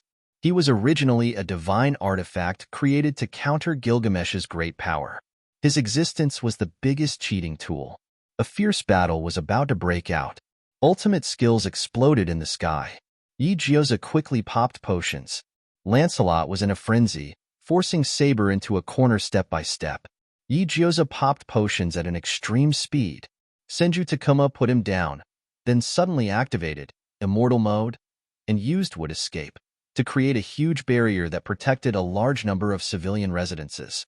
Amidst the screams of ordinary people, he threw out countless vines to wrap them up and put them in a safe place, then made a hand seal to summon a giant wooden dragon and leaped towards the sky. Yi Jioza popped potions as if his life depended on it. Motherfucker. Heal myself. Heal myself. What a DPS competition. Do they even have a shred of humanity left? Kimimaro walked out of the residence with a cold expression, threw the bloodied Wumi on the ground, tied him up, and dragged him in front of Yi Jioza. "Sir, we've caught the hitman." Kimimaro pulled out a rib and pointed it at Eiko Seiji's neck. Do you need me to kill them? Yi Gyoza glanced back. Not for now. Where's Nara? He was swallowed. Kimimaro was expressionless. There was a woman with white hair and red eyes. I think she was called Alice Fair. After she encountered Nara, black mud suddenly came out of her mouth and nose and swept Nara away. I chased after them, but they were already gone. Yi Gyoza's expression was wooden as he said with certainty. A scourge lives for thousands of years. Nara won't die. He replenished his HP and mana, then looked at the intense battle in the sky and the howling dogs below. Suddenly, he asked an unrelated question. Kimimaro, HM?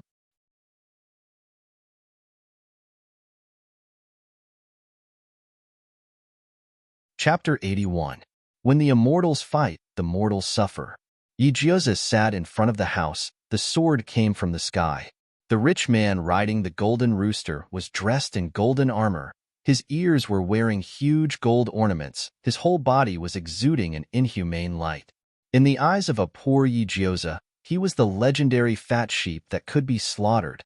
It was the treasure that Ali Baba found. It was lightning and light, the only myth.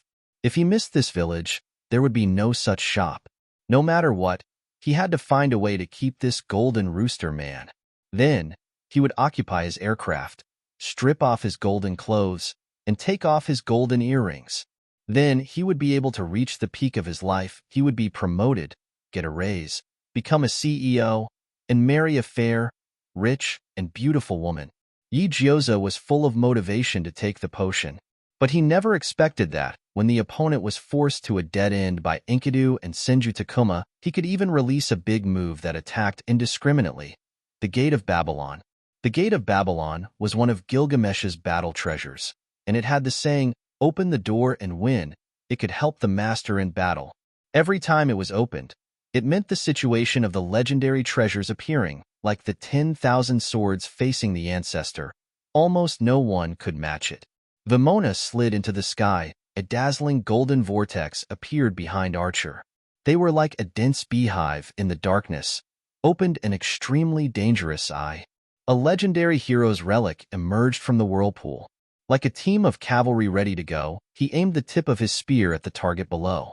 There were countless treasures, and each of them exuded a strong or faint smell of blood, and each of them was filled with more or less spirituality. Compared to weapons, they were more like a group of well-trained killers. Once the master chose the person to be killed, they would attack bravely with irresistible force.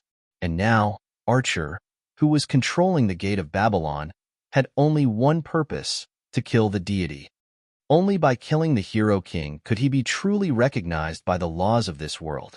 Only then could he truly replace the Hero King's position and live on the throne of heroes. If the deity was allowed to live one more day, his power would be weakened. And the longer he coexisted with the deity, the more disadvantageous his situation would be. After all, he was just a bandit. If he lost to the true body, he would die. He could not allow or tolerate the weakening of his powers and the desolation of his life, especially after having a taste of the Hero King's status and power. Tens of thousands of swords and blades fell down like meteorites, striking at the enchantment of the wood escape like a storm. The collision between the golden spear and the giant would produce sparks of the confrontation between divinity and demonic nature. A dazzling golden heaven lock suddenly fell from the sky like a snake. It was almost impossible for the naked eye to catch a trace of it. The closer the heaven lock got to Senju Takuma, the more excited it became. As if it had encountered a delicious meal, it was unwilling to let him go. What is this? Senju Takuma nimbly dodged, but the number of heaven lock interweaved increased and became denser. Heaven lock, Enki shouted at him. The stronger the divinity, the more you will be bound by it. For it to be chasing after you, it only means that you have an extremely powerful divinity. A way to crack it? Senju Takuma used the wood escape technique to forcefully blast open the heaven lock seal. He was nearly forced out of the battle circle. There's no solution. Unless you have a divinity that transcends yourself. Enki increased the intensity of his attacks, and Senju Takuma's path of retreat was nearly sealed. At the moment the heaven lock wrapped around Senju Takuma's limbs, Ichioza suddenly got up from the ground and instantly wrapped, subduing mountain river around him. Indeed, in the next second, swords surged out of the door of Babylon like a swarm of locusts, stabbing ruthlessly at Senju Takuma's chest. Unexpectedly, the sky-blue Tai Chi aura surged violently, protecting the hero's spirit like armor, leaving him unharmed. At the same time, Hashirama was surprised, but he could only jump on the ground? Uchiha Madara breathed a sigh of relief.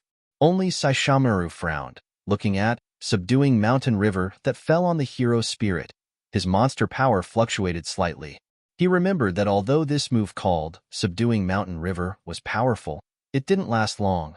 At the moment when he thought of this, the Tai Chi aura indeed disappeared, leaving only a little spiritual power surging in place, indicating that it had existed before. Senju Takuma tried to pull Heaven Lock, but it only moved a little bit. He repeatedly pondered divinity that transcends myself, but he couldn't find the slightest clue. In desperation, he was forced to watch the battle for the time being. Impossible. How could he be unscathed? Archer's pupils shrank slightly, and his sharp eyes swept to Ichioza, full of anger. The huge door of Babylon opened again, and thousands of swords poured out of the beehive, aiming at Ichioza's figure.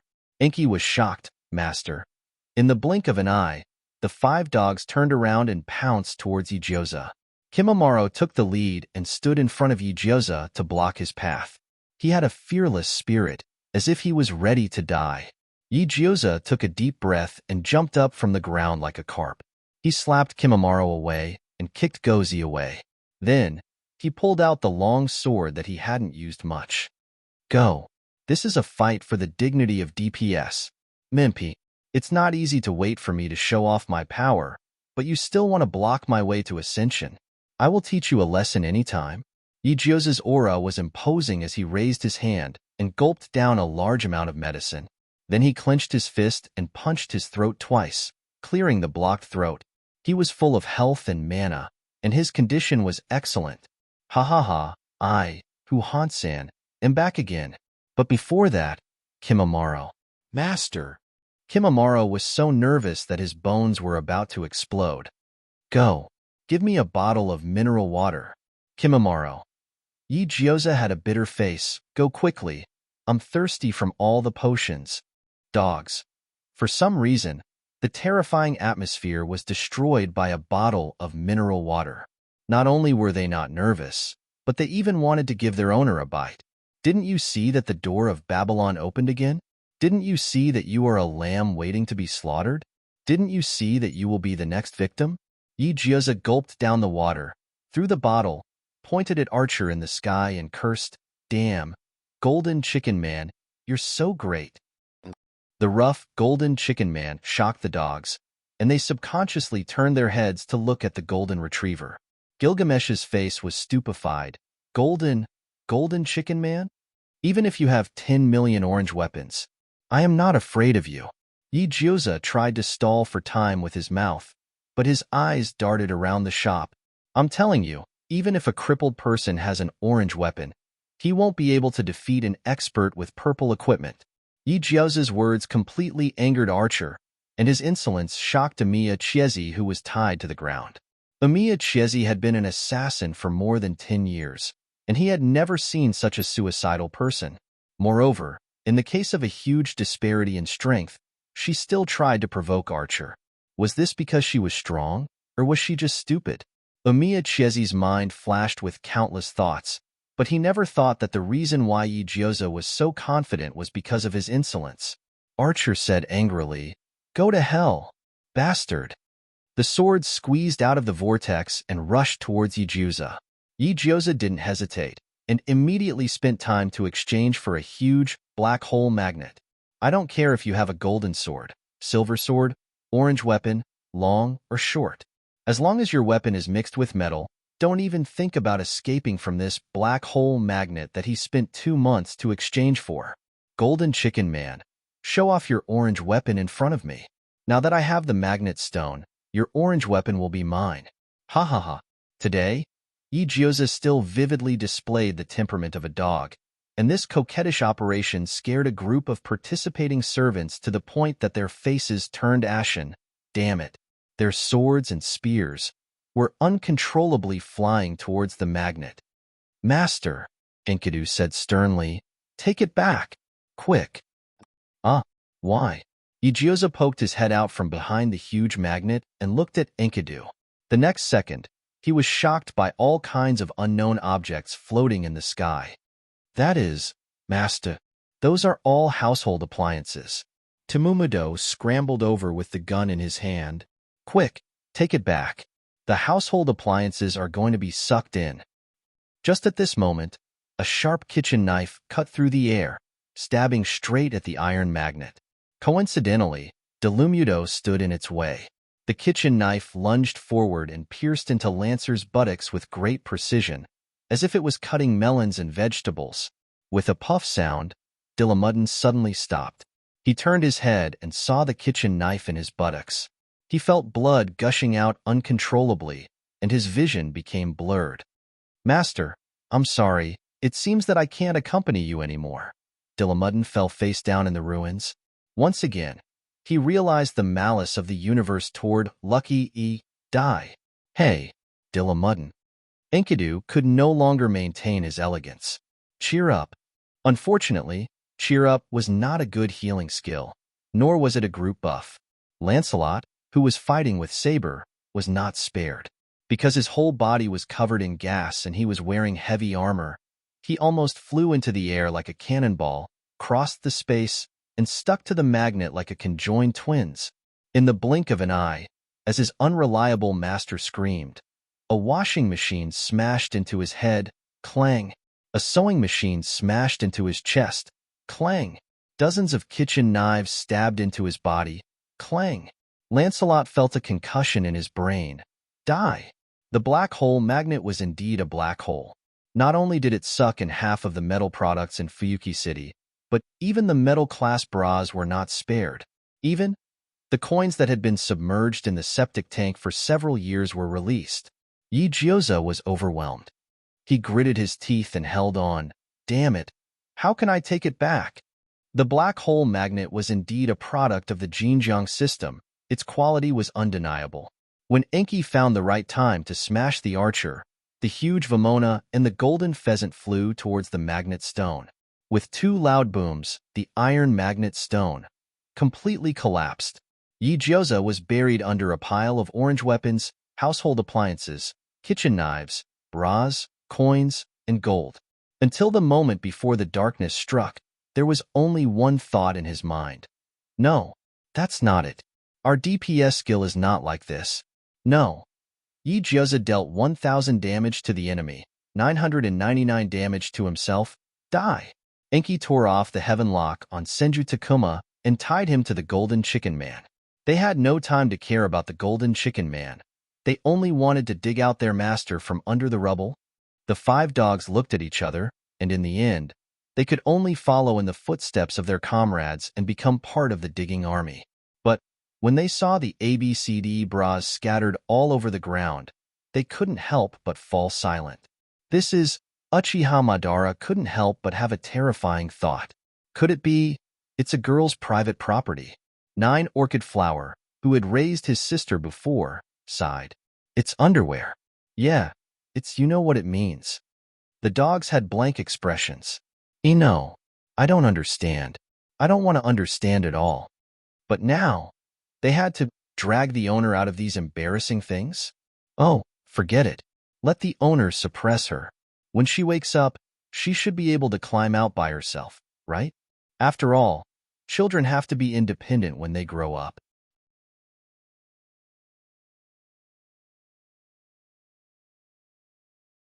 Chapter 82.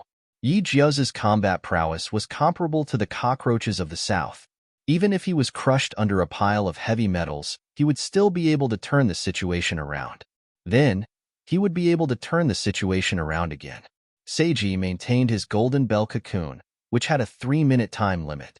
In the darkness, he reached out and touched Amiya Chieji's chest, waist, and thighs. Amiya Chieji struggled, but Kimimaro tied him up too tightly. He couldn't break free. But the girl's hand kept moving downwards. She slid it along his waist to his pocket and slowly reached inside. She slowly approached that sensitive spot. "What are you doing?" Amiya Chieji couldn't take it anymore. He said angrily, "Take your hand off me." Yijioza didn't say anything and smashed the hilt of his katana on Amiya Chieji's head. "You think I want to touch you? Do you think you're a 36y actress?" Amiya Chieji was stunned for a moment. "I'm telling you, it's dark in the ruins. You can't find a way without a fire." Yijioza sniffed. "You smell like smoke. You should have a lighter with you." "Amiya Chieji, so you were searching for a lighter?" Just as he thought of that, a small flame had already been ignited. The light was dim, but it was enough to illuminate the narrow space under the ruins. And the four people trapped inside: Yijioza, Kimimaro, Amiya Chieji, and Takumi. They looked at each other for a while. They looked at a place not too high above their heads. There, the black hole magnet had been split in two. The fulcrum was connected. It was supporting the weight of the outside world. A pale golden barrier enveloped them, exuding a somewhat auspicious aura. But everyone knew that this kind of balance wouldn't last long. After a long or short time, they would be crushed into meat patties by the falling metal. The only thing they could do now was to think of a way out or wait for rescue. Since the consequences were related to his own life, Amiya Chieji didn't dare to act rashly. But no matter how calm and rational he was, Yijioza could always step on his bottom line and crush him with all his might. "Kimimaro," Yijioza called out. "Sir." Kimimaro immediately went online and awaited orders. Seeing this, Wei Gong Chiesi's eyelids twitched, and his temples began to throb. He didn't know how to describe it in words, but he had a bad feeling about it.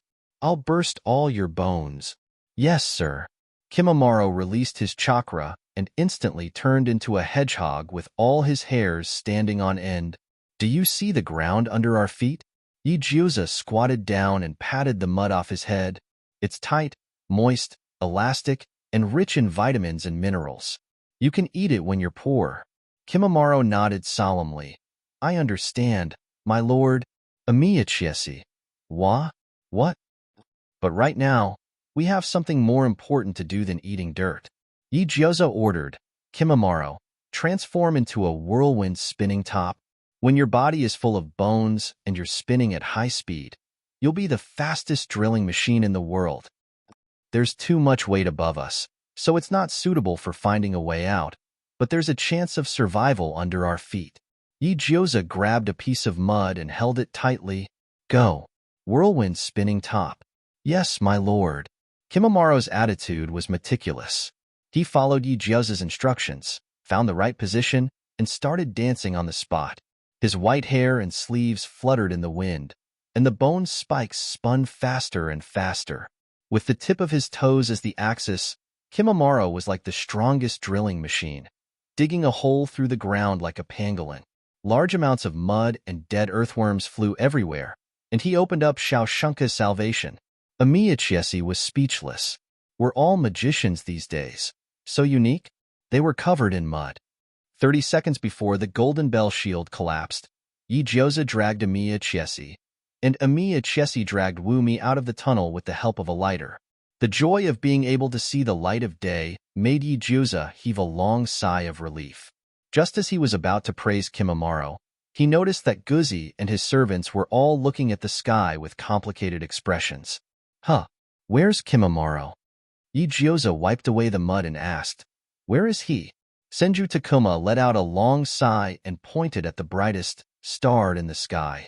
"It's spinning too fast, and it's flying up into the sky." Yijioza was speechless. "I'm looking into the distance. Above the moon, there's a spinning top flying freely." Yijioza opened his mouth and said dryly, "Senju Takuma, go and get him back. By the way, where are the rest of my servants?" Senju Takuma quickly left the scene, and Enki had to face Yijioza's question. Enki took a deep breath and pointed in a direction. Not far away, Dilamudden was lying on the ground with a bright knife stuck in his buttocks. A thin line of blood spurted out from his buttocks from time to time, rising and falling like a rhythmic fountain. Yijioza was shocked. "Fuck. Save him. My God, With this amount of blood, his buttocks will be crippled, right? Logically speaking, Dilamuddin was a man, and the amount of blood he lost was equivalent to that of a pregnant woman giving birth. With a flick of his wrist, Enki pointed in another direction. The pitiful Lancelot was like a stray dog, nailed to the door panel by dozens of kitchen knives. His armor was broken, and half of his hood was destroyed, revealing his dark purple long hair and his handsome face stained with blood. Yi Jioza took a deep breath. Fuck, this is too much. Fortunately, he desperately protected his face. Logically speaking, if Lancelot's face was ruined, he would not be able to find a wife in the future. Enki was speechless. The green-haired boy twitched his mouth and said, Master, the enemy has been tied up by the heaven lock. I threw it in Lancelot's direction. Don't get close. Boom. Before Enki's voice trailed off, a loud explosion came from Lancelot's direction. The heaven lock was dancing wildly in the air, and Archer, who had been subdued, held the sword high in their direction. Unforgivable. Archer's eyes were bloodshot, and he exuded a demonic aura. You ruined my plan. Go to hell. Enki suddenly came back to his senses and was about to hug Yi Jioza's body. Master. Archer gathered his strength, and a vast amount of energy surged in the air like a tsunami. The black and red color condensed like a whirlpool, and the amazing airwave forced the 5 dogs to retreat. He's crazy, Uchiha Madara concluded. Step back, I have to use Susa again. Spread out. Gilgamesh stared at the Sword of Obedience. He is getting serious. The Sword of Obedience will shatter this entire space. Archer held the sword and chanted loudly, Mongrel, be silent in death. In the blink of an eye, Yi Jioza gathered his chi and raised his sword, avoiding Enki's interception, and approached Archer like an arrow leaving the bow. He was fearless. Heaven and earth lock, creation, swoosh. Yi Jioza approached Archer as fast as he could, and the tip of his sword stabbed upward, as if he was lifting the red veil of a bride. His sword pierced through Archer's throat, and a pinch of red blood spurted out from the wound. His throat was broken, and Archer's lips and teeth overflowed with blood, and even his voice was broken. Yi Jioza was as cold as ice. He raised his calm eyes and said, Do you know why you lost? He looked at Archer's sword and said, Because you took too long to read. If Archer had raised the sword earlier, they might not have survived. But this Archer, on the other hand, foolishly declared his unhappiness. He even drew his sword and recited a bunch of lines like a retard. Brother, in a 25-minute anime, only the protagonist can read 20 minutes of lines and still not be killed by the villain. Your lines are neither long nor short. It can only be the villain's script. Do you know what a protagonist is? Trash, weak, helpless, and pitiful, usually with dazzling hair and a cheerful personality, but also a miserable life and poor situation. This kind of people, their reading time is about 20 minutes, and after reading, they can be invincible in the world. But there is such a group of stupid villains, regardless of their own safety, who can wait for the protagonist to finish reading for 20 minutes, and then wait for the protagonist to kill them equals MMP. As an otaku in his previous life, he had already seen through this routine. The way to break it is very simple. Don't even think about finishing reading in front of me. What the fuck is heaven and earth lock, creation? Even if you want to recite this long line, you have to ask my sword for permission. Yi Jioza stabbed out with his ultimate move, and in an instant, the heavy momentum that he had gathered dissipated in an instant. The unruly sword flew out of his hand and heavily smashed into the ground, turning into countless golden streams of light that converged into a resplendent silver river that quietly entered Gilgamesh's body. Archer's eyes began to lose focus, and his vision passed through the messy battlefield, deeply fixed on the body of the main body. He did not expect that. He had endured until now, planning so many things, but lost to the long chant. His body turned into ashes inch by inch, whether it was him, the sword, Vamona, or the orange weapons on the ground. All converged into a dazzling galaxy, slowly flowing into Gilgamesh's body.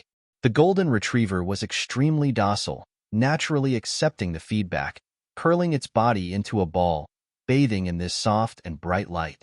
Enki approached with a smile, reaching out to pick up the golden retriever. Welcome back, Gil. In the vast sea of stars, a trace of wind blew, blowing Igyoza's long hair high up.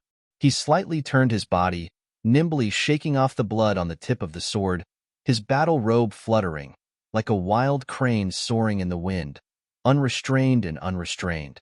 He turned back and retrieved the half-damaged magnet.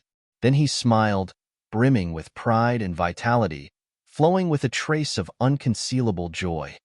The Holy Grail War should end. Ding. Congratulations, Knight, for defeating a raider. The reward is 3 years of survival time. Knight, please continue to work hard and achieve even more brilliant results. Ding. Congratulations, Knight. The mysterious gift bag has been placed in your backpack. Jinjiang System No. 001 Little Sparrow wishes you the miracle you want. Ding. Congratulations, Knight, for achieving the achievement of Raider Triple Kill. In order to thank Knight for your outstanding contribution to maintaining world peace, Jinjiang System will upgrade your pure young martial arts. I wish you to reach the heavens in the future. A series of ding from Jinjiang System, shocking Igyoza a little. What the hell? Upgrade pure young martial arts? Reaching the heavens in the future? But before he could think of anything, a vast inner breath suddenly surged from his dantian, like a giant dragon penetrating his lungs and meridians, swelling with terrifying power. Ah, pain. So painful. Igyoza suddenly rolled on the ground, curling into a ball. Master. Sir. Woof, woof, woof. All the sounds were fading away from his world, and he was in so much pain that he almost fainted. Even his thoughts were beginning to scatter. Nanani. Milk me, milk me, milk me. The supernatural phenomenon of household appliances flying everywhere in Fuyuki City overnight shocked the entire Japan, and Igyoza and the others, who were at the center of the chaos, were sent to the hospital by enthusiastic citizens who rushed to the scene, narrowly saving their lives.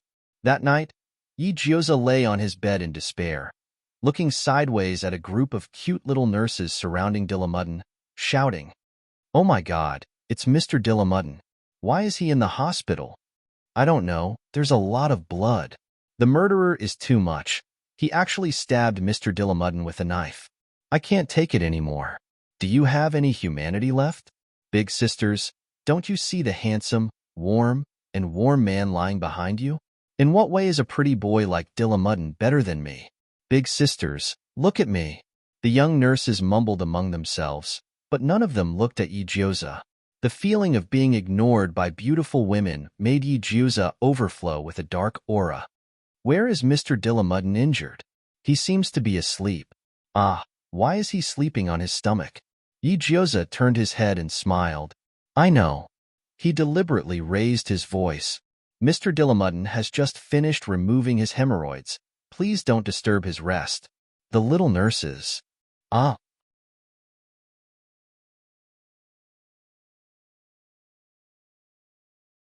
Chapter 83. It was late at night, but the lights in the Motosa family's mansion were brightly lit. The woman was crying hysterically. The blood-curdling questions hammered Motosa Shurchin's heart. It almost drove him to the brink of collapse. Motosa Shurchin clutched his chest. He felt an indescribable pain in his heart. He stared at the Kata Sakura's medical report sent by Kenneth, who was far away in England. His eyes were bloodshot, and they were staring straight ahead. His hands trembled, and the jeweled wand slipped to his side. The proud man's mouth was half open. His fingers gripped the report tightly, and his body began to shiver. No. No. Sakura, impossible. Motosa Shurchin's pupils lost focus. Kue, listen to my explanation. I didn't know. I didn't know it would be like this. Get lost. I shouldn't have let you decide whether Sakura stays or goes. His wife's hair was like withered grass. She looked like she was about to collapse. My Sakura, my child. Kue regretted it so much that she wanted to kill herself. After she married Motosa Shurchin, she gave birth to 2 talented daughters. They all had outstanding magic talent. However, there was only one heir to the magic family. They could only raise one. The other was destined to become a mediocre person. For Motosa Shurchin, Rather than letting his second daughter waste her talent and live an ordinary life, it was better to send her away, to inherit the legacy of the Kata family. After all, although the Kata family was a magic family, they didn't have any talented descendants in this generation. If they adopted Sakura, they would definitely raise her as their heir. This way, the talents of both daughters wouldn't be wasted. They might even go further in their respective fields in the future. Motosa Shurchin had planned everything, but he didn't expect that the Kata family's magic and their style would be so dirty. Despicable. How old was his daughter? Her magic circuit had been forcefully modified, and she was reduced to a plaything. The report sent by Kenneth listed in detail the injuries that Sakura had suffered and emphasized that she had to receive several years of psychological treatment, otherwise, she would be crippled. This medical report was sent at the right time, just as the Holy Grail War was coming to an end. Moreover, not only did Kenneth prepare this gift for him, but he also sent a message to Sunflower. When Sunflower received the news, she was so angry that her mind was twisted. They even abandoned their eldest daughter, Ling, on the spot and picked up their guns, intending to perish together with the remaining members of the Jintong family. He tried his best to stop her. She was so mad with hatred that she smashed everything in the house. He was powerless to stop them, and he didn't want to. This was what he owed the mother and daughter. Toshinori Motasaka knew that Kenneth's goal was to use this report to break down his mental defenses and force him to withdraw from the competition. This move was indeed vicious, but it was also extremely effective. Toshinobu Motasaka couldn't just ignore his daughter and stay in Fuyuki City to participate in the war. He only hated himself. He hated himself for being blind. He hated himself for being materialistic. He actually destroyed his own child for the sake of the so-called inheritance. Tashiyomi in Osaka. Is magician's glory that important? Kuei's eyes turned red. So important that I pushed my daughter into the fire pit. So important that her life as an ordinary person is a luxury for her. Toshinobu Motasaka closed his eyes. His muddy tears wet his palms. Yes, that's right. You didn't know about the Jintong family's shady dealings. You're innocent. Kuei was furious. But you sent my daughter to a demon's den without knowing anything. Toshinobu Motasaka, I trusted you so much. I trusted you to the point that I gave my daughter and even my life to you. But you betrayed my trust. I'm guilty. I'm not a good mother, my Sakura. Kuei, I'm sorry. Shut up. Kuei was no longer as gentle as before. She coldly slammed the door and left. I'm not the one you should apologize to. Kuei didn't look at Toshinobu Motasaka again. She took her eldest daughter, Ling, and left Fuyuki City that very night for the faraway United Kingdom. Toshinobu Motasaka sat in the darkness with his hands tightly wrapped around his head. As long as there weren't any gay spearmen or lowly around to disturb him, Kenneth would be able to use his full strength no matter if he was chasing after girls or causing trouble. Seeing that Igyoza didn't let him down and managed to get rid of a large number of masters and servants, Kenneth naturally couldn't fall behind. Only by muddying the waters of the battle would he be able to reap more benefits. Not only did he have to treat Wild Goose Knight and Jinong Sakura, but he also had to do everything he could to destroy the Jintong and Motasaka families. This year's Holy Grail had been destroyed by Igyoza, but it wasn't certain that she would still be able to participate in the next Holy Grail. Seizing the opportunity to wipe out the forces of Motasaka and Jintong would be enough to give the Archibald family a greater chance of winning. Kenneth felt that his plan to sow discord was extremely clever. He was about to give himself a thumbs up, but he never expected that even though Igyoza was in the hospital, he was still able to kill 3 masters without anyone knowing. The moment he received the news, he was so shocked that he started to doubt his own life. Wumi was hospitalized with serious injuries, but she was physically disabled but mentally strong. She pulled out the infusion needle and ran into Amiya Chiesi's ward to discuss the plan. Amiya Chiesi carefully measured Igyoza's fighting ability and realized that it was an existence that normal people couldn't compete with. If he wanted to fight Igyoza head-on, he would only end up being beaten up. Amiya Chiesi was extremely annoyed and really wanted to smoke. But when he reached into his pocket, he realized that he was wearing a hospital gown. His last remaining pack of cigarettes was covered in mud, and his only lighter had been taken by Igyoza. What a fucked up life. He let out a breath and immediately thought of 100 things. He ordered Wumi to send a message to Motasaka Tashimi, telling her that they had to work together to control the brat's violent and destructive power. Wumi's injuries hadn't healed yet, but she was as efficient as ever. She snuck into the Motasaka family's mansion when the sun was about to rise. To her surprise, there was no magic barrier or anyone around. How could this be? Shouldn't magicians activate their ultimate defense during a war? Wumi cautiously stepped into the mansion with a trace of unease. She didn't know what had happened here, but not only were the pots and pans scattered all over the floor, even the walls in the hallway were riddled with bullet holes. She used the flickering lights to enter the spacious study and was attracted by a rustling sound. She followed the sound and pushed open the door to a cubicle. She saw a shoe on the floor. It was a man's leather shoe. It was brown, the style that Motasaka Tashimi often wore. But the question was, where was Motasaka Tashimi? Wumi entered the cubicle and saw a TV with a snowy screen and a videotape that had been spat out by a TV player. Wumi brought the videotape back and handed it to Amiya Chiesi. You're saying that Motasaka Tashimi disappeared, and this was the only thing that was found at the crime scene? Amiya Chiesi rubbed his chin and narrowed his eyes. Wumi, help me get some equipment. I'll examine this videotape myself. Wumi nodded and left. An hour later, she returned with the TV player. She knew that Chiesi didn't like to be disturbed when he was working, so she considerately closed the door and left quietly. Amiya Chiesi set up the equipment and placed the cold videotape into it. At that time, Igyoza was gripping his chest with a bitter expression and carefully touching his own skin. After the ding from Jinjiang's system, he struggled for a long time before he finally returned to reality from the abyss of pain. He thought that the pain would only last for a while, but he didn't expect that not long after he teased Dilamudden, his body would start to ache and swell again.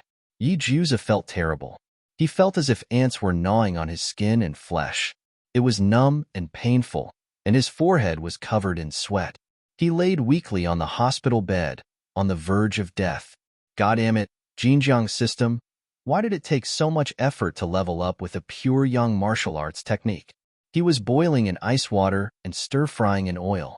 He didn't know what it would be like to level up, but it was possible that he would be in so much pain that he would die. It was so fucking painful. His internal organs felt like they were being stirred up by a hand, and his intestines were almost tied up. His limbs were sore, and his chest was swollen. Even moving but made him feel weak. However, Senju Takuma checked on him several times, patting his chest and saying, "Don't worry, your body is very healthy, and you're very energetic." Energetic my ass.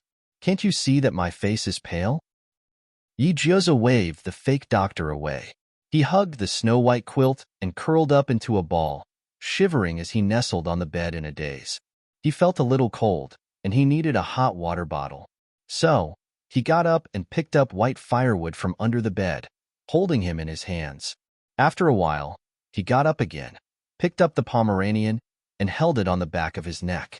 Separated by a neck, white firewood and the Pomeranian looked at each other, and finally, their eyes fell on the owner. She was shivering, and it seemed like she was very cold. As soon as the two dogs had this thought, Igyoza turned over and got off the bed with a bitter face. He grabbed the Samiyed's ears and dragged it to the end of the bed, then stuffed his feet under its belly. Aizen was speechless. Gradually, Igyoza's body warmed up. He calmed his breathing and fell asleep. The three dogs looked at each other and had nothing to say. They were just accompanying a child to rest for a while, so there was nothing to complain about. After all, a sleeping owner was much easier to deal with than an awake one. They didn't know what Igyoza was dreaming about, but he suddenly kicked the Samiyed's balls. It was the first time that Aizen had suffered such a major blow to its male self-esteem. Suddenly, its snow-white dog face became even whiter. It couldn't help but howl, curled up and rolled off the bed. Saishomaru and 9 Orchid Flower saw this, and a subtle touch of sympathy rose in their hearts. The two dogs moved away from Igyoza at the same time, but they didn't expect this guy's sleeping posture to be so bad. He actually performed the heaven and earth grand shift in his dream. Igyoza slapped the Pomeranian off the bed and accurately slammed it into the trash can. Nine Orchid Flower was speechless. Then he pressed white firewood with his paw and rubbed the hand warmer against his cheek, making him salivate. Saishomaru was speechless. Yijiuza kicked the quilt away, his body still curled up into a ball. He frowned, as if he was enduring something. Suddenly, there was a faint smell of blood in the air. It was faintly discernible, as if it was an illusion of the nose.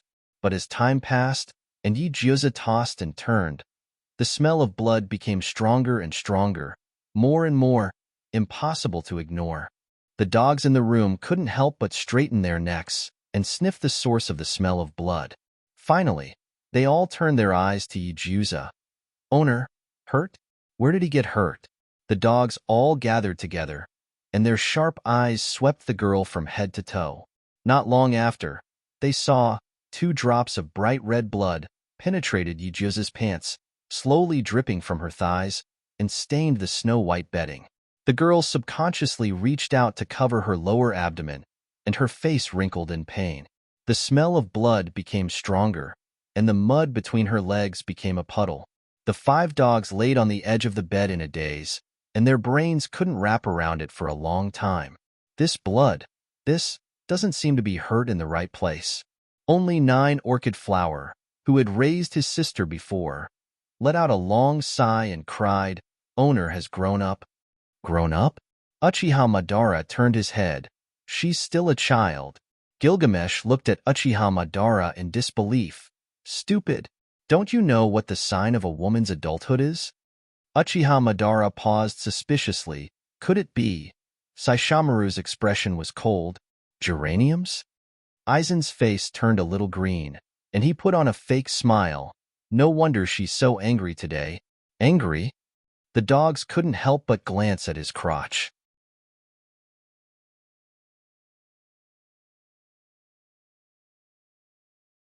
Chapter 84.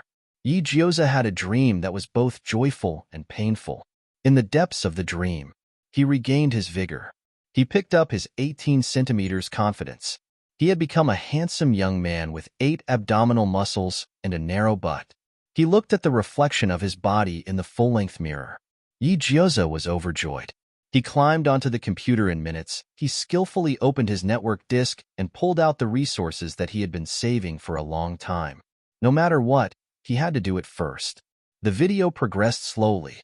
Yijiuza was extremely excited as he stared at by Sime's innocent and cute eyes. He reached his hand towards his crotch. He touched Brother Condor's back, which was full of warmth. Holy shit, what a perfect length. This was the right size. This abrasion-resistant hardness.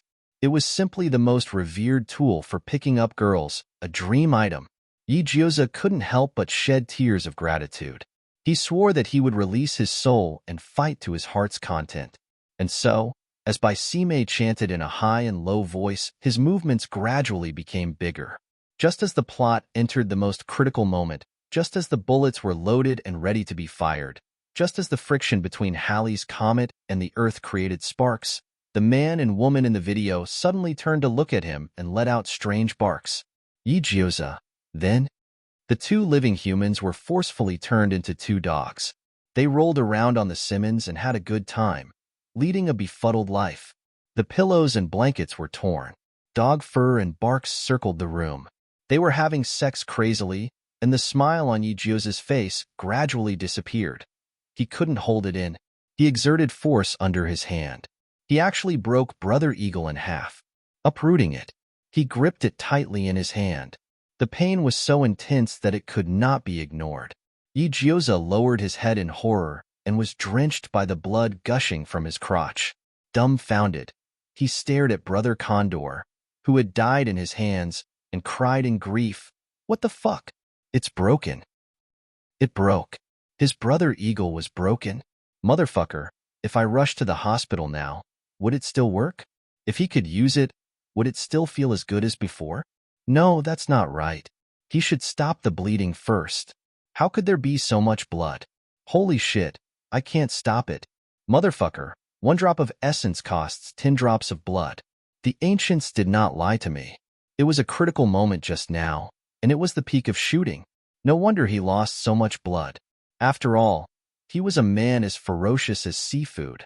Yi Jioza affirmed his own vigor, but in the end, he kicked the bucket like a plate of seafood. Ah! Yi Jioza let out a low cry and suddenly woke up from his dream. His face was very pale. Ah, fuck! Fuck! He glanced at his own hands first. They were white, tender, small, and weak. There was not a trace of blood on them, and he was not holding the broken eagle. He immediately looked up at the ceiling, and his eyes quickly swept over the 5 dogs lying on the edge of the bed, as well as Dillamuddin lying on the next bed. Only then did he suddenly realize that this was a hospital. He was still the Meili Luo of the pure young palace wait. Yi Jioza frowned slightly. He only felt that his stomach was twitching in pain. It was as if there was a drill pressing against his internal organs, tripping him up again and again, making him extremely uncomfortable. He couldn't bear it. He clamped his legs in pain and shrank his body. Unexpectedly, as soon as he moved, his lower body became hot. A warm liquid gushed out from an indescribable place, wetting his pants. It was so sticky that it was unbearable. If Yi Jioza was still a man, he would be used to this kind of situation. It was just a small matter of taking off his pants and washing the bedsheets. Occasionally, when he was in the mood, he would get up and have sex with her. But now, he finally remembered his gender. Since he was a woman, then, it was impossible for him to have the sweet troubles of a man. So, this was wetting the bed? Yi Jioza opened the quilt. He was prepared for the worst, but he didn't expect the real situation to be worse than he imagined. He could no longer maintain his usual indifferent expression. Even his peaceful state of mind was blown into ruins. Oh my God! What the fuck is this? Blood. Blood. Half of the bed was stained with blood. Damn it. Why is my pants full of blood? Damn it. Even the mattress and bedding were not spared. What had happened while he was asleep? Could it be that after Brother Condor, his brother Sparrow was also plucked out? Yi Jioza's whole body was in a mess. He pushed the quilt away in a frenzy and rudely spread his legs. He maximized the flexibility of his limbs, bent his body forward, and buried his head under his crotch. Dogs. After a long while, Yi Jioza raised his head absent-mindedly. He looked like he had suffered a heavy blow, and his faith had collapsed. He finally remembered the knowledge he had learned in junior high school. When a woman's secondary sexual characteristics began to mature, apart from expanding her chest and waist, there would be bleeding once a month. Did the girls call this situation a hemorrhage? Yi Jioza couldn't help but tremble. Blood. Hemorrhage? He glanced at the bedding and thought of the legendary saying of, "The pain is so painful that it feels like dying, like a miscarriage, like being disemboweled, and like being disemboweled." His face suddenly turned pale. Will I die? No. No. You'll I die. Don't bleed, please. Don't bleed, please. Yi Jioza panicked, and in the end, he burst into tears. Dogs looked at each other and smelled the increasingly strong smell of blood. One by one, they backed away from the bed and really didn't know what to do. Until the noise woke up Dillamuddin in the next bed. The gunman half propped himself up and lifted the curtain. "Master, what's wrong?" Dillamuddin looked at Yi Jioza, but his eyes were immediately attracted by the large blood stain on the snow-white bedding. "Master, are you hurt?" Dillamuddin struggled to get off the bed, his buttocks twitching in pain. "Please allow me to bandage you, master." "Bandage? Bandage?" Yi Jioza was grief-stricken. "Stand down. I don't need you to bandage me." The ward wasn't spacious.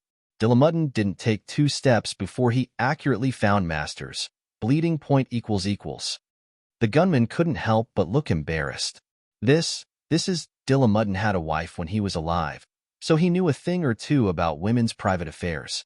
He compared Yi Jioza's age and found that it was a sign of a woman's adulthood. He was slightly relieved. But because of his gender, he shouldn't ask too much about Master's private affairs. Girls were thin-skinned. It wouldn't be good if they got angry and drove him away. Dillamuddin touched his nose, pushed the door open, and left to give Master some time to calm down. He wanted to find an older nurse to guide Master's physiology so that the little girl wouldn't scare him. But the gunman didn't know that his luck-e physique was still the same.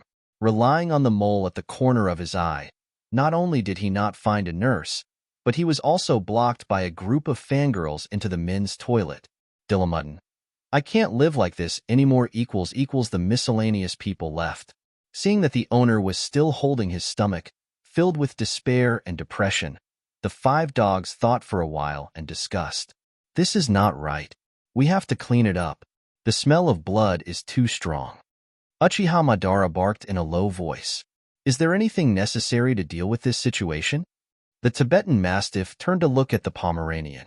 He remembered that the Pomeranian mentioned that it had a sister, so it should be an experienced person, right? 9 Orchid Flower nodded. Yes, but it's not appropriate for a man to buy it. Saishomaru suddenly said, Enkidu. Hearing her best friend's name, Gilgamesh was alerted. And what do you want to say? Enkidu looks like a woman. He's the most suitable candidate. Aizen combed its fur and continued. This is a hospital. The nurse will prepare the bedding and teach the owner. No one will prepare a change of clothes for her. Other than the owner, there are no women between us. It's more or less inconvenient for us to do things, but Enkidu, he's delicate. Even if he asks a woman about her personal matters, he won't be treated as a pervert. Aizen convinced the dogs. Enkidu is the best candidate. In the ward, the dogs' barks rose and fell as they communicated, and the noise made Yigioza's anger rise from the bottom of his heart. He felt that the dogs were annoying. He was so angry that he grabbed a pillow and threw it at the dogs. Motherfucker, I watch dog movies in my dreams, and I still have to listen to your barks when I wake up. Die. Stupid dog. The pillow slapped Gilgamesh's head. Gilgamesh was speechless. All of you, shut up. Yigioza's expression was as cold as ice. Whoever barks again, I'll chop them up to go with my wine. Dogs were speechless. He's really angry. Yigioza squatted on the toilet bowl, holding a white sanitary pad. His face was ashen. He never thought that he would have his period. He never thought that the so-called upgrade of Jinjiang's system was to open up his meridians. First, he had a hemorrhage. How old was his body? He had stayed in Grain Village for almost a year, and with Leaf Village for almost 2 years. All in all, it was only 3 years. In addition to his previous bone age, he was only 11 or 12 years old. 11 or 12 years old was still in the 5th or 6th grade of primary school. Was it really good to develop so early? The worst thing was that with the onset of his period, his originally flat chest was extremely sore. When he woke up this morning, he put his palm on his chest. Damn it, they were slightly protruding. Yigioza could not describe his feelings with simple words. All he knew was that the moment he picked up the tampon and put it on his crotch was the moment he bid farewell to Brother Condor. They would never see each other again. Forget it. Yigioza tore the sanitary pad and said numbly, Brother Condor, look, the sanitary pad also has 2 small wings. Yigioza flipped the sanitary pad and stuck it on his underwear. Every man who has his period was a New Orleans barbecue wing with broken wings in their previous life. Brother Condor, I understand now. The sanitary pads are designed in the shape of angel wings for good luck, right? Yes, for good luck. Yigioza raised his butt and looked at the red toilet bowl. Oh fuck. Will I really not die if I continue like this? Unstoppable bleeding. How did the girls he had met in his previous life survive?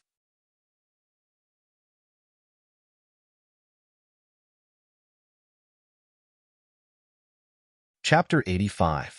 Yigioza lay lifelessly on the bed, leaning against the Tibetan Mastiff pillow, holding the white firewood heat pack in his hands, holding the Pomeranian hot water pack in his abdomen, the golden fur thick blanket on his knees, the Samoyed heater on his feet. Senju Takuma brewed the brown sugar ginger tea. Enki personally fed him, and Dilamudden poured the tea. Only then did the dark and sunless menstrual cycle finally gain some warmth. Yigioza lay limp on the bed like a salted fish. He opened his mouth numbly and drank the greasy brown sugar water, his eyes staring blankly. When Enki saw this, he immediately took a bite for him. The food of the dead, he suppressed the sweet taste. But the food was too much. Yigioza frowned slightly, as if he was very uncomfortable. Dilamudden cleverly scooped up a diced apple from the plate. He quickly stuffed it into his mouth.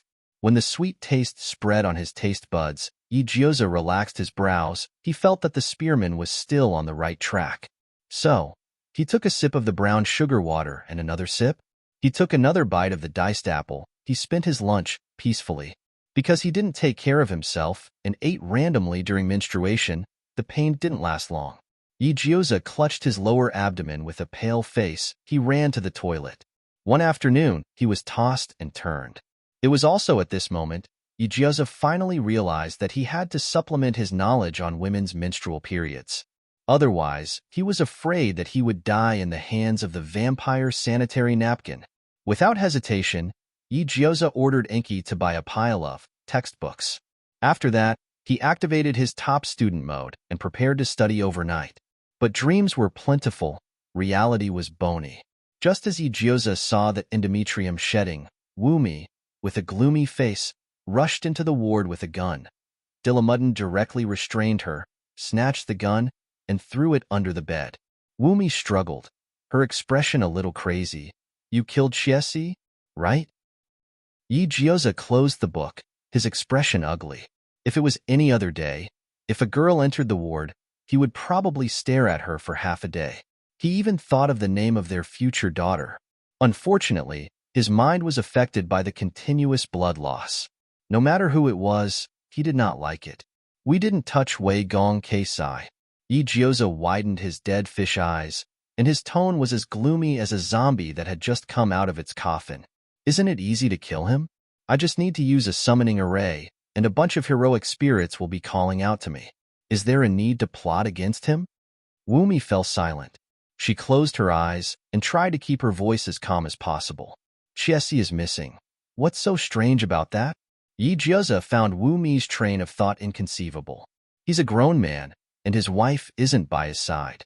He should have some private time to masturbate, right? "Wumi, women bleed for a few days a month, and you don't even allow men to masturbate for half an hour?" Igyoza was heartbroken. "You can't have such double standards." "Wumi, you seem to have a point." But Wumi decided to struggle one last time. "There's no one in Chiesi's room.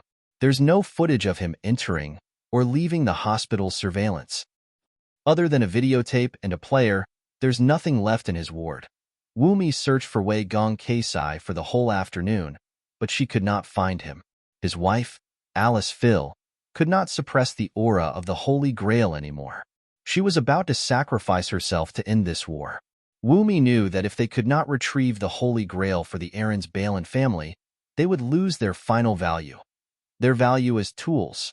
They would not help to find the missing Wei Gong Keisai, would not regret Alice Phil's sacrifice, and would not listen to Aaliyah's wish to see her parents again. When that time came, everything would be over. And Wumi had thought of this, which was why she had no choice but to break into Igyoza's ward. After all, based on the current situation of the Holy Grail War, Igyoza was undoubtedly the magician with the highest chance of winning. Moreover, she had many followers, and she was young, so she could be used as leverage. Wumi could not help but think, there must be a master hiding in the dark. He's planning to kill all of you when the Holy Grail is about to end. Wumi raised her head. Yamamoto Chiri is missing, Tashiomi Takubin is missing, and now Chiesi is missing. Do you think the next one will be you? Was it really that mysterious? Igyoza clutched his abdomen and said dully, "Where else can the three men go? Foot washing city, healthcare center, karaoke bar." Wumi, were they really talking about the same topic? "Listen to me. You better go to Kabuto to look." Igyoza yawned, his expression gloomy. "If you can't find him, call the police." Wumi, sorry. Assassins also had professional ethics. If they went missing and called the police, they would be idiots, right? But maybe she should really go to Kabukicho to look? In the end, Wumi left the ward and ran out of the hospital worriedly. When Igyoza heard her footsteps getting further and further away, he suddenly jumped up from the bed and put on his slippers excitedly. His face was full of excitement. He took 2 quick steps and pushed the door open, but suddenly stopped. Igyoza turned around and smiled brightly. "Dilamudden, the mole under the corner of your eye. Does it have the magic of love? Does it mean that you can make a woman fall in love with you?" Dillamuddin touched the corner of his eye, a little embarrassed. Master, please don't tease me. Compared to my personal charm, I hope that others value my strength more. Charm is also a kind of strength. Yi Jioza called him over. Now, it's time for you to take a beating. Oh no, it's time for you to fight for the master. Dillamuddin. I have a bad feeling about this equals. Yi Jioza brought Dillamuddin into Amiya Cheshi's ward. Just as Wumi had said, there was nothing left in the room except for a few pieces of projector equipment. Yi Jioza looked around and squatted down with his hand on his aching abdomen. He pulled out a familiar yet strange videotape from the slot of the equipment.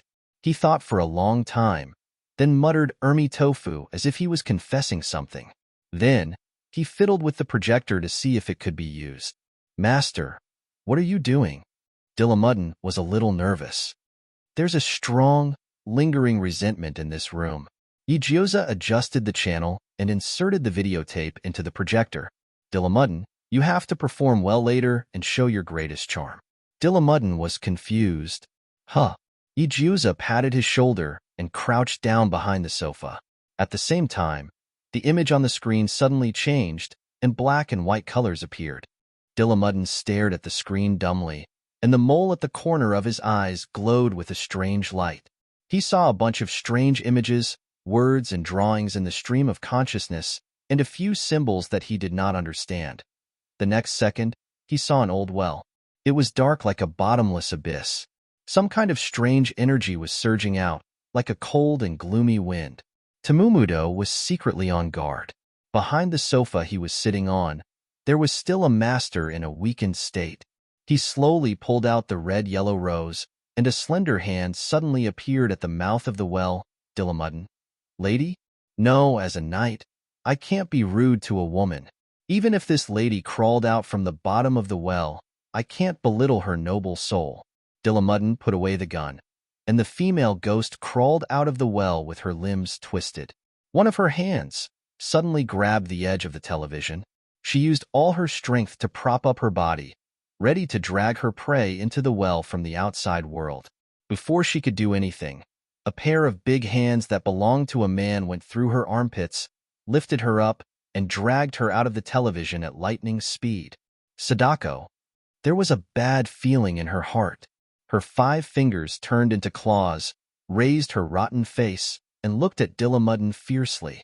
Then, there was no then equals Sadako was lying on the ground, and her ferocious ghost face was stunned for a moment. She stared at Dillamuddin's mole, lost in thought. Dear lady, the ground is very cold. Please allow me to help you up. He was so humble, so gentle, so polite. There was no disgust or panic in his eyes. His voice was gentle and low, his body was tall and burly, and his face was handsome and delicate. Sadako was stunned. Dillamuddin looked at her unresponsive face, turned his head and said, Master, new servant this? Isn't it a little silly? Dillamuddin had seen all kinds of bloody scenes on the battlefield. Although Sadako's horrifying appearance could scare ordinary people, it could not scare him. Therefore, he regarded Sadako as Yi Jioza's new servant. Ask her if Empress Mitsunomiya is with her, Dillamuddin asked. Sadako was stunned for a long time, then slowly nodded. Ask her again. Is Yin Feng's chili with her? After getting the answer he wanted, Yi Jioza smiled. Dillamuddin, tell her to guard those 3 guys and put them in labor camp. Labor camp? Ha ha ha. When they are cured of their Chinibu disease, then let them out from the bottom of the well.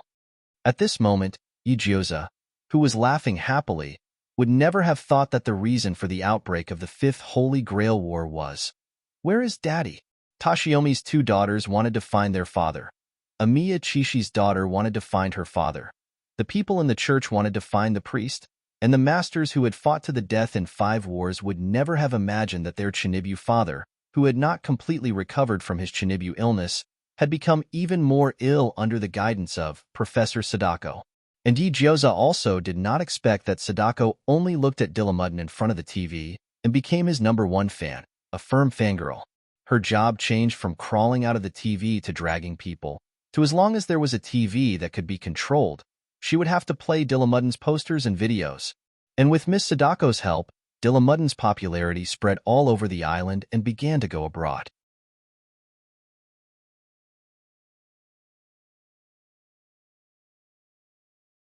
Chapter 86.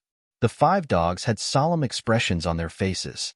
Their gazes were glued to the Encyclopedia of Female Physiological Knowledge. When the pages of the book were flipped on the dog paws, the illustrated explanation inside made them stare blankly. Although they knew that the existence of women was indispensable, they had never really understood their bodies. They did not expect that the growth of girls would be accompanied by blood, and they would toss and turn for 7 days, every month, every year. No wonder they would always be on the verge of death for a few days, and would be listless in everything they did. Their faces were pale, and they had a violent temper. If they did not agree with each other, they would slap their faces. They could not help but recall the years when they were big shots. Even at their peak, they could not bleed for 7 days and 7 nights. They thought that they were noble and unsullied by women, but they did not expect that their survival instincts told them to stay away from the threat of women. The five dogs were silent for a moment. They continued to flip through the pages with trembling paws from time to time. They would whimper and communicate in a language that only dogs understood. Safety pants, tampons, menstrual cups, painkillers, brown sugar ginger tea was a must. If it did not work, send them to the hospital. The thickness slowly became lighter. The pictures were even more shameless. The action blockbuster of the island country was actually printed on the encyclopedia. 9981 styles, 7 by 749 days. The embryo landed on the hotbed. The genes began to change. Neon was open about sex and never avoided describing it. Bold and direct, wanton and simple. There was a massage stick in front of him. There was a vibrator in front of him. There was a thick and long function. It was guaranteed to be even more intense than a real man. The dogs were speechless. Uchiha Madara took a deep breath and said seriously, "The content after that is still too early for the owner." 9 Orchid Flower frowned to express his understanding. "It's too early. Marriage at 16. It seems that none of the men around the owner can stay. It's too dangerous." It was indeed dangerous. A girl's menstruation meant that she was sexually mature. Although the owner was young, she had also reached the age of love. It was better to be safe than sorry. Girls needed to be pampered, but pampered girls were easy to deceive. Look at the men around the owner. Kimimaro was a cold and loyal dog. Senju Takuma was mature and cheerful. Enki was androgynous, and Dillamuddin was infinitely charming. They were good-looking enough to satisfy any woman's needs for a man's childhood, adolescence, and maturity.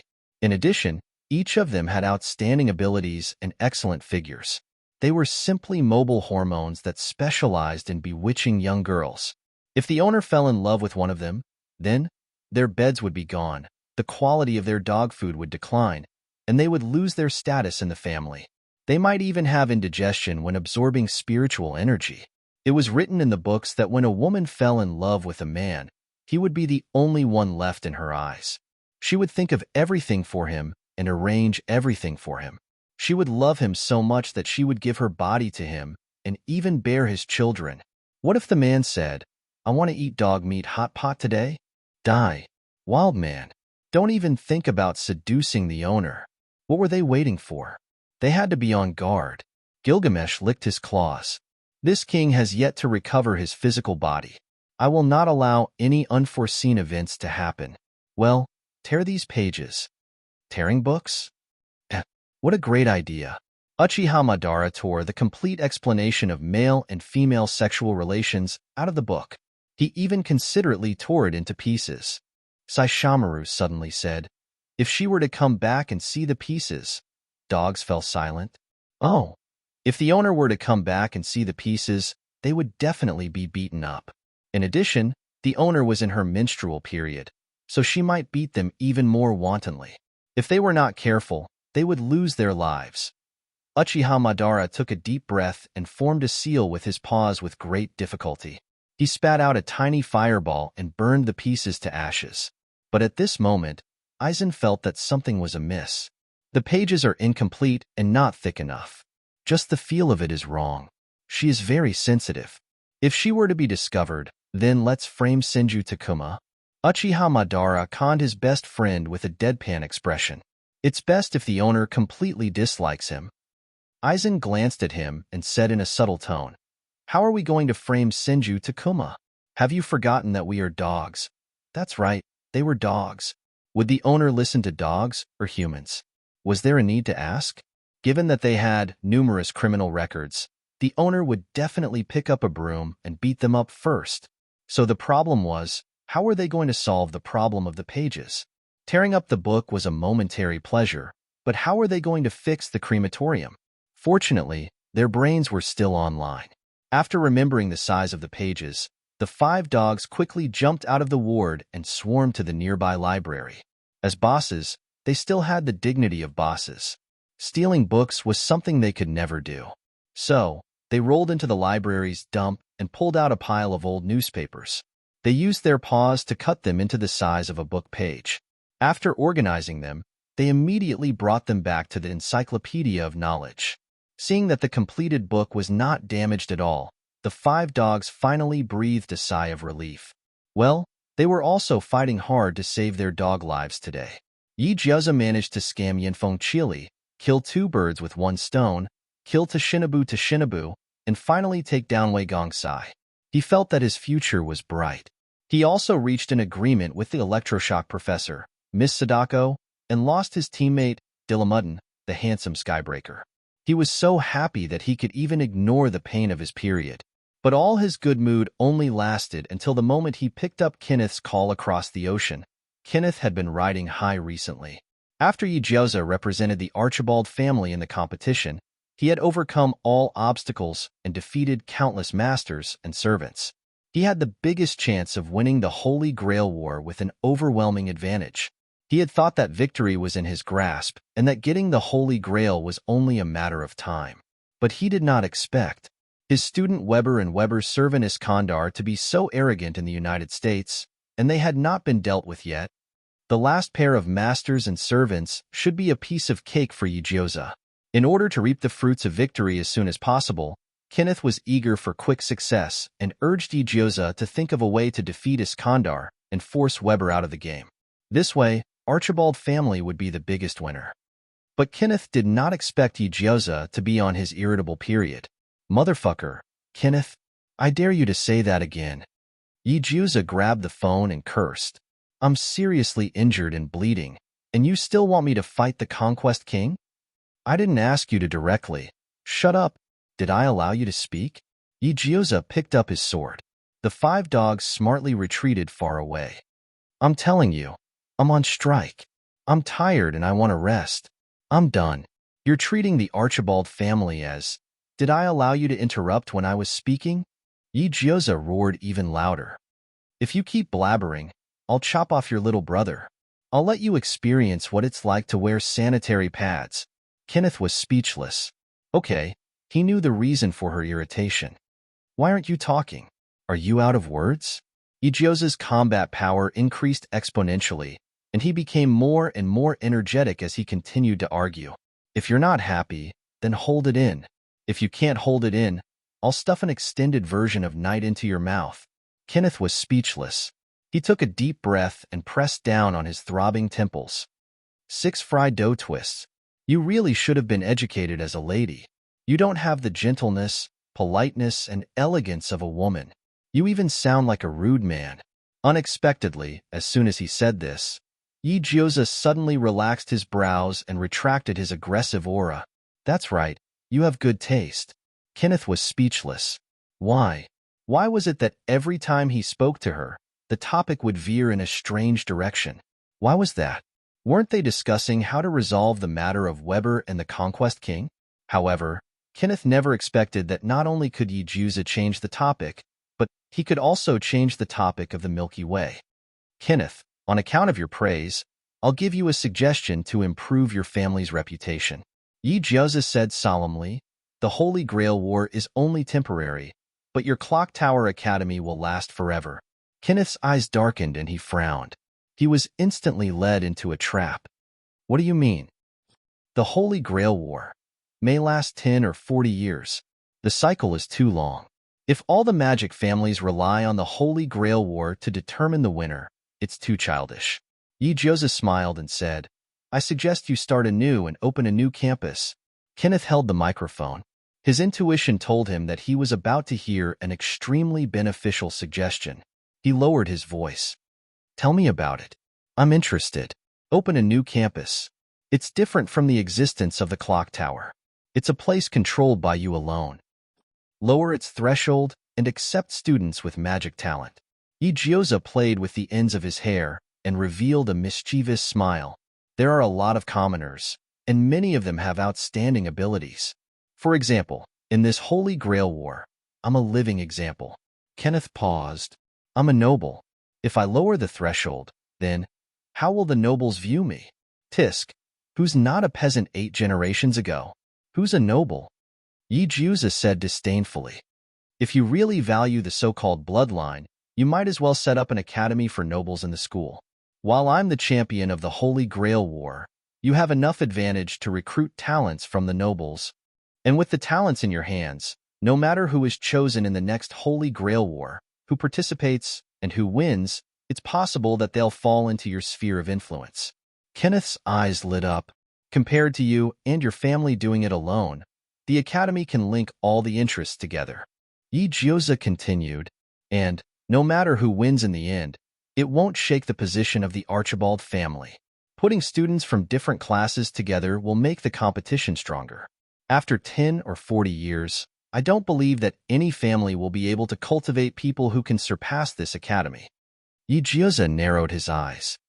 The academy will continue to grow and become more authoritative. The children that each family cultivates will not be sent out. They will choose you instead. In this way, you'll never lack talents. And the tragedy of Sakura Jitsuru would never happen again. Kenneth was tempted. Tell me the plan. Tell me your conditions. 6 fried dough twist should have a mental draft for something that she could say.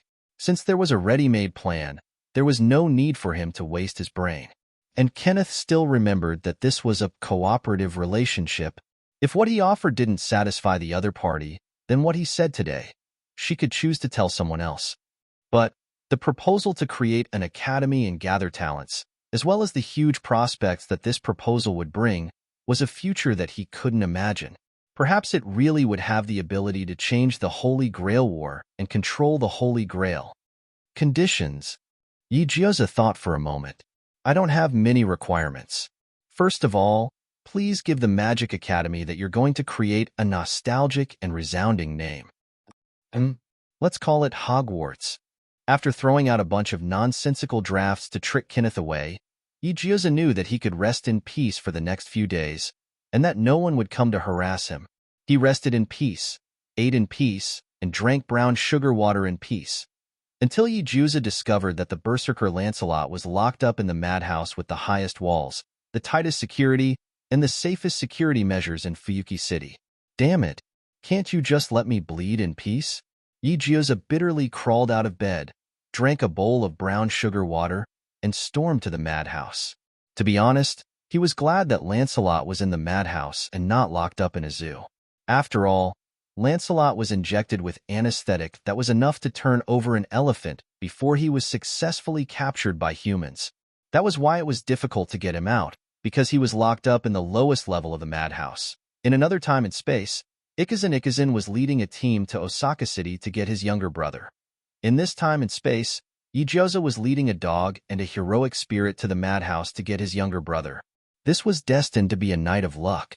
Yigyoza left the hospital and Saber, who had been dug out from the ruins, was sent in. She was lying on the hospital bed that Yigyoza had rolled over. Coincidentally, Wumi was unable to find Amiya Kisi, so she rushed to Yigyoza's ward with a gloomy expression. She was about to interrogate Yigyoza 3 times, but she didn't expect to run into her heroic spirit teammates. Wumi and Saber looked at each other for a while, then stared at the dog's fur on the bed and fell into silence. 5 minutes later, they packed up and embarked on the road to find Yigyoza. They used all kinds of methods and even used the power of the Einstein-Balin family to conduct a carpet search, but they couldn't find any trace of Yigyoza.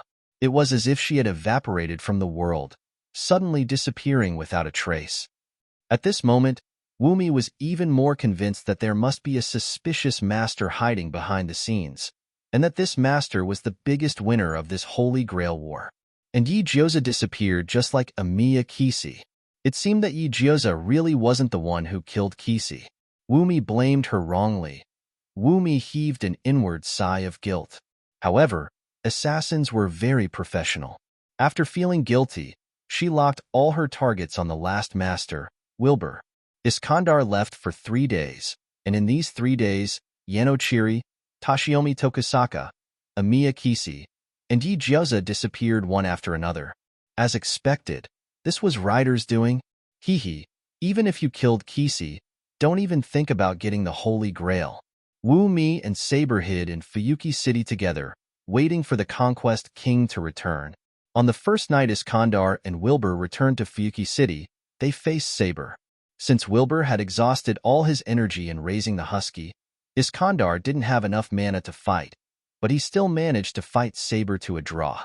When the two of them fought with all their might and fell to the ground, and when the port of Fuyuki City was smashed into ruins by the surging force, the Conquest King and the Night King looked at each other and suddenly let out a carefree laugh. As a king, he should fight like this. Not for fame, not for profit, only for the sword in their hands, only for the faith in their hearts. To be able to fight with such a hero in the Holy Grail War was truly a great blessing in life. Iskandar was enjoying himself, and so was the Night King. They had thought that they were the only 2 heroic spirits left, and that they were about to end the Holy Grail War here. But unexpectedly, Yi Jioza dragged his family and dog over to the source of the energy wave. He looked at the heavily injured Conquest King and Night King, then at the dumbfounded Wumi, and then at Wilbur, who was being dragged around by the husky, and a meaningful smile suddenly appeared on his face. I didn't expect to get such a great bargain after a trip to the mental asylum. Wumi was speechless. No way, impossible, it couldn't be. Did she make a mistake in judgment? Yi Jioza clapped his hands. Senju Takuma, capture them. These are the spoils of war. Everyone was speechless. Wilbur was trampled to the ground by the husky, and he couldn't help but shed bitter tears. He had come to participate in the Holy Grail War to prove himself, so why was he captured the moment he returned?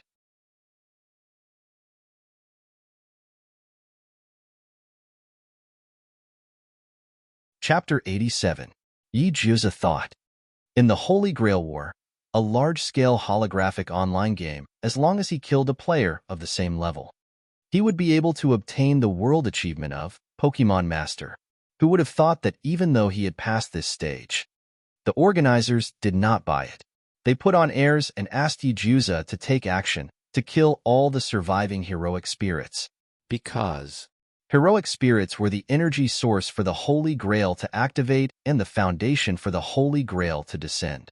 Without the dead heroic spirits as nutrition, the Holy Grail would never appear. It was very picky about food and was only willing to eat heroic spirits.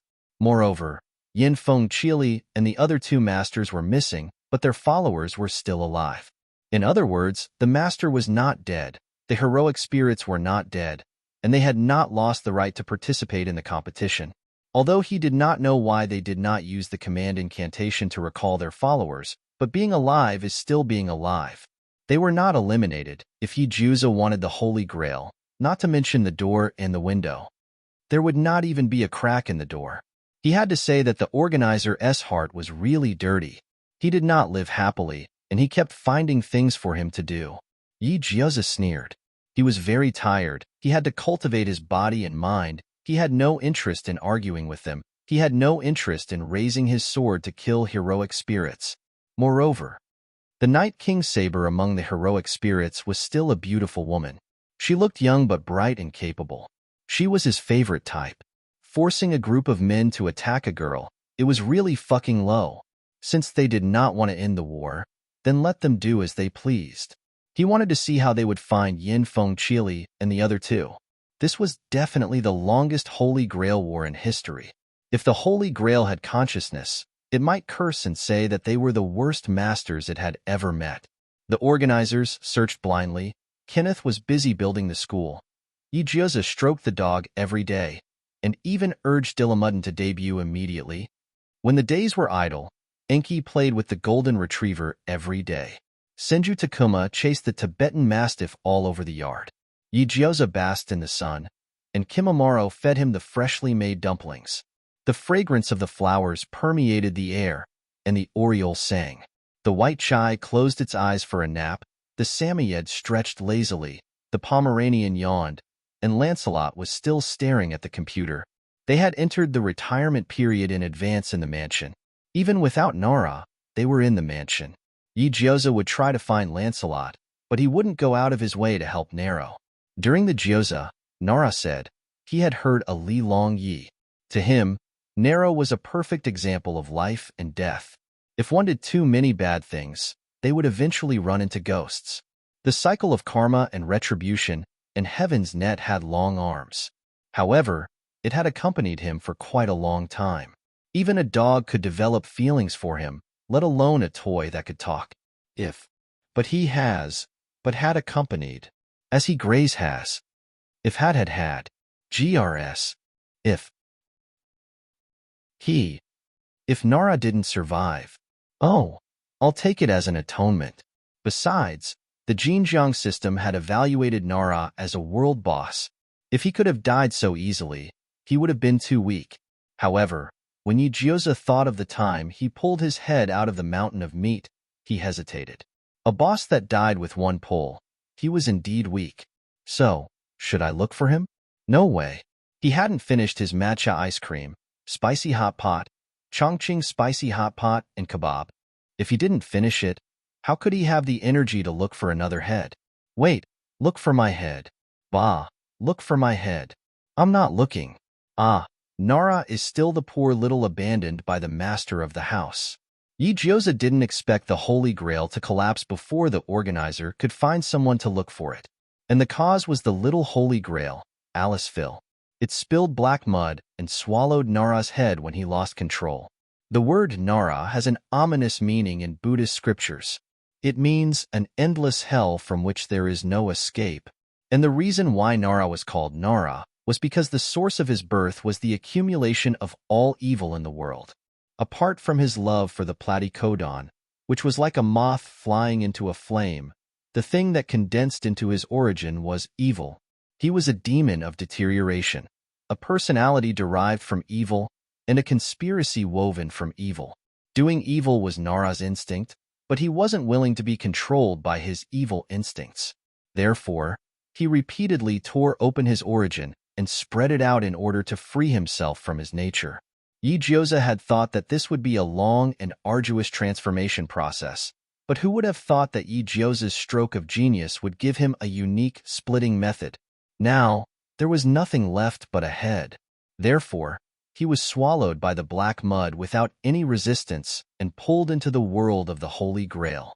As a result, Nara discovered something interesting. The Holy Grail wasn't sacred. On the contrary, it had long been contaminated by the evil of the world. In other words, the Holy Grail also had its own consciousness. Just like Nara, it was an accumulation of evil. As long as someone injected a heroic spirit into it and made a wish, it could be completely awakened and born. And after it was born, the world would also head towards destruction. Nara couldn't help but have a flash of inspiration. He thought of the Jade of Four Souls. Legend had it that the Jade of Four Souls could fulfill all wishes. Wasn't this setting the same as the Holy Grail? Even the Holy Grail could be contaminated and eroded. Did the Jade of Four Souls really not have its own consciousness? Thinking of this, Nara shivered. In a trance, he had an epiphany. If the aura of the Jade of Four Souls had been fused with each other, then it was very likely that he wasn't the one controlling the Jade of Four Souls, but the Jade of Four Souls controlling him. If it wasn't for Yigyoza's godly intervention, at this moment, Nara actually felt fortunate to have met Yigyoza. But it didn't take long for Nara to fall into a bitter battle against the Holy Grail.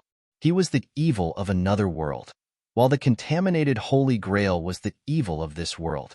Without a doubt, Nara was a perfect tonic for the Holy Grail. He was an even more delicious energy than the heroic spirit. As long as it ate Nara, the Holy Grail would definitely let go of the heroic spirit. However, Nara was a tough nut to crack. No matter how much the Holy Grail gnawed, devoured, or pestered the Holy Grail, Nara would always find a way to turn things around and make the Holy Grail lose more than it gained. As the battle dragged on, the Holy Grail could no longer hold back.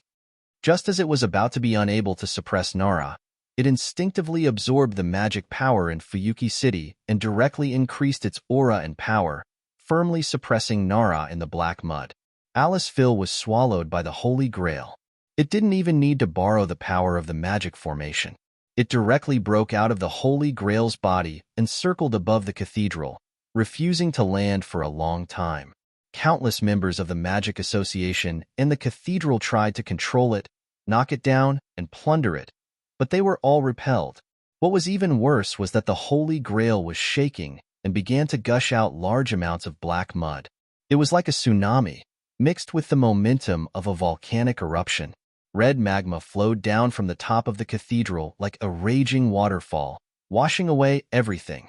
It was as if evil spirits had brought hell, devouring most of the people present and turning them into nutrients. It was only at this moment that the organizers realized that something was wrong. They trembled all over as they watched the Holy Grail go out of control and the raging fire. And as the black mud spread, not only this area, all of Fuyuki City would be reduced to ashes. At that time, everyone would be sinners. More and more black mud appeared, and the fire illuminated everything. By the time Igyoza, Weber, and Wumi arrived at the scene with their followers, the place had already become hell. Corpses were reduced to ashes, and everything was silent, but the surging black mud was still spreading outwards. The next moment, the would release immortal spell heavily attacked, forming a huge cage that blocked everything within a controllable range. But soon, Senju Takuma frowned as he looked at the rising mud and locked his eyes on the Holy Grail in the sky. Destroy it, Senju Takuma shouted. It's corroding the wood release, and I've already contained it within a 1-kilometer radius. It's about to get out. At this critical moment, Golden Retriever suddenly shouted, Enkidu, charge into the black mud with the heroic spirits. Enkidu was stunned. What? The black mud is the evil of the Holy Grail. As long as you can resist it, you can receive flesh. Gilgamesh said, with a physical body, there's no need to be a master, a true friend. Receive flesh. Enkidu turned around and said solemnly, if you resist the evil, you can have a physical body modified by the black mud. At least I've experienced it, and I've even succeeded. Gilgamesh thought of the scene of being swallowed by the black mud in her previous life and sneered in her heart. It's just the evil of the world. What's there to be afraid of? With this king's ability, even if it's 10 or 100 times stronger, it's nothing. Enkidu smiled and rubbed his dog head. He directly shared the news with the heroic spirits present. To show that he was reliable, he was the first to step into the black mud, as if he was soaking in a hot spring. The heroic spirits present looked at each other, and finally, one by one, stepped into the black mud. Then, they discovered to their surprise, the temperature was just right, not too cold or too hot. So comfortable. Holy Grail. Look carefully. The black mud is used to destroy the world. It's not some damned hot spring, you bastards. You're the worst batch of heroic spirits I've ever met. The Holy Grail seemed to be expressing its anger, and the black mud surged even more violently. And Nara, who had been suppressed at the bottom of the Holy Grail, woke up and prepared to find an opportunity to give the Holy Grail a fatal blow. Soon, his opportunity came. Igyoza raised his head and looked at the Holy Grail floating in the sky. He sighed and said, Damn, I don't really understand the world of the rich. Why is even a spittoon made of gold? Holy Grail. Spittoon? That's the Holy Grail. Weber tried his best to make the atmosphere serious. The Holy Grail can fulfill any wish of a person. It's sacred. Bullshit. Igyoza rolled his eyes at him. Even if it's a spittoon made of gold, it can't change the fact that it's a spittoon. Look up. This spittoon is still spitting out feces. Holy Grail. Spitting out feces? The heroic spirits and dogs. Damn, it's so disgusting. Suddenly, the waterfall-like black mud shrank into a trickle. Fulfilling a person's wish? I think it's very unreliable. Igyoza turned his back to the raging fire that looked like the end of the world. He remained calm.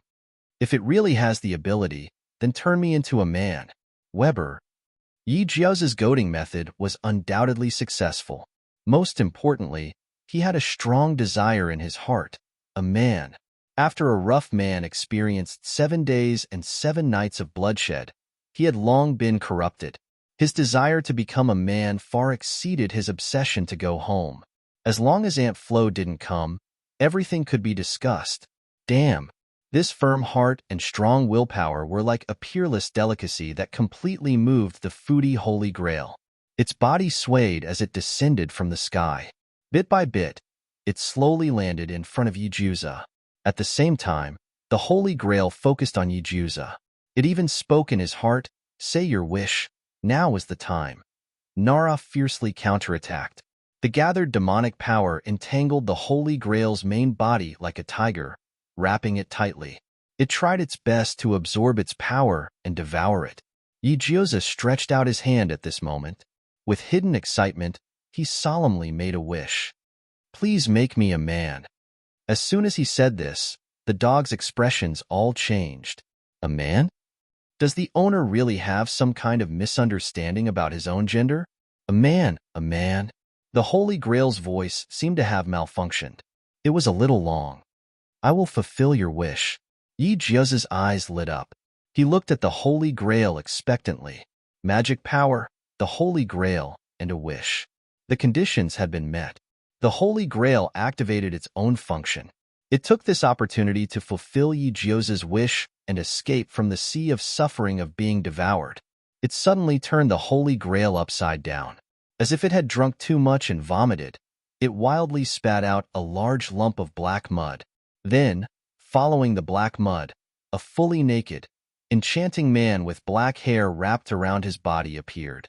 With a splat, Nara, whose body had been repaired, fell into the black mud. He looked at Igyoza's dumbfounded face and revealed a warm smile. "Long time no." Igyoza stomped his head into the black mud. "I want to become a man. I'm not asking you to give me a man." Igyoza frantically clenched the Holy Grail and shook it with all his might. "Take it back. Take it back. You spittoon that spits shit. The Holy Grail. Hee. See you." It broke free from Igyoza's hand and leaped into the sky. Without Nara's suppression, the black mud it spat out had already eroded the wood escape to the point where only brittle skin was left. Soon, the evil inside the wood escape would rush to the outside world and devour the entire Fuyuki city. The Holy Grail's deceptive wish mode completely infuriated Igyoza. His Taoist robe fluttered as he took out the best weapon from his backpack. With a long sword in one hand, it was as if he had the entire world in his hands. His aura surged. Ever since his pure young internal strength leveled up, he had never used a killer move. But today, the Holy Grail had successfully pleased him. In that case, he might as well try using this despicable spittoon. It was only at this moment that Igyoza finally understood what leveling up his pure young internal strength meant. This was a mystical realm where he felt like he was one with the heavens.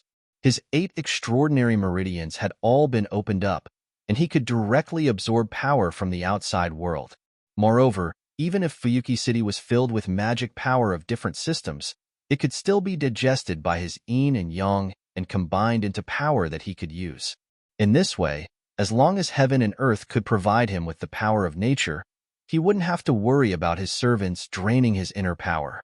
And the expansion and change of his power system meant that every ultimate ability had the possibility of leveling up. For example, Mountain River might be able to go from being a real man for 8 seconds to being fast for 8 minutes. Ha ha ha. What's so funny about being fast for 8 minutes? Igyoza wiped his face and became serious. Damn it. Cheat. Cheat. Protagonist's aura. Fortune amidst misfortune. He could crush this spittoon in minutes. Igyoza clenched his sword and raised his hand to cast an ultimate ability that required a channeling time. Inexhaustible. There weren't many ultimate abilities that required a channeling time in the Pure Yang Palace, but once it was a skill that required a channeling time, it would inevitably have the power to destroy heaven and earth. Inexhaustible, an ultimate ability that required a channeling time, was known to destroy everything with one move. It was the ultimate skill that many Pure Yang Palace relied on in the arena. And now, for the first time, Ijuza used an ultimate ability at this stage. He wasn't in the mood to recite lines. With one strike, a blue galaxy appeared in an instant. Sword energy surged, and a vast killing intent swept across the sky like the sea. Rapid as a spark, destructive like thunder exploded in front of his eyes. Boom! The power of both hardness and softness, the momentum of yin and yang, collapsed between the clouds like thunder, like an azure dragon descending from the sky, stirring up the wind and clouds, forming a magnificent celestial phenomenon. In the sky above the church in Fuyuki City, above the burning hell, a huge Tai Chi totem appeared. In an instant, thunder roared, and a heavy downpour suddenly fell. Ijuza sheathed his sword, and in the midst of the ruins, his clothes fluttered as he turned around and left without any reluctance. Although his back was short, his aura was far more than 8 meters. It was nothing more than looking up to a high mountain, and behind him, whether it was the hero spirit or the dog, they all fell into a deathly silence. In their long years, they rarely met a human who could rival them, and the other party was so young. If he grew up to be an independent adult, then, I really want to fight with her. No one knew who sighed, but everyone's heart was filled with emotion. She has her own sword, her own Tao. Enkidu objectively evaluated. She never chased after anyone, and everything she did was to surpass herself. It is my honor to have such a monarch. Dilamudden was relieved. She has her own sword, her own Tao. She never chased after anyone, and she never surpassed herself. Enkidu's words were simple, but they awakened Saishomaru, who had always been shrouded in his father's shadow. Saishomaru remained silent for a moment, and then muttered, "My own sword, my own sword." Aizen licked its paws and glanced at him. "If I can't even find my own sword, what goal do I have?" Seeing that its companion had fallen silent, Aizen didn't point it out. It just kept a mysterious expression on its dog face and said, "The sword at your waist isn't your own sword." Saishomaru was stunned. "Because you haven't been recognized by it at all." Aizen's furry dog face was peaceful, but its words were vicious. "You seem to hate this sword, but you might not know that in the eyes of the sword, you're not qualified to be its master." Saishomaru quietly looked at it. "Are you teasing me?" He had always been the one who hated others, so when did someone hate him? "Why would I tease you? I'm just pitying you." Aizen sarcastically said, "A person who can't even find his own sword doesn't deserve to inherit someone else's sword." It glanced at Saishomaru, and then turned around to chase after Ijuza. "Do you think that you can choose your own sword? You can't even compare to the feeder." Aizen's words drifted in the night sky. "At least her sword recognizes her, and is willing to fight for her with all its heart. What about you?" Heh, for the first time, Saishomaru was stunned, and he was left far behind by the feeder and his companion. "My sword." So, whether it was Taisuya or Tianya, they had never recognized me. So, what was the purpose of my father giving me Tianya? My sword. You're tuning in to the Romance Rendezvous YouTube channel. We're so grateful for your support, and don't forget to subscribe to join us on this incredible journey through captivating stories. Your generosity through donations truly makes a world of difference, as it's the primary source of revenue that allows me to expand and enhance this channel for you. Thank you from the bottom of my heart for being a part of this adventure.